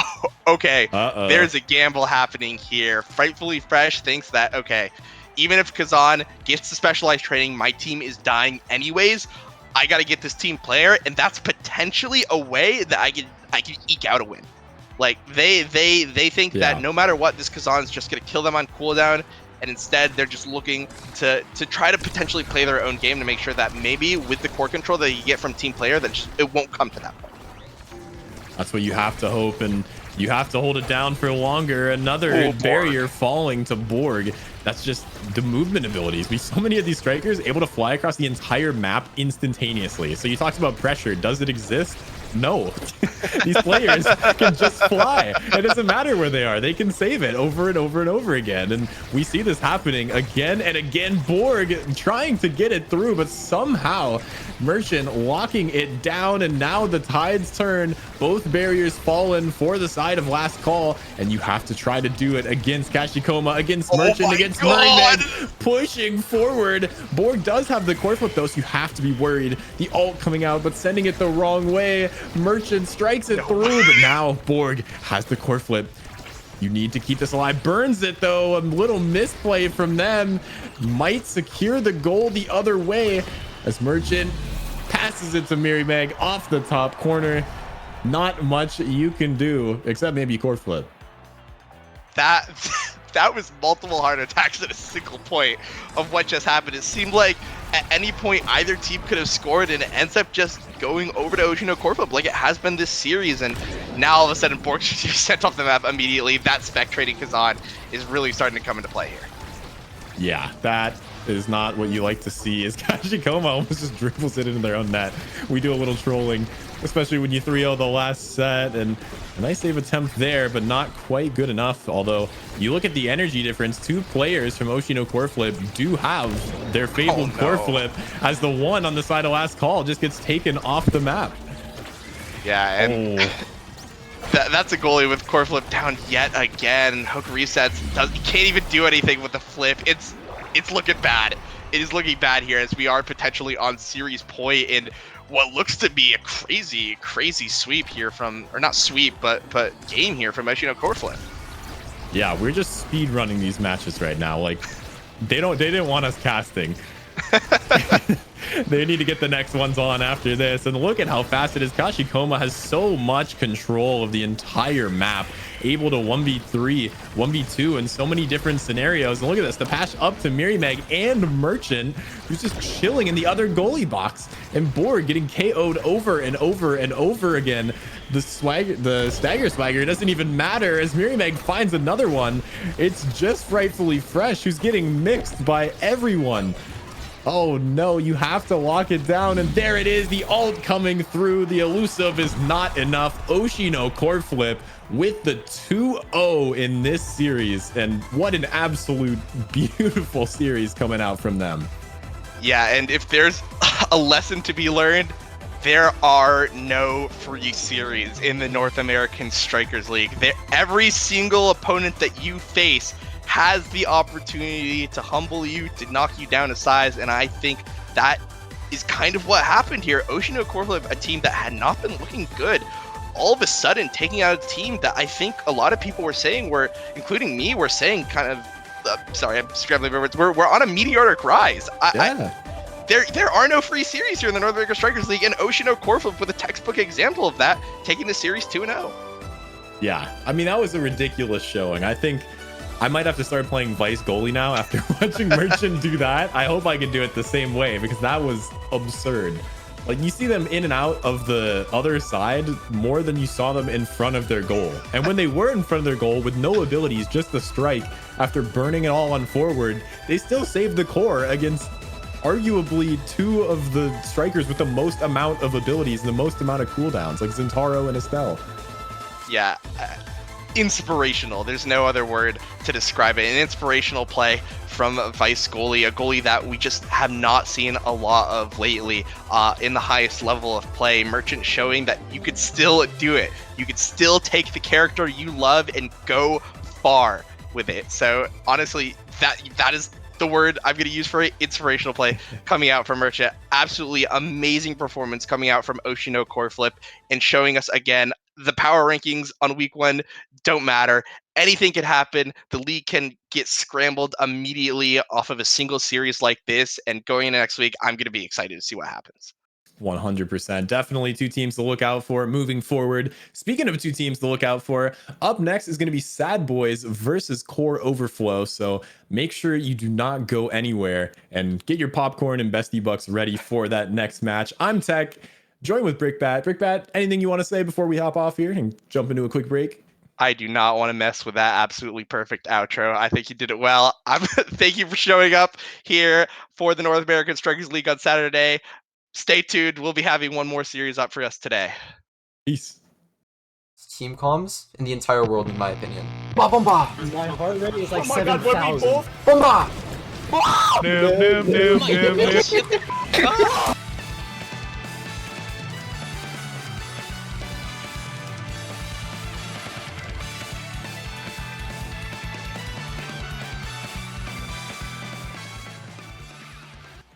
Gordo, I can hear the comms already. Huss Bets, aka Joker, definitely decided to say, guys, it's time to win. And him and Leo Leon together have been putting on a performance, Slop holding it down so well. And it's looking like a completely different game than just a few minutes ago. Nice. Nice. Okay. Imagine we come back. I'm down. Let's come back. Nice. Come on, boys. Good job. I'm so down to win this. What the f? Let's go. Yeah. Nice! Let's go. Let's go. Come on, boys. Okay. This is the funniest game I've ever played. Like, I'm not even tilted. I'm actually vibing. Nice. Keep it in the corner. Keep it in the corner. Nice. Come on. Get it mid. Get it mid if you can. I don't care if it's bad. Nice. Let's go. Oh my god, this is so cringe. I love it. Nice.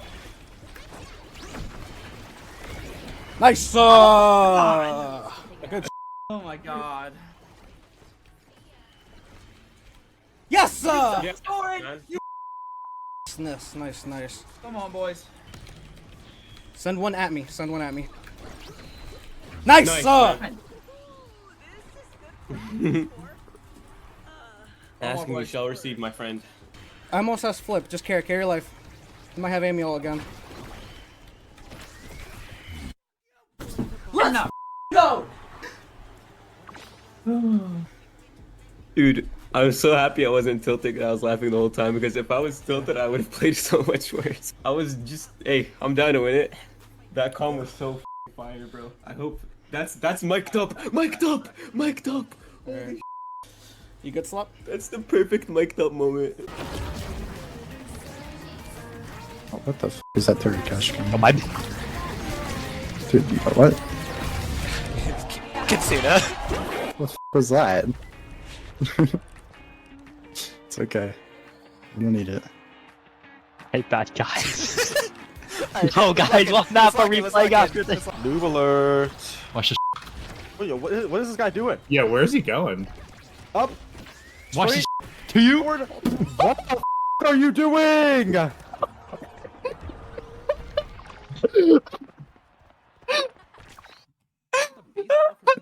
Oh my god. My teammates griefing or what? I suck.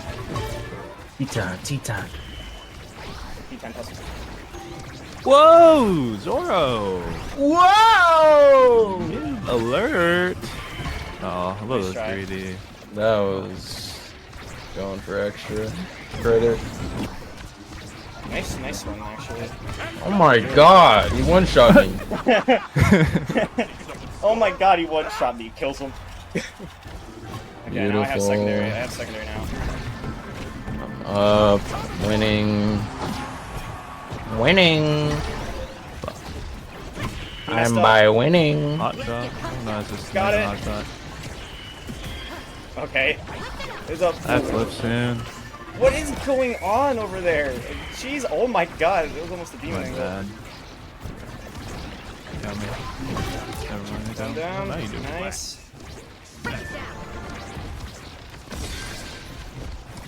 Give me a kill! Cook.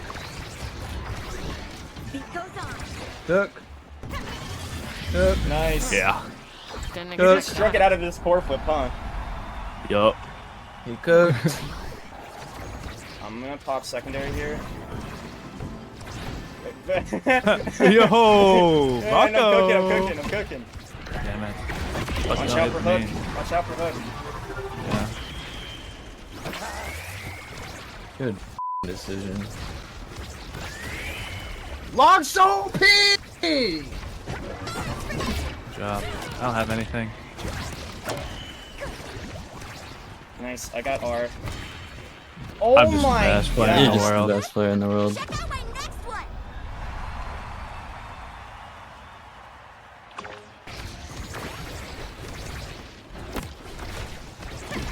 There Wow, you're nuts. Let me flip. Oh, Fight of the world. on my shoulders. Guys, what if I went Julie midfield? You've picked a rose. And But we're can you gonna handle sub you the out next game for you. Alright, we got it. Play safe. I won't die. Holy Drew? Dangerous. Wow. Nice. Alright, Drew, you're just a Queen game. beast. Queen Good game. holds, pineapple. Thanks. Oh my god, I mean... Okay, I hope that was a lot better than last week, Fudgy. See, when I can just win every strike war now. Yeah, it's crazy. That was so sick. That was sick. That was really cool. Let's go.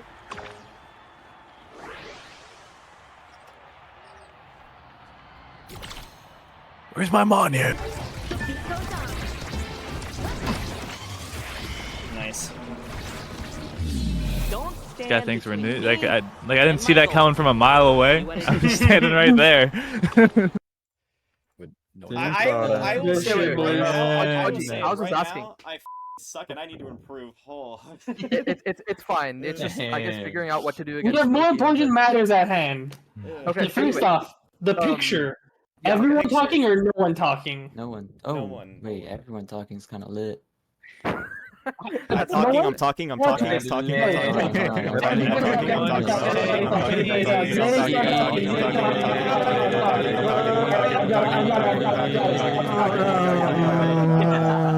I got it. I got it. We get it? I got it.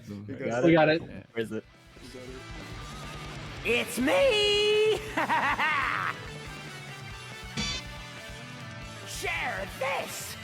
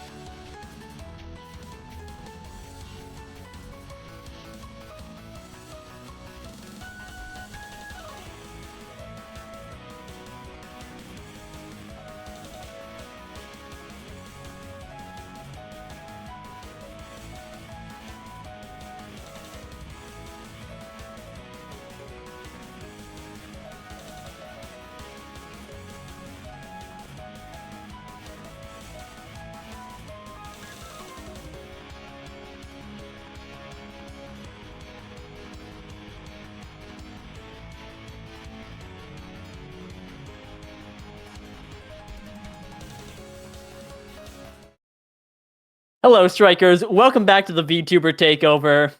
Today, I'm joined here with Saya, and we are here for the final NASO Week 4 match, Core Overflow versus Sad Boys. I've never heard of either of these teams before, Saya. Can you tell me what they are? Well, I was muted in OBS, but yeah. These two are the teams to watch, other than Demons Raw, but you saw them play already. They're old news now. They're at the start of the day. No one cares. They're washed. But Core Overflow has been performing incredibly well these past few weeks, and also historically as well. This is a team that has consistently been near the top of the table, but hasn't really made it. I don't know. The casters have said this 20 million times already, but they're the best team that's not named Demons Raw or the Sad Boys. And here, I think there's a very decent chance that they could do very well in this series, even against a team that I think people would favor. Yeah, I believe last time we saw this matchup, it was in Dubu Cup, and we saw Core Overflow win. Right? Just take not only take a game, but win the whole series and move on. Am I wrong? I'm getting the feeling that I have my misinformation spreading out. Hey, who remembers Dubu Cup? I need to check. I'm sure they won. Win or lose, I remember that they performed exceptionally well into Sad Boys, and this is just a team that can go toe to toe with the best of the best. You know, so this is going to be a very decisive match.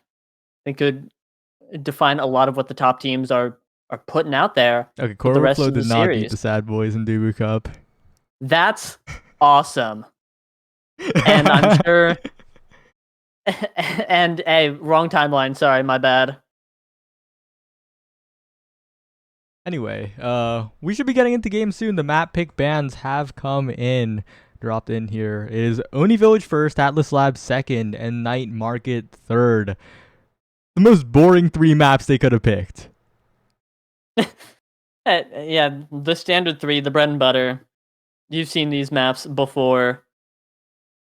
Going on to Oni Village, starting off, and Oni Village is like the map where people call it the test of skill. You know, the better team always wins on Oni Village. And you know, hey, whoever takes game 1 has a pretty good chance to take the series. But of course, with Night Market and AtLab also on board, bit of a different playstyle we might see. So hey, remember when I said whoever takes game 1 might win? I was lying. Anything is possible. It's like an Estelle ban on Oni Village. Joker loves playing Estelle.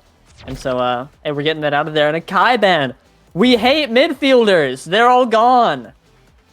Yeah, and they've all been put to rest. As a very angry Vaughn of the past has alerted the chat of the past of 2 minutes ago, it is Egoist on Infinite, Egoist on the start, and that is something that is incredibly scary on a map like Oni Village where midfielders can just take over.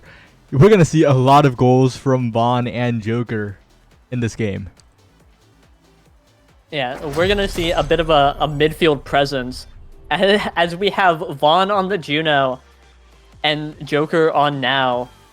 Both just, I'm pretty sure the top 2 midfielders in the game, and something, a really interesting interaction I think is that Juno Slimes gain 100% of her move speed when they're thrown out, so Egoist Juno Slimes might just come out and be the fastest thing ever, but the Slimes don't matter if Leona is just going to show up and take both barriers instantaneously.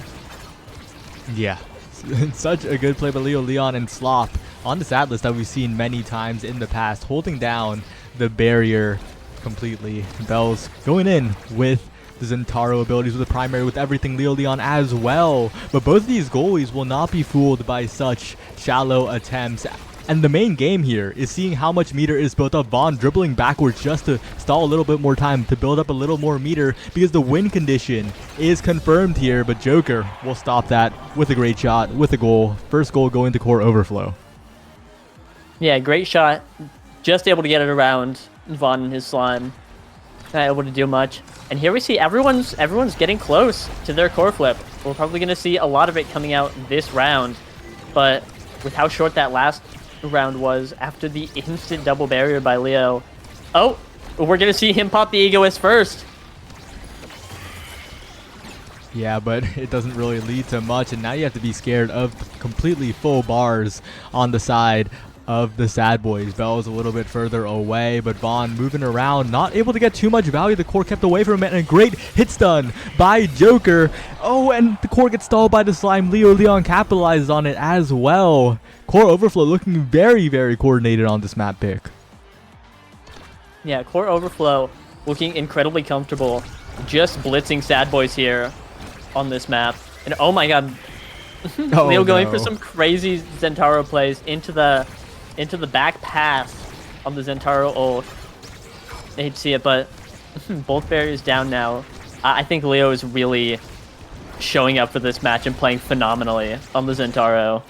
Yeah, and look at Slop with that strike shot and the primary pushing up to the midfield, keeping the core forward as well. It always feels like it's on the Sad Boys side, at least for this first set. Bell is trying to utilize the Egoist speed, but loses control of the core. It's wrestled away by Core Overflow, and they're the ones with the push now. Joker with so much speed to work with a flip in front of the barrier, goes down. One more goal, and Core Overflow will take this first set, get priority in the draft, and the looming threat of quick strikes is such a scary possibility on a map like this.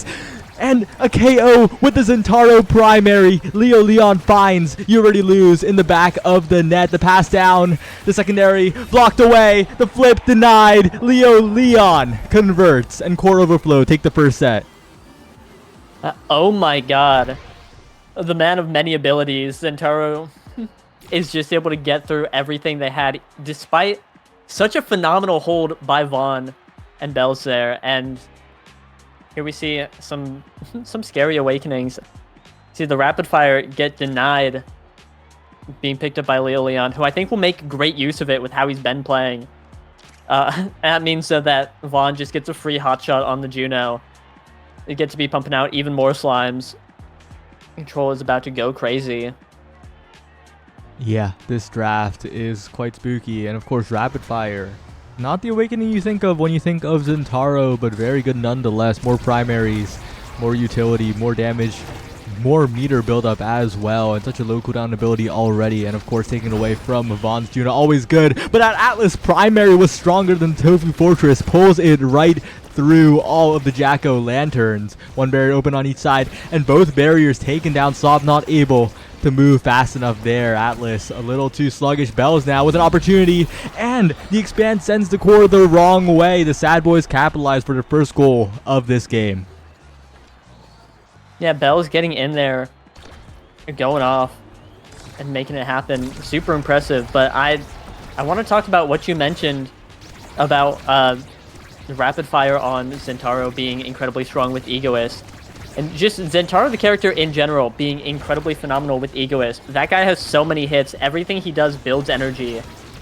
Now, it's no surprise that last set, Leo was the first one to get the core flip, and now with Rapid Fire, he's just going to be having so much more energy than everyone else. And case in point, there he goes.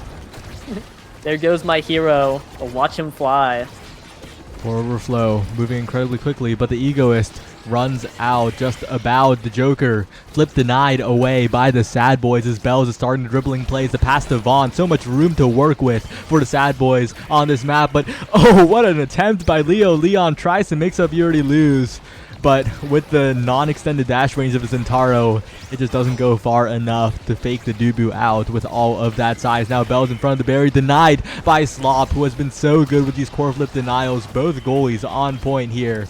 And even the accelerated core is not enough, but a fake out with the primary. Leon fools the Dubu for the barrier. Joker rushing in with the secondary, not quite enough. And now Bell's trying to get into position, but Vaughn has taken so much chip damage despite the Egoist speed. Still has to be a little bit careful despite it being Oni Village. Has to jump away, can't use it for offense for the time being, and that flip will all but be denied. But Vaughn finds a way anyway around the expanse. Leon now looking for an angle, but the Tofu Fortress denies it, and the point will stall out for a few more seconds. Hey, here, Slop, hold on to the core flip, using it right there. Leo getting his own, but a crazy strike by Bells gets it right past Leo and out of Slop's reach. And Sad Boys are up 2-0 in the second set all of a sudden. despite such a dominant core overflow set 1. Yeah, and it really speaks to how good both these teams are. They find the small advantages, they get in the groove, they start passing. And also, when these egoists come up, when the meter is filled, is such an important timing as well. Bell is the one with the speed this time, but unable to get the barrier with it, but has the flip to work with. The barrier saved by Slot, but Bells is approaching, burning all of the cooldowns. The expanse gone. Now if Bells can get close to the barrier, that's the astral projection gone as well, but it's denied away by Joker, buying just enough time. No, not quite. Slop doesn't have the cooldowns, but you already lose. Misses the strike. Huge opportunity for Leo Leon to the top side. And Core Overflow are not out of this set yet. Yeah, I mean, a single mistake cost Sad Boys that point there, and Leo Leon was just there to capitalize on it. And it's unbelievable how efficient these top teams are, but with a forward like Leo Leon, he just gets barriers like that. Literally just like that. What you just watched. All the time. He makes it happen because Zentaro, not an easy pick to pilot on Oni Village. You have to be precise. You have to make the most of all of your abilities because you don't have a speed boost to fall back on. But Bells, look at that. The barrier taken. Almost automatic. Almost a goal as well. But now it's Leo Leon's turn to flip.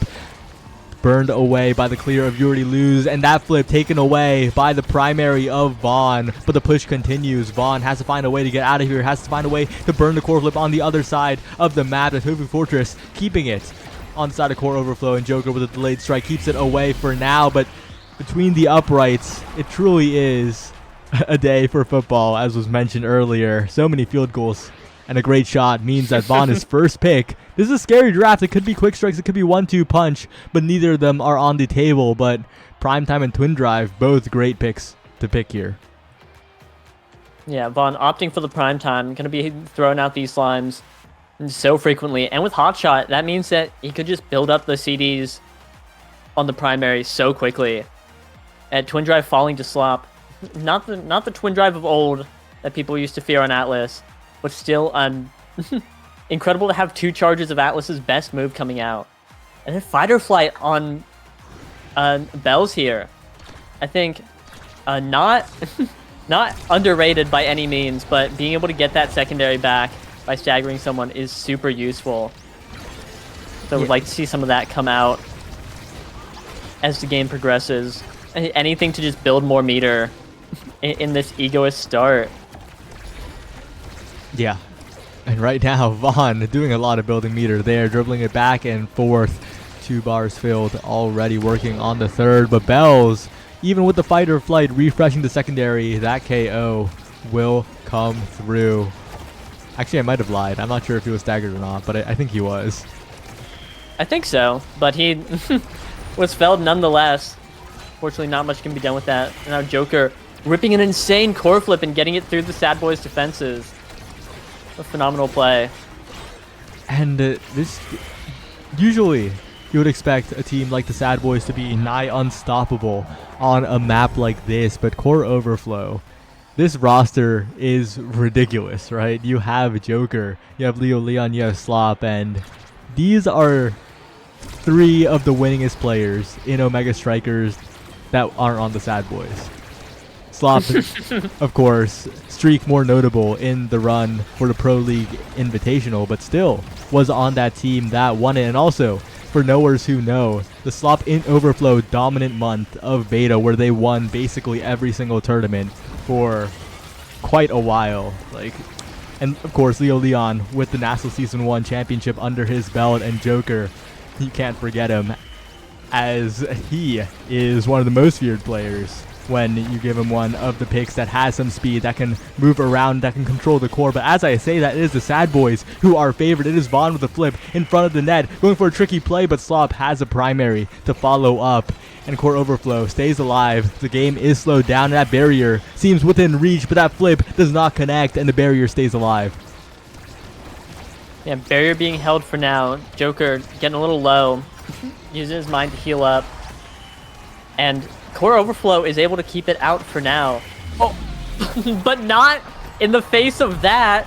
Bell's pulling out a forbidden technique. and ripping an insta-flip on Zentaro, shooting it to the bottom corner, and nobody was down there. Nobody expected that. Immediate a max score speed coming out of nowhere. Scores Sad Boys a goal. Yeah, it was so ridiculous. And even more ridiculous is that core flip block. Vaughn making Leo Leon's meter vanish, but it's egoist. The refund is still there.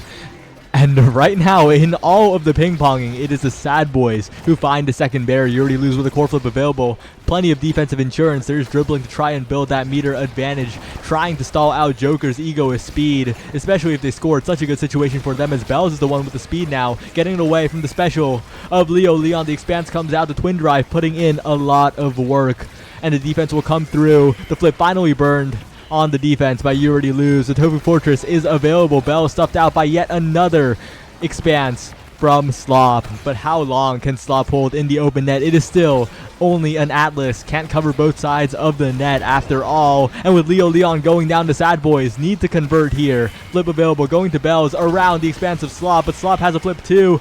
Around the world, the core goes back to Vaughn. Interrupted yet again, but the barrier still stays up. And Joker sitting on a core flip, having some abilities up to try and get this barrier here. Leo Leon back on the field. But Sad Boys are making their offensive push. And Core Overflow is struggling to get it out. And when they do, they're not able to get this barrier. You Already Lose is just holding on to it eternally. Nothing can get through. Something got through. Gas occurs at the perfect time if you're a Core Overflow fan. Joker with the flip in such a good position, dribbling, controlling the core, but Bells trying to get into position, has flip available, flipped away by Joker. Core Overflow desperately trying to keep it away from Bells with his ego, his speed to the bottom side. Slop predicts it. Slop defends everything right now as Leo Leon now still in the midfield. A lot of speed and a lot of flips available for the Sad Boys. Vaughn and You Already Lose double goaling perfectly, holding on for so long. Bells tries to send it up to the top side, but Slop interrupts the combo from Zentaro. Leo Leon now going for a combo of his own, but You Already Lose will stuff in, and look at how much defensive insurance that the Sad Boys have. One flip still available even after that save. Joker and Leo Leon with the passing play attempted. The flip times out for Vaughn. Just a normal strike there as Joker now trying to get possession, but again, Bell's interrupting. The Zentaro so good at blinking across the map. Bell's now going for coverage, trying to mix Slop up. The flip will have to be burned, and still no goal goes in. How many minutes has this single point lasted? But finally, another flip will come up. Joker will convert to end one of the longest points in North American Strikers League history. Oh my god. Core Overflow, more like Energy Overflow. With how many flips just came out and how many they had to use just to get through the Sad Boys defense, it's no wonder that point took so long. But now they're up in this set, up in this game now. With set count tied, Bell's looking to change that with his core flip here. Trying to run in and get this last barrier from Slop. But Slop is just holding on for dear life, not letting it go. I think that's a big thing when it's Zentaro versus Juliet, right? Zentaro builds up that meter. Zentaro has more field presence, but Juliet has realer scoring combos that are much hard to deal with at the goal line. And I think the issue here for the Sad Boys is that they don't have those from Bells to fall back on in those endless sets when both teams are holding forever. And eventually, Joker and Leo Leon are the ones that out-core control, the ones that send it in, the ones that pick up the quick strikes here. This could end the game. Right, quick strikes almost undoubtedly going to Joker here. Yep, and that is game-changing. This guy is living it up in Energy City. He can be pumping out core flips faster than, I don't know. Leo Leon will be getting around the field with that Super Surge, which is so useful on Zentaro, so useful on this map, where core control is super important. Getting a Dash Awakening on Zentaro is almost mandatory if you want to have that kind of insane field presence. Oh, Bell's opted for the heavy impact. Zentaro's probably second best Awakening in the current rotation, hoping to win with just having more cooldowns and being able to build up more energy. You know, kind of negating that problem that you were talking about earlier. You know, Zentaro doesn't have those guaranteed scoring opportunities, but building up a core flip is a great way. Julie may have two abilities, but Zentaro has one core flip, and it's going to get both barriers and score. Yeah. And right now, Joker being pressured by the damage of the Sad Boys, which they still do have, of course. Juno, quite the damage character if those slimes connect. But Leon with the Super Surge, making full use of it. So much pressure, but a great save by the Sad Boys to keep it out. A flip up to the top side, a perfect pass to Joker from Leon, getting out of that situation. And Core Overflow, they're in position to win this game. Yeah, what a dimer from Leo, getting it up to Joker, who's holding the top side of the net, completely open, and blocks out the Sad Boys lore double goalie defending the corner defense. A great pass, and yeah, again, like you said, Core Overflow is looking so beautiful in this game, looking ready to take the first one, and with Slop running around at Mach 10 with the core flip, and that 12% extra speed. I think it's going to be really hard for Sad Boys to get this barrier without some core flips of their own. Yeah, but a lot of core flips being burned against that Tofu Fortress. Yurilu's getting so much value out of it on the bottom side of the map. A Joker, the quick strikes, looking like an even better Octavia at the moment, sending the core forward again and again, and of course the healing onto Leon, preventing the Zentaro from going down too easily. And it's just so hard to get mid-control against Leon and Joker. They're positioning perfectly to intercept all of the potential passes, and eventually the barrier will fall. Bells has meter, but will he be in a position to use it? The slimes are being stuffed out by the Zentaro again and again. Even the core flip denied. Leon now looking for an opportunity. Bells trying to burn the abilities from Slop. The abilities are burned. Bells, opportunity. Strike War from Slop prevents it. The Zentaro offense is not real enough against Slop, and Slop continues to save. Finally, the barrier goes down, but Slop has the flip on the defense as insurance, and in an open net. That is so good. Leon now rushing forward, trying, denied by the Tofu Fortress, but Joker with a dribble. One dribble is all it takes on, and Core Overflow. They're just in full control. Yeah, they're in the driver's seat. Joker and Leo are so in sync. Each of these scoring opportunities, and it's paying off incredibly. And now Leo, not having the core flip, the Egoist proc last set, uses it there, gets one barrier, and with a great dash, gets a second. They're playing so well. They're throwing abilities out, expecting what's going to happen from their teammates. They're not reacting to each situation. They're preempting, knowing what's going to happen. Leon in, gets the last strike against absolutely everybody after the passive. That will be Core Overflow taking the first game of the series. Yeah, that's game one to Core Overflow. I don't think I saw Leon lose a single strike war that game, let alone just... It seemed like every interaction he approached, he was favored. Now, unless it was something like Dubu Roll or Tofu Fortress, instant win Dubu, victory buttons. It felt like he was completely in control of where the core was going in every case. Yeah, it's crazy. For a team with Leon and Joker, there cannot be a more perfect scoreline. Both of them getting equal goals, a ton of assists, the passing, both of them playing both midfield and forward on this map and doing it so well. It was so difficult for the Sad Boys to get past the halfway mark.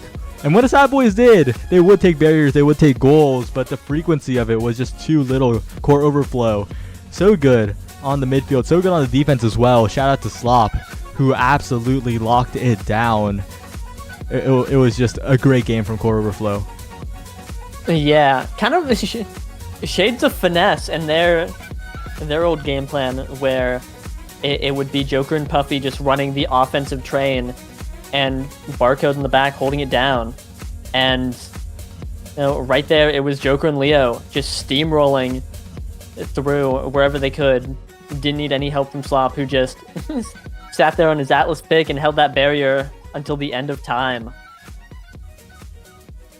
It seems like whatever team Joker's on, they just have that offensive threat and can do whatever they want, it feels. Yeah, and maybe it's actually like kind of lore too, because the lobby code had Puffy's name in it, which is an insane coincidence, but the spirit of finesse has possessed this best of three, and Core Overflow are looking better than ever. The spirit of finesse is in the room with us right now. Sometimes I still hear Puffy's voice. And we're going straight to Atlas's lab. A map that...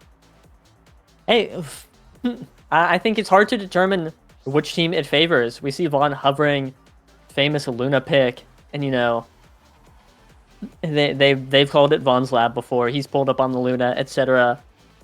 But if we're talking about finesse lore, they've been incredibly successful on this map in the past.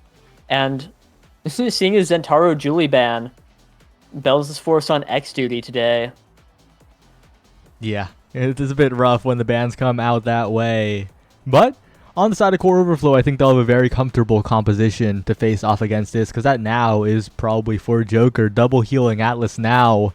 Even a Luna X Aimi might not be enough, and Vaughn, I think, recognizes that. Goes for the more core control option here with the Estelle.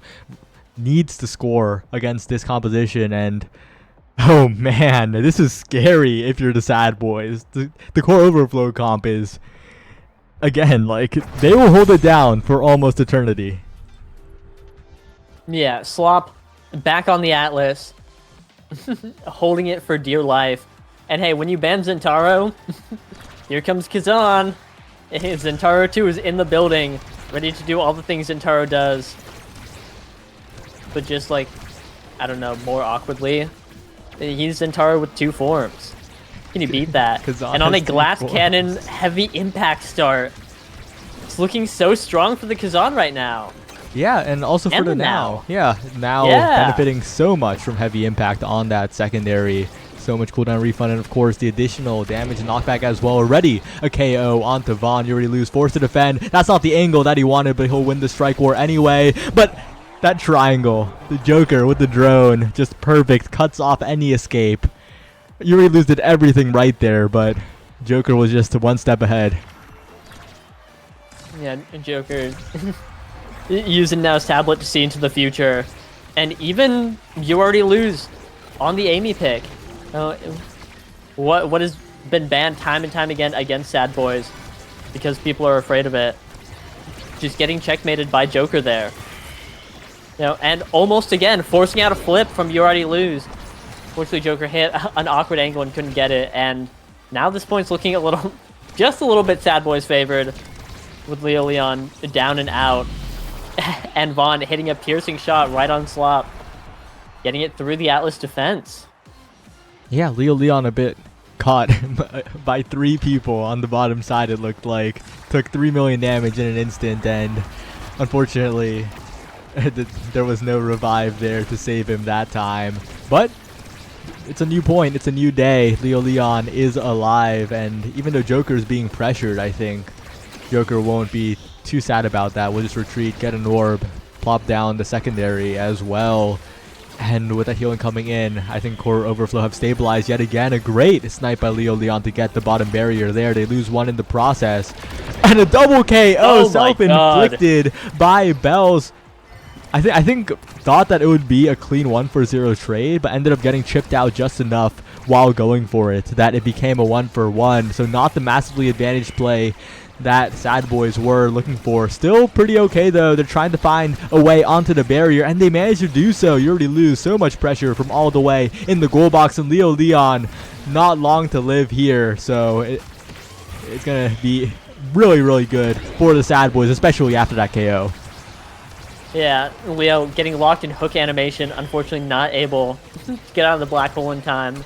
He had AirPods in, he couldn't hear it, and Bells getting a great dash, able to slip it right past Slop, who tried to catch his shot, was unable to.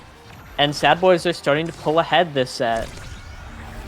And yeah, as you mentioned earlier, they called it Vaughn's Lab for a reason. Even though it's not the signature Luna here, the Estelle is putting in so much work, so much presence on the map.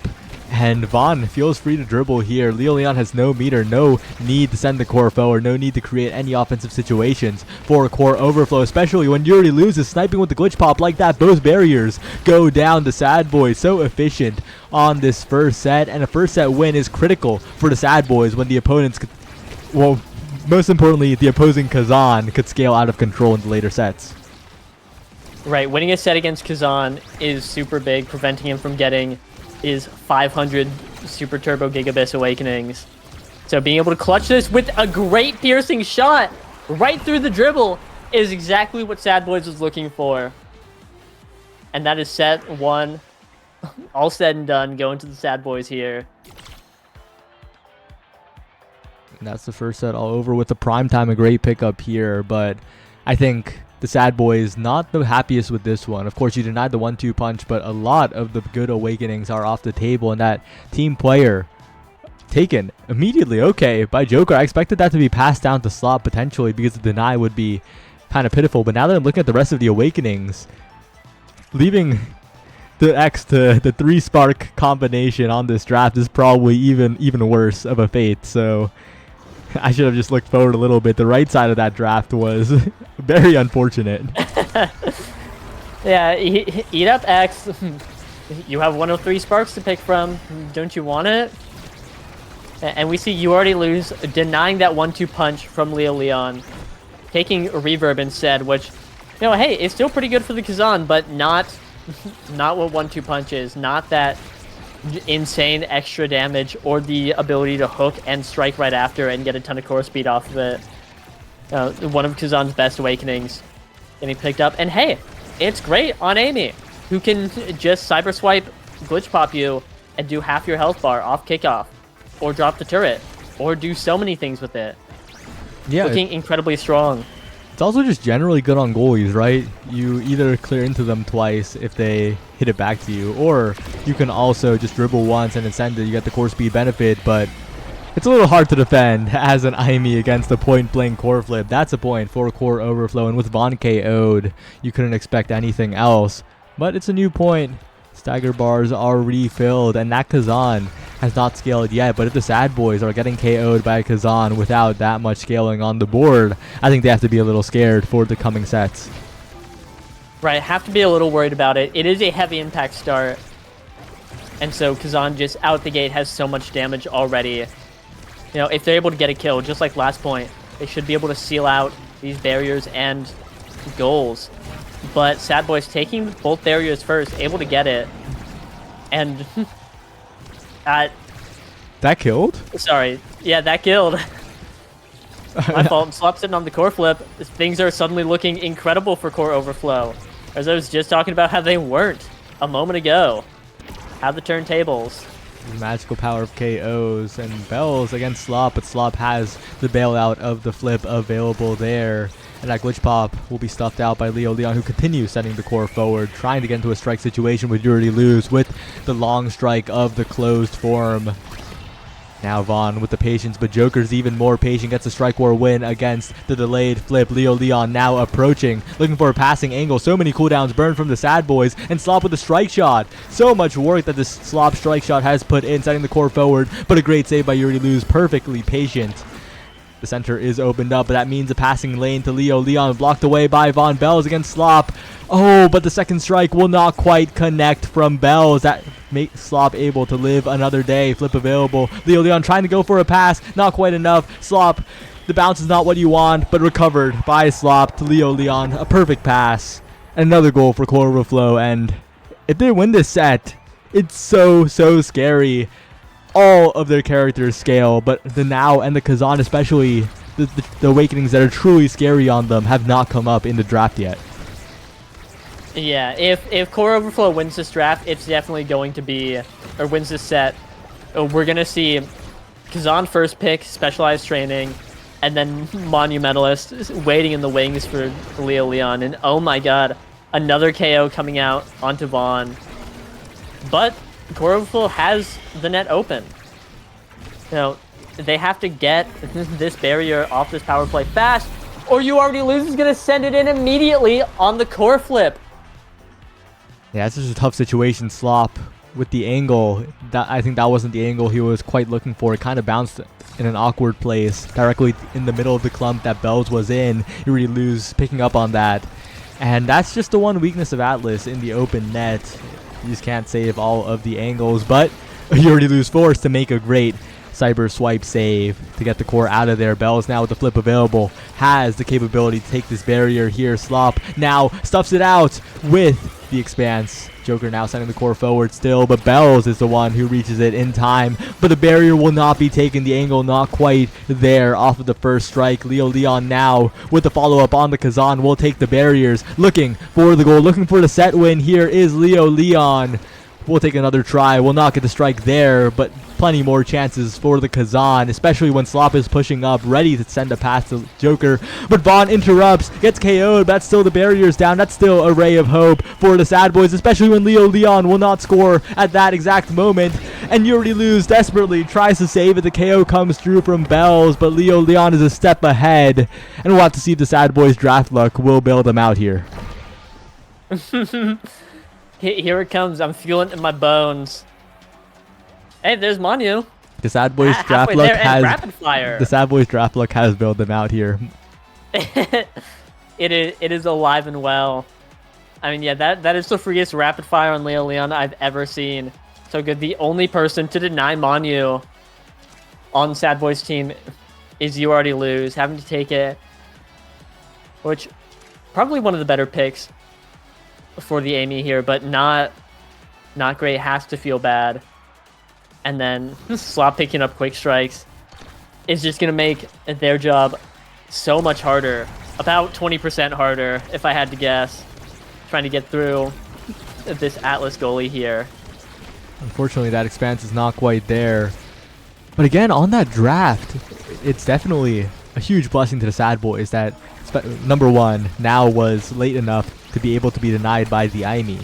And number two, that Specialized didn't come up for Leo Leon's Kazan.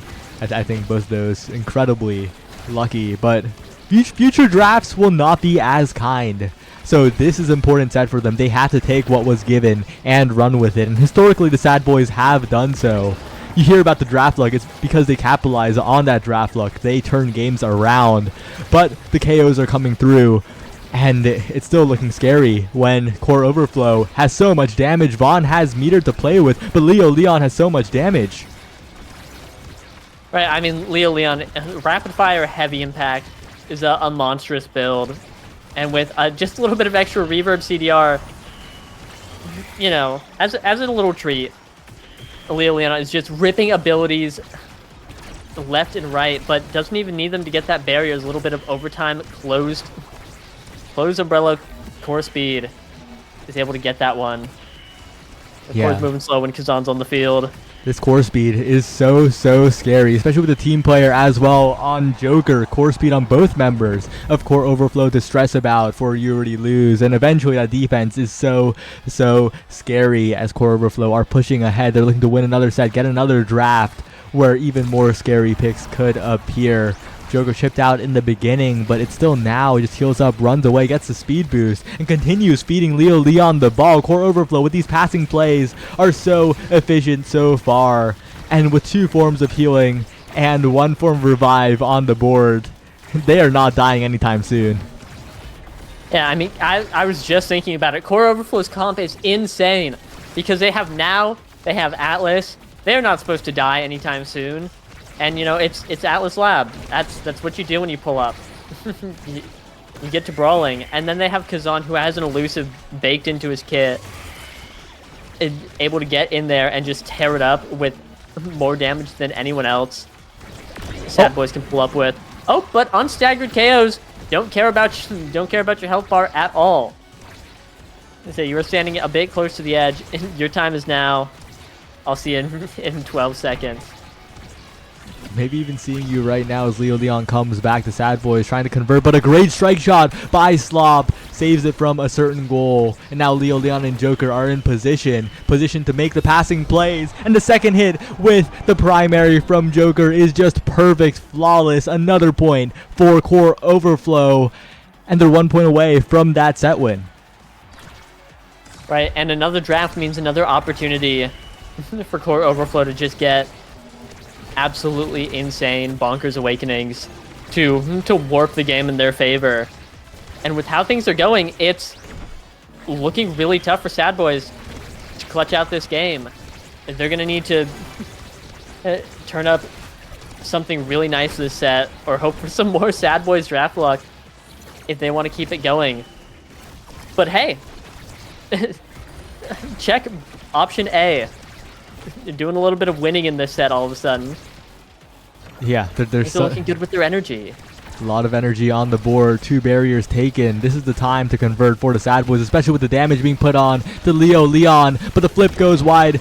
They do get the KO though. Vaughn confirming it with the cooldowns. But now Vaughn needs to make use of this flip, going for a passing play all the way down to Bells. But Slop with another strike shot will keep the point alive for Core Overflow. But a simple strike war win finally. When the cooldowns are burned, Bells will convert. The Sad Boys will stay alive, will keep going in this set, but it's a new point. It's another respawn for Leo Leon, and Vaughn has no meter, Bells has no meter. They have to watch out in the early stages of this point. Yeah, I believe this is... Last point was what they called the O2 comfort zone. And you know what comes next. Don't mind that Vaughn just died. That's not important. Oh no. It might actually be important. It might be pretty important, actually. I might have made had a lapse in judgment, I think. Yeah, and with both barriers down, Leo Leon and Joker are free to take pot shots at the goal. With that core speed available, the passing plays can come through even before overtime. And with a team player boosted shot from Leo Leon, if Joker passes back to Leo Leon and then Leo does the classic pull into strike, it could be so scary. It's interrupted desperately by the glitch pops, by the primaries from Vaughn as well. The snipes coming through, but still, they have to fear the center as the core gets rocketed back. Yet again, the flip available all the way around the world. Around, you already lose as well. Slob sniping the corner there, perfect angle, and... Oh wait, this isn't... That's not good. Slop. That's a Slop first pick. That's a Slop MVP. Uh-oh. Hey, with the weight of the world on his shoulders, he is familiar with those global angles. But that means that if this Specialized is going straight to Bells, not getting anywhere near Leo Leon. And yeah, not much else for Leo to take. Picking up a knife's edge. Getting a ton of speed and power off that Awakening. And Joker picking up the Timeless for larger creations. It's gotta feel really nice for him here, but to be clear, it's not a bad draft by any means. Egoist quick strikes on Slop is incredible. Absolutely. But it just feels really bad, and I think once again the Sad Boys draft luck, the superstition becomes a reality. And truth is sometimes stranger than fiction after all, as Leo Leon able to get Specialized, Slop being first pick. I think just a really unfortunate situation for Core Overflow here, and that opens another window for the Sad Boys to come back into this game, especially if Bells can keep up with the damage, utilize that Specialized. But as I'm saying that, Bells is looking dangerously low, no forms of healing on the side of the Sad Boys, so even though he does have that flip available, he will have to burn it to survive, and he is not long for this world. He is knocking on death's door. Doesn't matter how many ticks of the stagger bar you have. Into Kazan, you're just going to keep getting mowed down. But finally getting unstaggered and able to participate in the match a little bit more. But they are like vultures on top of him. Staggered once more. Bells is one juggernaut of an X. But it doesn't matter because a crazy dribble off the bumper, and he's able to mix up Core Overflow and get it into the top corner. Right out of Slop's reach. Not much he could have done. And they were unable to seal out the KO. Bells was allowed to live, and he made the most of it.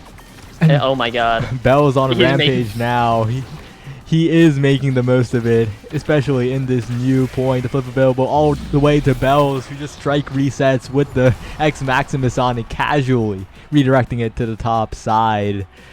The Sad Boys are activated, and I think Core Overflow is starting to have second thoughts about this game, starting to have a few doubts, because now it's getting really scary. Right, all of a sudden Sad Boys have come alive. I think this Specialized going crazy on Bells right now, and Bells just doing a great job of staying alive and being relevant in the game, which if you're not, participating in the game and being relevant on X, it is so hard to, get anything done. But I think Core Overflow has to be feeling nervous in this situation. It's just like you said, they went from dominating this game, victory looking certain, to now things being a little shaky, and especially with you already lose catching with the core flip that barrier, it's hard to come back from that. It's really jarring to go from such a winning position to that, but I don't know, a little KO might be the jump start they need to get back on track. Oh, and an amazing play by Joker. And overtime is a huge win condition for core overflow, especially if they have a barrier up and the opponents do not. They have so much core speed to work with. So quick to overwhelm, you already lose. And they're not out of this set just yet. Both you and I have been writing them off a little, have been like, oh no, it's looking scary. It's going to a 5th set where the Sad Boys will have the draft, will have the scaling, and will score. But no, core overflow are back in this. I guess we were doubters a little too early. We forgot a little too fast. And Bells, wait a second. The Cast of Curse is coming in full effect as Bells just takes both barriers extremely quickly, and it's gonna take quite a bit for core overflow to come back in this one. All right, Leo Leon doing what he can though, putting on a great push on the Kazan, using his 15,000 abilities to try and get it through. Fortunately, unable to get the barrier. You already lose. Just holding it, but now Joker with the core flip might be able to make something happen here. And just like that, they get the barrier. Core overflow is not done. Oh, barrier goes down. Core overflow's remaining 2 members aren't done yet. His barrier goes down, but the KO comes through, and oh no, the Venn diagram of flips is too late. And I think Slop, it's just so hard to cover the open net as an Atlas. Bell's first pick now, and the now right behind his tail, but again, maybe we're right to doubt because it gets scary for core overflow as we head into this part of the draft. Twin Drive, of course, taken, not allowed to fall down to Vaughn, but so many scary awakenings on the board. Kazan could pick up the prize fighter, and yep, that additional power going to be so scary. I think Leo Leon might have hit the threshold to red core close strikes. Right, I would believe it. And prize fighter just is always a great win condition to have. You know, when in doubt, KO it out, and then all of a sudden you're rocking an extra 60 power and just smiting people. I mean, other than that, Twin Drive on now is insane.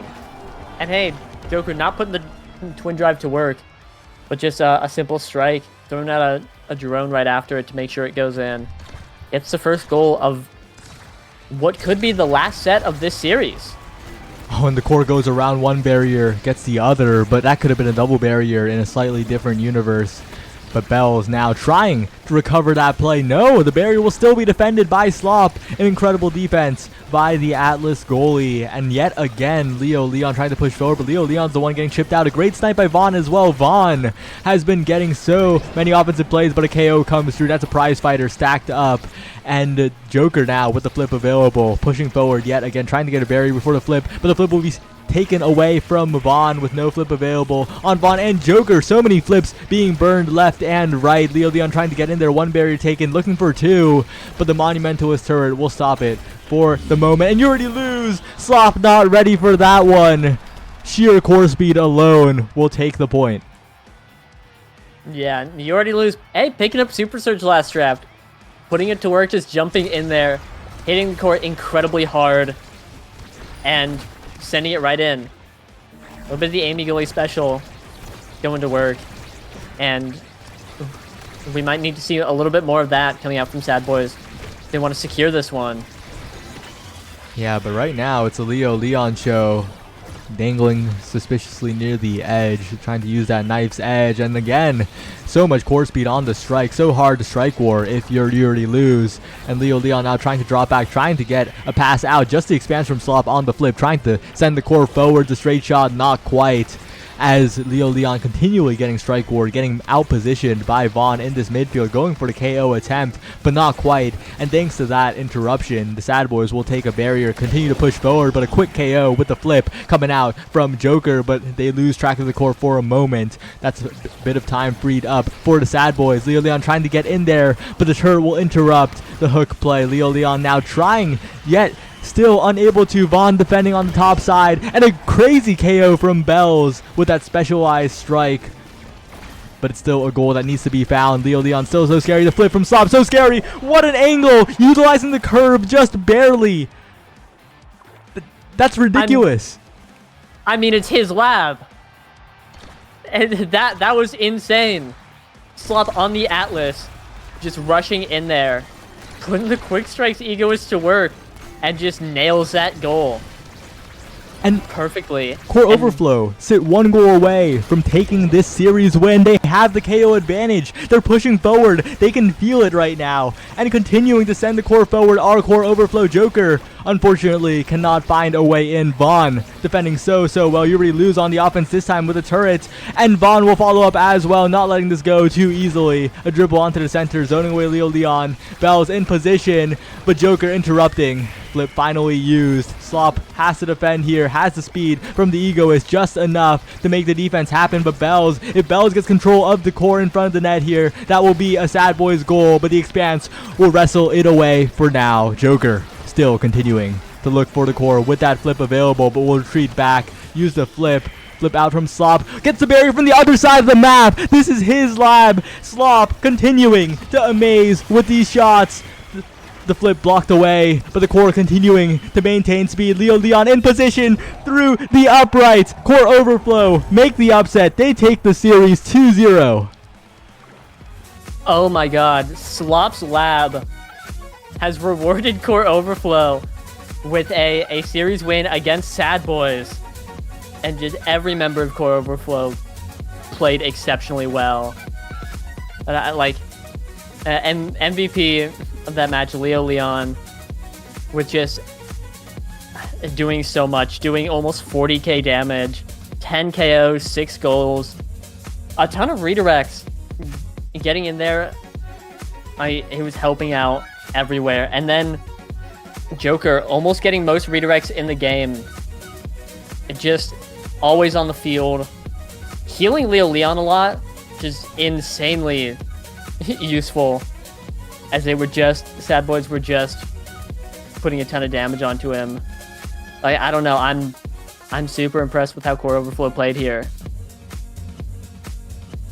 Yeah, just a really great performance by all 3 members of Core Overflow. And again, the shared goals standing out as statistic. And Slop, I think, the MVP of this particular game. Joker and Leo Leon, of course, performing fantastically, but Slop held it down and importantly got the clutch shots in the points where it was looking dire for them, where Sad Boys had the advantage, and that really swung the tide in that last set. Yeah, absolutely. I mean, this guy pulled up with 105 saves on the lab. I don't know, nothing could get through him. And with the Quick Strike Egoist, Turbo Exodia build, it's no surprise that Core Overflow was able to swing the tides in their favor, despite things looking a little shaky from time to time. Wow, incredibly well played. Yeah, and Core Overflow now move up to 3-1, and there's a whole group of teams sitting at 3-1. It's Core Overflow, Erskine Club, and the Sad Boys. So that is quite the elite couple of teams. And if you look down, I'm done talking about standings. All of these teams are so good. But yeah, what a great series, I think. It was not one-sided by any means in any of the games. I think the Sad Boys, it's scary watching the Sad Boys play, because especially in that game, the Sad Boys draft luck kind of came into play a little bit. Just a tiny bit. Going a little crazy. Yeah, that game felt like a game 3. And I think part of that is just if you drop a game to Sad Boys, they get all the momentum, right? You're locked into their game now, and you're playing catch up. And you never want to be playing catch up against Sad Boys because if they win that match, they will run ahead faster than you are able to match them almost every time. But Core Overflow was able to maintain composure, get the footholds they needed to stay in the game, and eventually take it. Pull ahead in the end. Yeah, and I think Yeah. I think a big thing is also like both the teams didn't really get their huge bis. I think both teams had a pretty even draft situation. So on this field where neither team got to really abuse a character and play that character instead of the game, I think Core Overflow just a great performance, and well, they're moving up in the standings. Yeah, like you said, tied for first in top 3, I believe. Just crushing it. And hey, I think that's where everyone would put them. They're a top 3 team and just took it against the former NASL Season 2 champions. Gotta feel good being Core Overflow right now and getting a win like that. Yep, and sitting super comfy. Well, I think that's all for us. I think we're going to hand it off to the post show featuring K-Bot. So we'll stop yapping about the Sad Boys draft luck narrative. We'll leave you to wait patiently for K-Bot and his 3 wonderful guests. So see you soon. Bye bye. Yeah, go say hi to the real people. Bye bye. Damn, this hand tracking is so scuffed.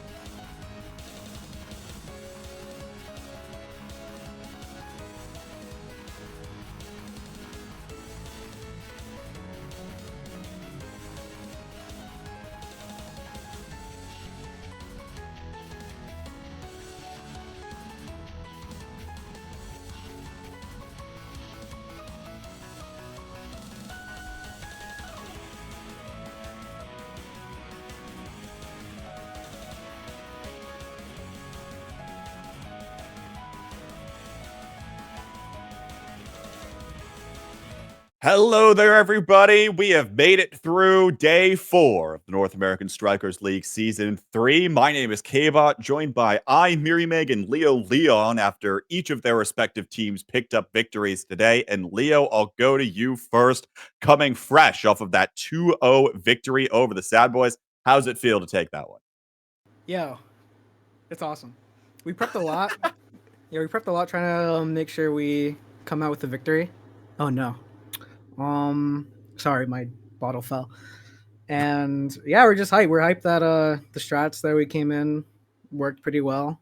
Albeit I died one too many times on a few of those maps, but I mean, we're happy. Hey, it wasn't enough apparently to lose you the game. I want to talk about this because mostly because there's a lot of discussion going on right now. What changes the game about that egoist start in game 1? Like, what, especially when you see that up first, what goes through your mind as a player? You're like, all right, everyone has to opt into it.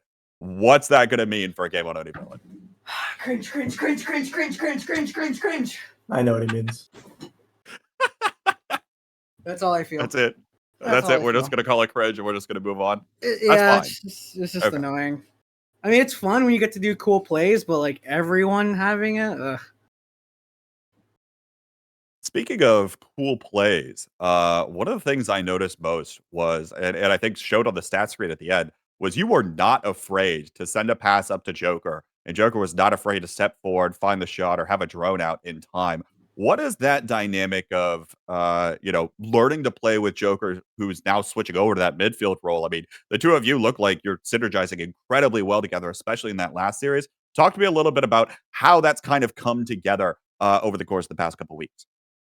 Yeah, well, Joker being a midfielder is actually really nice. Like I remember when we first were playing in scrims and everything, he's like, dude, I know exactly where you want the core because I was a forward. I know how it feels. So I will just get you the rock right where you want it. And he does. It's like, oh, hey, look, funny core, strike it into the net, go Burr. And since, he was a forward player, sometimes he'll walk up a little bit. I'm like, all right, I guess I'm midfield for like 5 seconds, see what he can cook. It's really fun because I get to switch between forward and midfield, and so does he. And one of us will eventually score. That's what I've just come to learn. Like, if I don't score, he will. If he doesn't score, I will. And then Slop will just randomly fly with like a Luna dash or like an Atlas primary, Everyone will just eventually score. And hey, it worked well enough. The preparation paid off, and you all were able to pick that up, of course, with your game 2 victory there while you pulled out the Kazan. And that's where I'm going to send it to you, Berry Bag. Oshido Coreflip gets their first victory of the season over Last Call, and you looked like a beast on this Kazan. Where did that come from? Like, obviously, you've been playing it a little bit in the background, but it feels like we haven't seen that performance in quite some time. I think for starters, I think Kazan's not the hardest character to pick up. I had a little bit of experience on him when he first released, but after the first major rework, I put a lot more time into him. A lot of games in ranked, a lot of games in scrims. It got to the point where people were banning it off me, especially in the EKC match. They banned the Kazan off me both matches there. But I managed to get the draw. Borg decided not to mirror it, and Hook is pretty good at mixing up on goalies, so I was able to just get the core when I needed to. Feels really Seemed good. to be the case. Want to ask you, like, did something different happen this week? Because it kind of felt like you all had a little bit of revitalization in you. Of course, earlier you played against like week 2 versus Demons Raw. I'm not going to count that, right? But Yeah. it feels like this was a different team today. Did you all do anything different in terms of prep work heading into this week, or what did that kind of look like? Did you just wake up on the right side of the bed this morning? It might have just been a case of right side of the bed. I don't feel like we did anything too differently. I think we were able to play into our strengths a lot more. I think Merchant had probably one of the best series he's ever played. I really was impressed with how he was able to pull out today. Kashi, I think, was super dominant in the midfield and was able to win a lot more strike wars than we had in previous weeks. And those two in turn just enabled me to be even more powerful up front.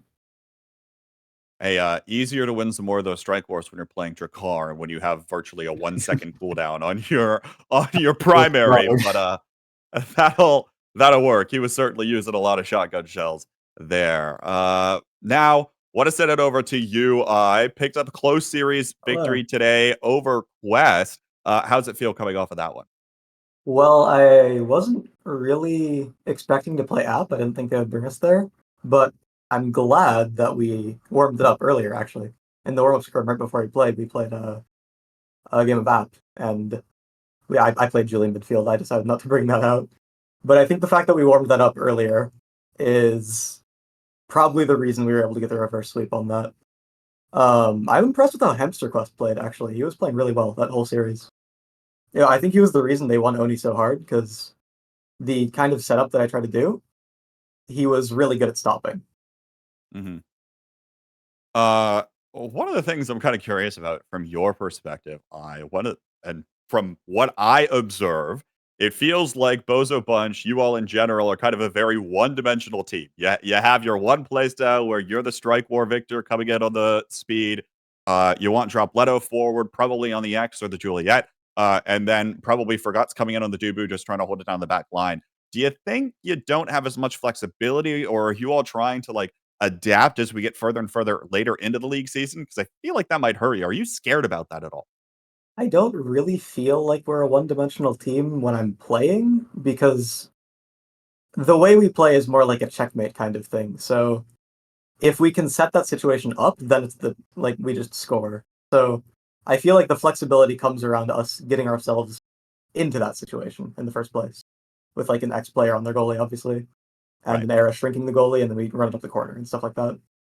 And I feel confident enough on every other pick in midfield, except for a few of them.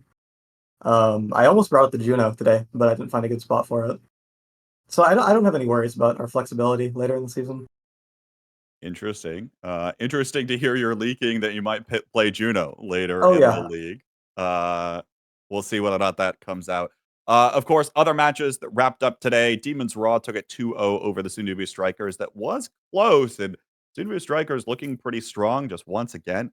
Can't quite pull it all together. And then EKC gets a dominant 2-0 victory over the Bun Bonanza. And let's take a look at the standings as we exit day 4 and start thinking about looking ahead into week 5. It is a 3-way tie for second now after Core Overflow's victory over the Sad Boys. The other team that's up there is Era's Kitten Club, of course, picking up their week 2 victory over Core Overflow. Leo Leon being in that group, there's probably the expectation of how things are going to shake out, but how does it feel to kind of be up at the top of the tables while everything is so close right now? Pretty good, pretty good. Season's not over yet though, so I'm gonna wait before I say anything out of pocket. Just gonna wait. Just gonna wait. You're just gonna wait. You're gonna be the nice one that actually Yeah. doesn't chirp at all. Yeah. I'll let the results speak for themselves at the end of the season. That's usually how it goes. All right. Miri Meg, of course, Oshido Core Flip notoriously went 0-4-5-4 last season. Is today the start of coming back on the uphill swing? I certainly hope it is. I think we made it through the harder part of our schedule to begin with. I think coming matches should become a lot easier. And except next week, maybe. But maybe not next week. I don't know. I haven't looked in the schedule yet. But I think we're coming back into form nicely and hoping to make playoffs again. Hopefully not squeaking in, at least. Nice and certified playoff team.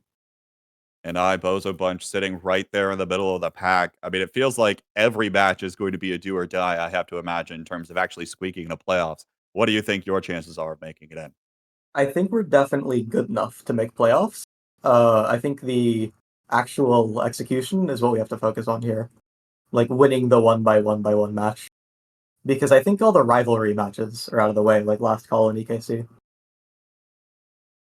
Yeah, very good point overall. So should be interesting to see that. Let's take a look at next week's matchups and get your all's reactions. Of course, it'll be Quest versus Cow, Oshi versus Sad Boys, which is very big why I said maybe Yeah, that makes a bit of sense.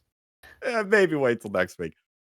Demons Raw versus EKC, Sundubu Strikers versus the Bozo Bunch, and then it'll be Bun Bonanza versus Last Call. I'll go to you first because I think you have one of the more interesting matches coming up next week. The Sundubu Strikers might not have the best of records, but certainly look like they have what it takes.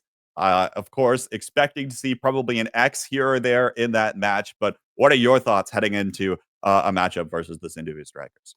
Yeah, Sundubu's looking like really strong right now, so I'm really excited to play versus them.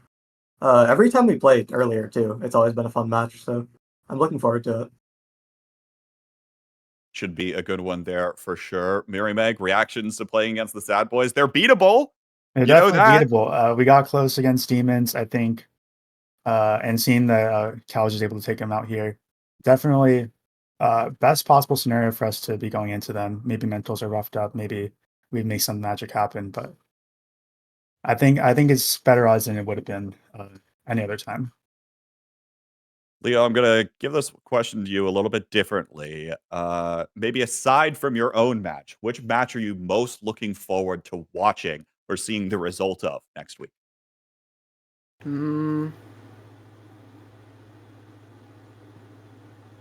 Man, why'd you gotta switch it up on me? I know. Let's see. You know, I kind of want to watch the last call game. Kind of a cop out since it's like the main game, it's the big game, but I like watching last call play. I get to take more Kazan notes, hopefully. So, yeah, excited for that match. More Kazan notes, assuming that it gets pulled out at all, which Come on, we'll see Borg. whether or not that's the case. But it seems like a lot of brawlers are going and opting towards this Kazan. We'll have to be tracking that as the league goes along. But folks, that's going to do it for us here. Day 4 of the North American Strikers League has wrapped. We will be back for day 5 next Saturday at the same time, 2:30 p.m. Eastern. Just about is when the pre-show will start, and then we'll have these 5 matches next Saturday. But of course, tomorrow you can tune right back in here for week 4 of the North American Strikers Academy, which should be a lot of fun to watch as it always is. So be sure you're tuning in and keeping all things tuned here at BestieInSlot for more competitive Omega Strikers. But with that, we're going to sign off for the evening. Thank you all so much for tuning in. We hope you have a good night.